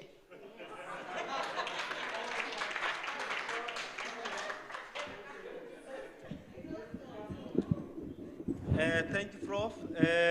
Are there any further questions? Just by show of hand, I see 1 and 2.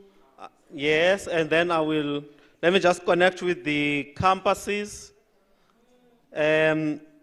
Queenstown, Butterworth, and then Mthatha in that order. Confirm if you have questions.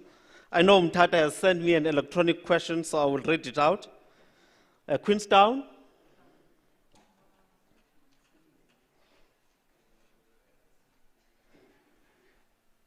Thank you, Chair.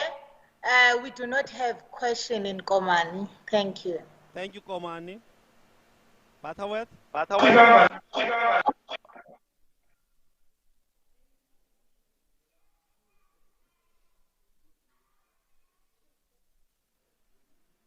Yes, please put the question through, Butterworth.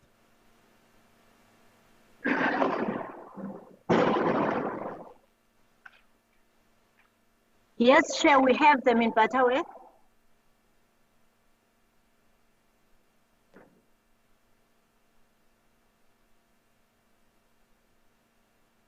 Should we go ahead?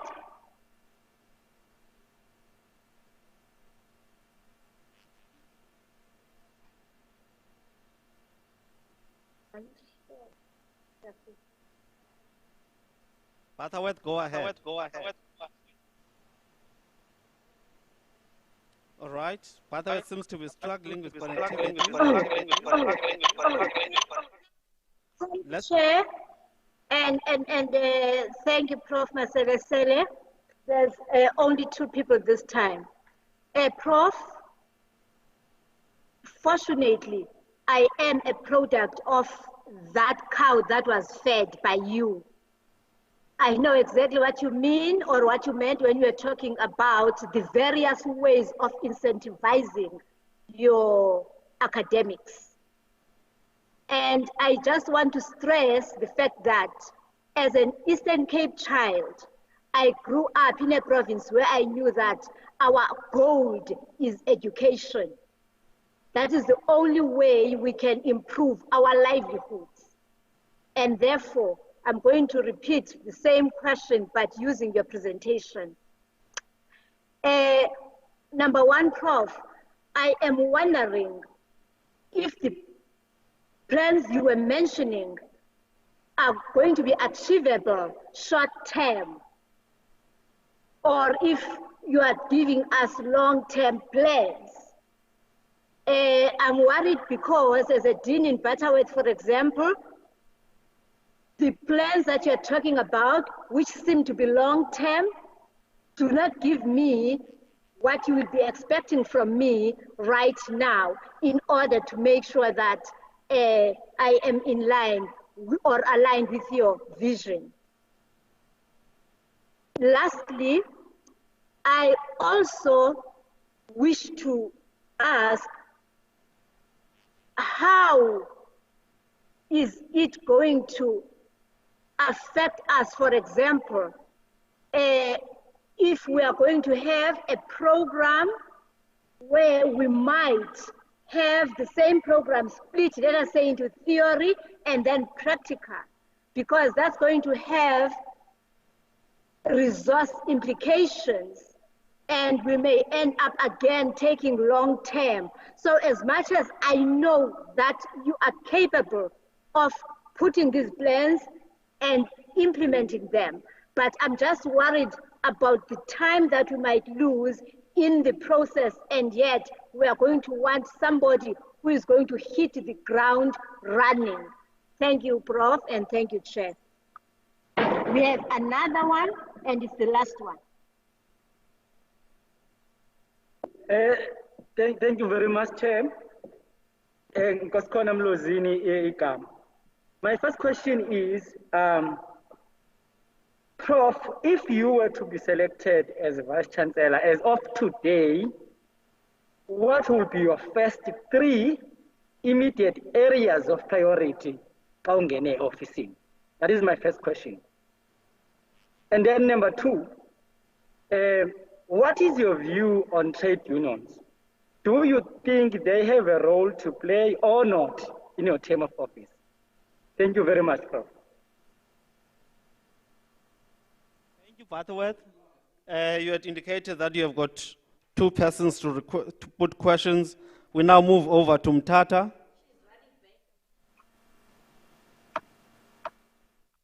Mtata.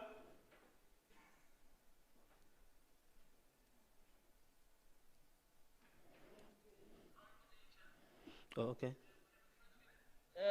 From Tata, the first 3 questions from Fezile Mantiane. He's saying we have seen a very pure communication management between all stakeholders at WSU. And the question is, how best do you think this can be improved? The second question is, what is your view on how management fails to address student issues, especially when it comes to board room allocations and boardroom management, sorry.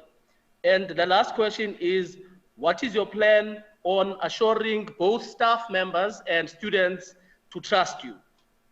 And the last 2 questions is, there is a crisis of brain drain. As such, the university is has severely underqualified lecturers. What is your strategy for talent attraction and retention? Thank you.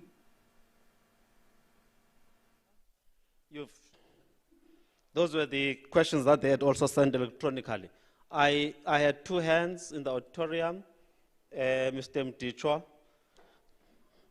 That's the last one. Eh? Okay.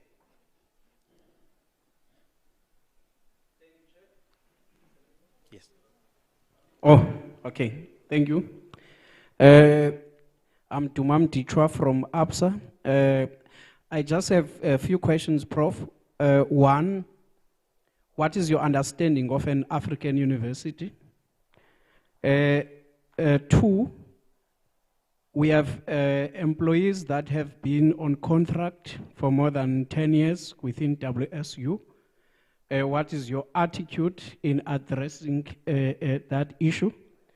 3, nationally, universities are insourcing because they have looked to the issue of outsourcing as something that is not morally correct. What is your view regarding the issue of outsourcing? Then the last question is on the... Is it a sabotage or what? Hello? Okay. The last one is around the issue of harmonization of conditions of service. There's an issue that has not been finalized by Walter Sisulu University in terms of conditions. Conditions of service or benefits of workers are not the same. What is your view regarding that? How are you going to address that? Thanks, Chair. Mr. Mtichwa, then the last question.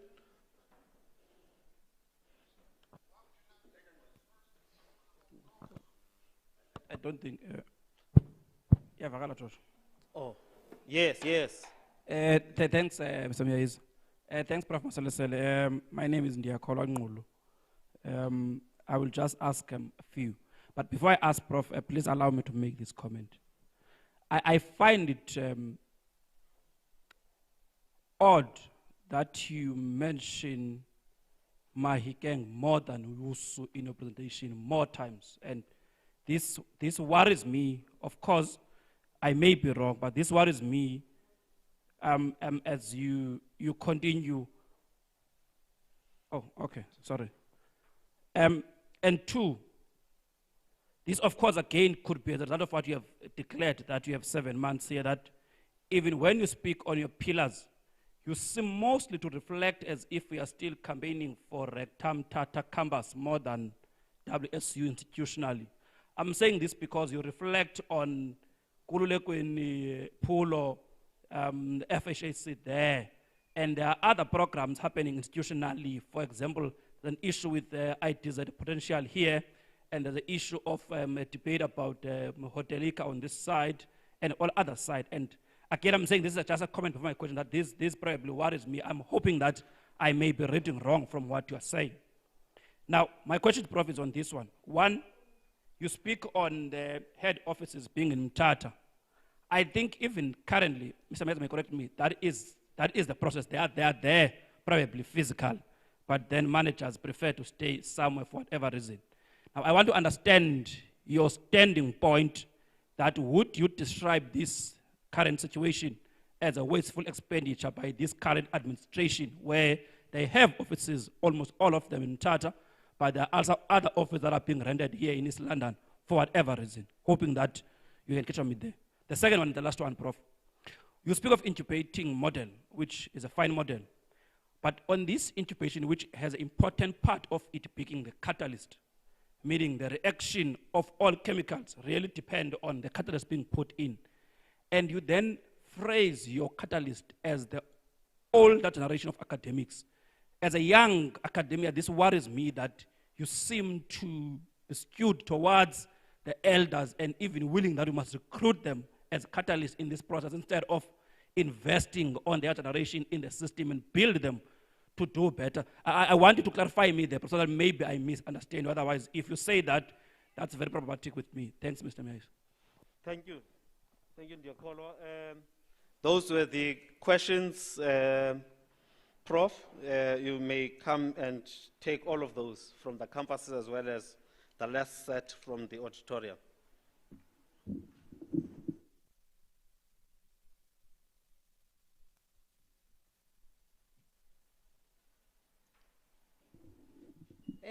Thank you. Thank you very much for the questions. Let me start with Butterworth. I'm not sure if I understood that properly, but I heard that the Eastern Cape, the education is gold. That's what I heard. And that the plans that I've presented are not short-term. I think I need to indicate that you have a bigger challenge of issues that you need to address at the same time together. And when you talk consolidation, it's something that you need to do now. And that is a short term. If you are looking at the PQM, it's important if you are rebuilding the image. You have to do it right now, immediately. That we look at the PQM and re-look at the programs and ensure that whatever that we are offering, it's relevant in addressing the needs. So I think in terms of training, incubation, yes, there are those who are already in the process. So it's not like everybody will be starting from nothing. There are those who are already studying, who are almost towards the end of their studies. So if you want to support them, you give them 3 months leave or whatever numbers of a period or for them to go out and finish what they have started, but it will be a controlled environment. So I'm saying we already have a challenge. I've indicated issues of compliance. It's a now thing. The situation is dictating.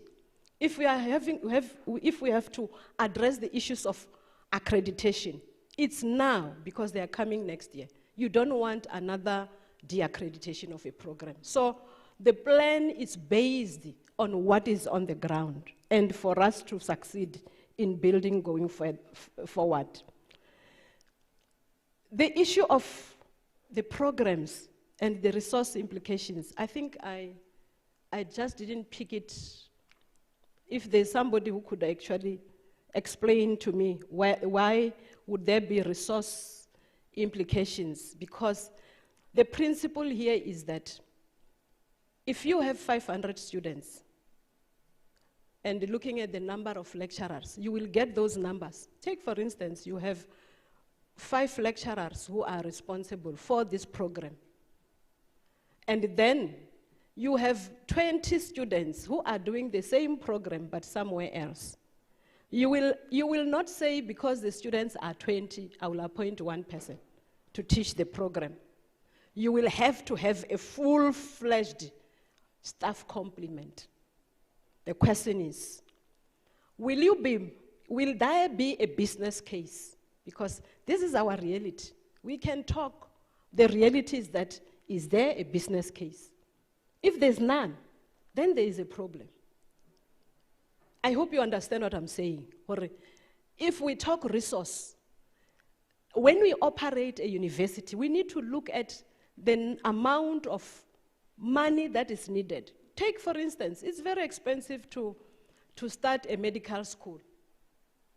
And now, if we're saying now we want to repeat that medical school somewhere, is that going to be a business case? Obviously, even the department will not approve because the amount of money that you'll spend developing that program will be something else. And you don't want to build a university within a university. I hope you understand what I'm saying. Because you are not another university. You are WSU. What we need to do is to strengthen what we have.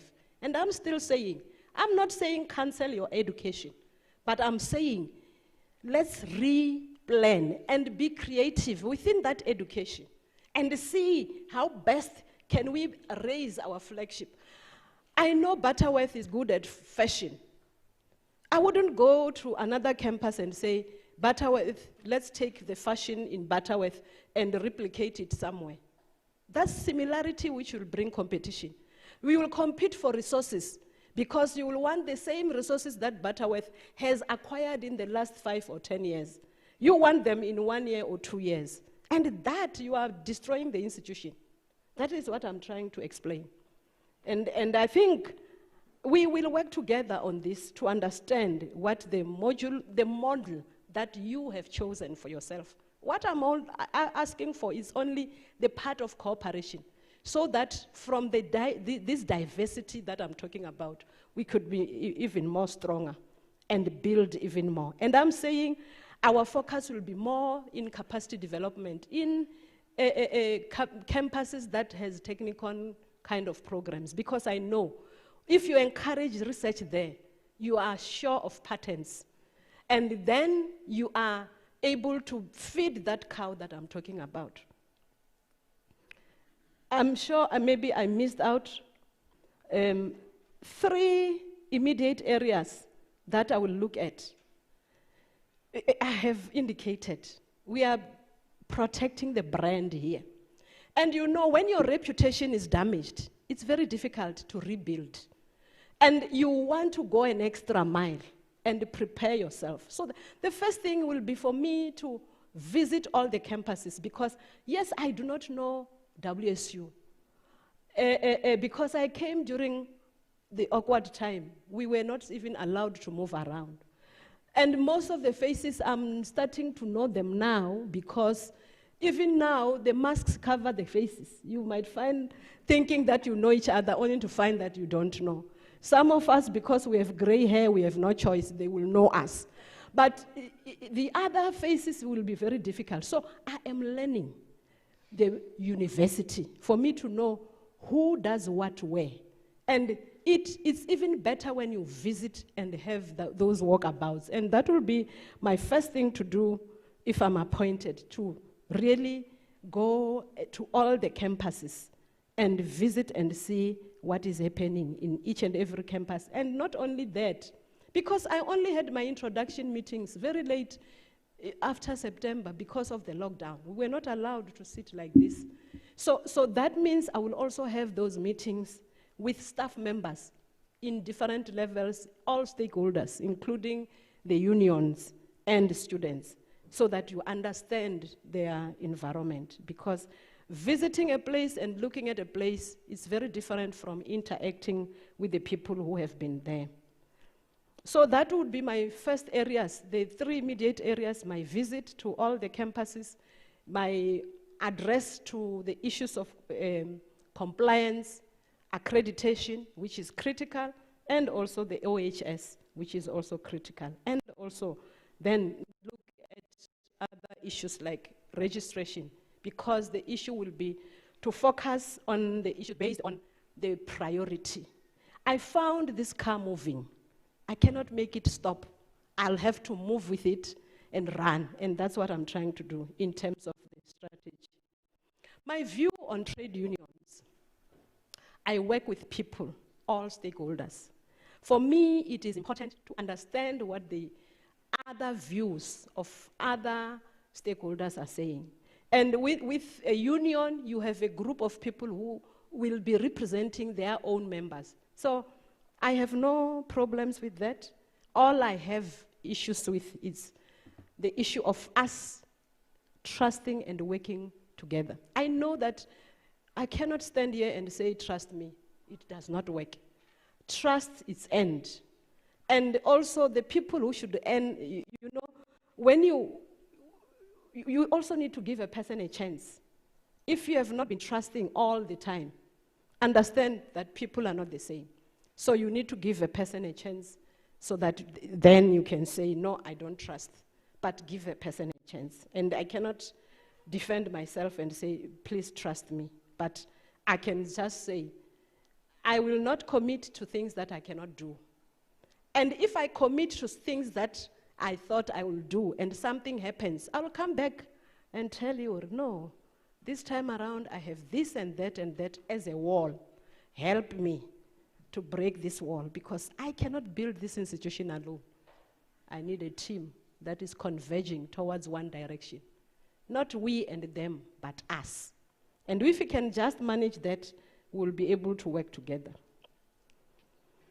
How best can I improve communication? It's communication, you can never over-communicate. I've indicated proactive communication. SRC knows those that I interact with, that if there's anything that we've agreed on, they will be the first ones to know before the whole student body knows, so that they also own up to the information that we're talking about. So communication is very important. And the plan for staff and students, I don't think I remember what was the plan about, because I remember the brain drain, how will I attract talent? And those that I've been working with so far, they know, or we have been doing interviews throughout, and we are busy at the moment. So in terms of recruiting, we are recruiting. And what I found, which I told even the people there, is that I found staff members here, they stay long. Brain drain is across the country, but in some, I have seen, I don't know with other campuses, but I saw that some people do stay. That's why when I was talking about the incubation model, I indicated that there will be contracts that we sign, so that when you complete your studies, of course, through the policies that would have been developed and follow the processes, so that when you complete, you don't just go away after we've spent so much money in developing you. You first plow back, and then you can pack your bags and leave. The issue of African university. My understanding of an African university. I think it's a difficult question. But I can just say to you, for me, an African university is who we are as Africans. And you know, a university is universal. It brings in different people from different places. But when you say an African university, we are maintaining our identity of being an African. And when you say you are an African university, the first thing that will come to my mind is that whatever that I do must be placed in Africa. And then we start looking at programs that also address African issues. And this is why you would talk about indigenous knowledge systems and all that. But the issue is that our curriculum should also be able to address the needs of our African community and our research as well, be able to address our own needs. And going out, you know, they say charity begins at home. I cannot feed a neighbor when my children are crying. So we start from within. And this means if it is Eastern Cape that needs to benefit, it should be starting from Eastern Cape going out. And this is why the incubation model is intended to address those things, to transform an African child, to ensure that you get the opportunity. Like some of us got those opportunities under very difficult circumstances. And I have vowed and said, what I went through, I will never make it. I will never allow the next person to go through what I went through. So this is the intention, to ensure that we address Africa, because we know it will need Africans to also address their own challenges. Folding our arms and waiting for others might not solve our issues. You can go out and draw and come back and implement. I hope I've answered your difficult question. The contracts which are more than 10 years, I think that is something that I cannot answer now, but I think it's something that one would actually look at after, if one gets a position. The issue of insourcing and outsourcing, it's contextual. These issues depends. Some areas have succeeded in outsourcing, and some areas have succeeded in insourcing. But the point is, you want an institution to sustain itself. If you are strong and you are able to sustain yourself, you can do that. In instances where you cannot, it is also very unwise to have expenses that in the end will cause the university to also fail to sustain itself. So you need to build and feed that cow before you think about a losing match. The issue of harmonization of conditions of service, I think that is something that one will also, if appointed, one will also look at. I cannot respond to that question. In terms of, I spoke about Mahikeng. I think I have to reflect and show the experience.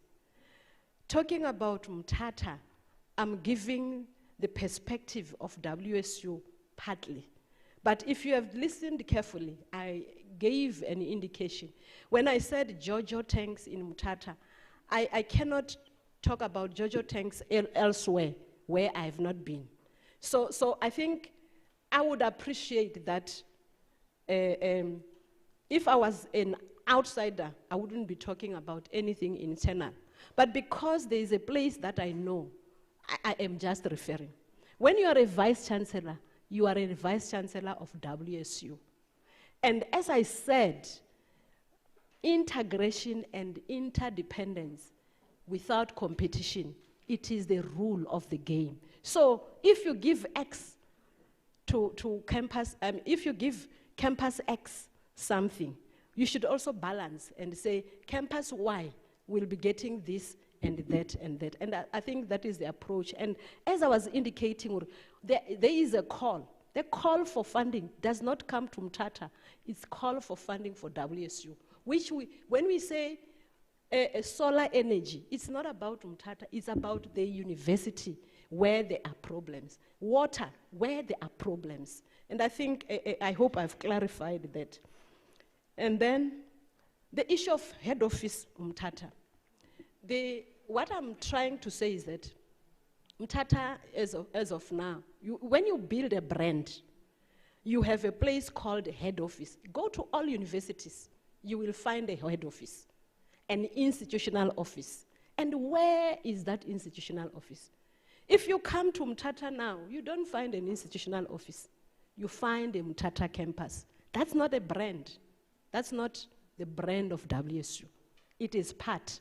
So what I'm talking about is that WSU should have a brand. And if I came in here, I found that the head office is called Mthatha. And I can tell you now that those people, the offices are, we don't have space for our staff members because the institutional office has no space as well. So what I'm trying to say is that when you have a brand, when we want to see who WSU is, unless if where you are talking about is where the brand is. But what I've been informed from this institution and from the documents that I read, the brand is, head office is in Mthatha. So if head office is in Mthatha, the offices should be there. How, there are those who can stay somewhere else, but the issue is that if you are a manager, I cannot say I will stay in Mthatha for full time. If I'm a vice chancellor, I must rotate throughout the whole university. But still, the head office will be in one place. I hope I've answered. So that would mean traveling around, ensuring that when I'm in another campus, they feel I'm part of them, not that I'm part of Mthatha only. The issue of using retired people. This is my biggest challenge, that we have, I'm old as well.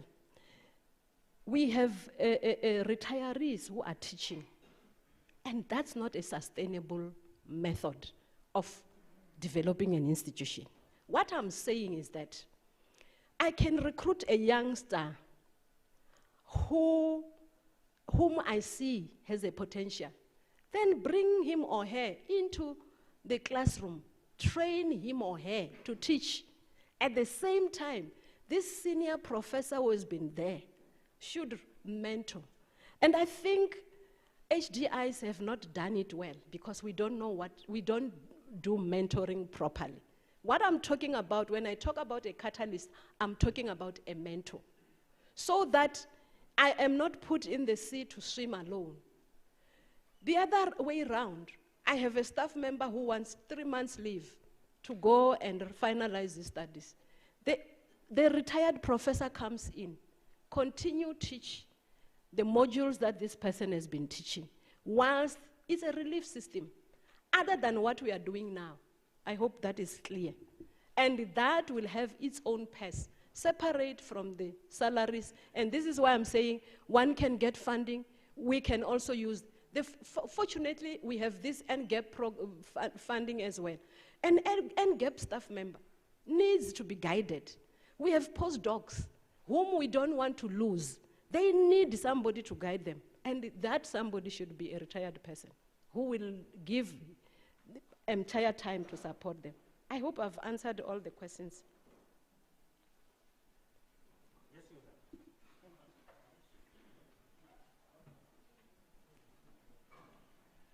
have. Thank you, Prof. Colleagues, that was the last round of questions that we had allowed. Do give yourselves a round of applause. It has indeed been a very long day, and thank you for your patience with today. We experimented with a very interactive session across all campuses. It had its own weaknesses in connectivity from time to time, but we deemed it necessary that this must be an interactive process, the process to appoint a vice chancellor for the university, considering that geographical spread that Walter Sisulu always poses as her challenge. Ladies and gentlemen, thank you for your time. As indicated earlier, this is but one of the 2 days of engagement with the 3 candidates. Tomorrow, the candidates will engage with the selection panel in a closed session, after which the outcomes of that process will filter through the university system of Senate institutional forums, and finally for approval by council and final announcement across the university. Thank you to the campuses for taking the time. Thank you to the 4 facilitators in the campuses for facilitating the engagements in those campuses and ensuring that our connectivities remained open. Thank you to our ICT for keeping these lines open and ensuring that we were able to communicate in our vast distances as Walter Sisulu.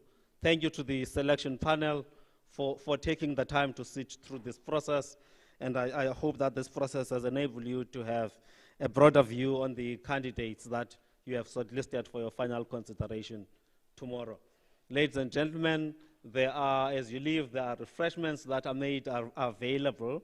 The selection panel can go up the stairs to the council chambers that are here in Buffalo City, and for the rest of our guests, we have provided refreshment in the management, is it the management boardroom, what is it called? The management room here on the right as you enter the admin building. The functions room, eh? Okay, thank you colleagues from Buffalo City. Thank you colleagues, and travel safely.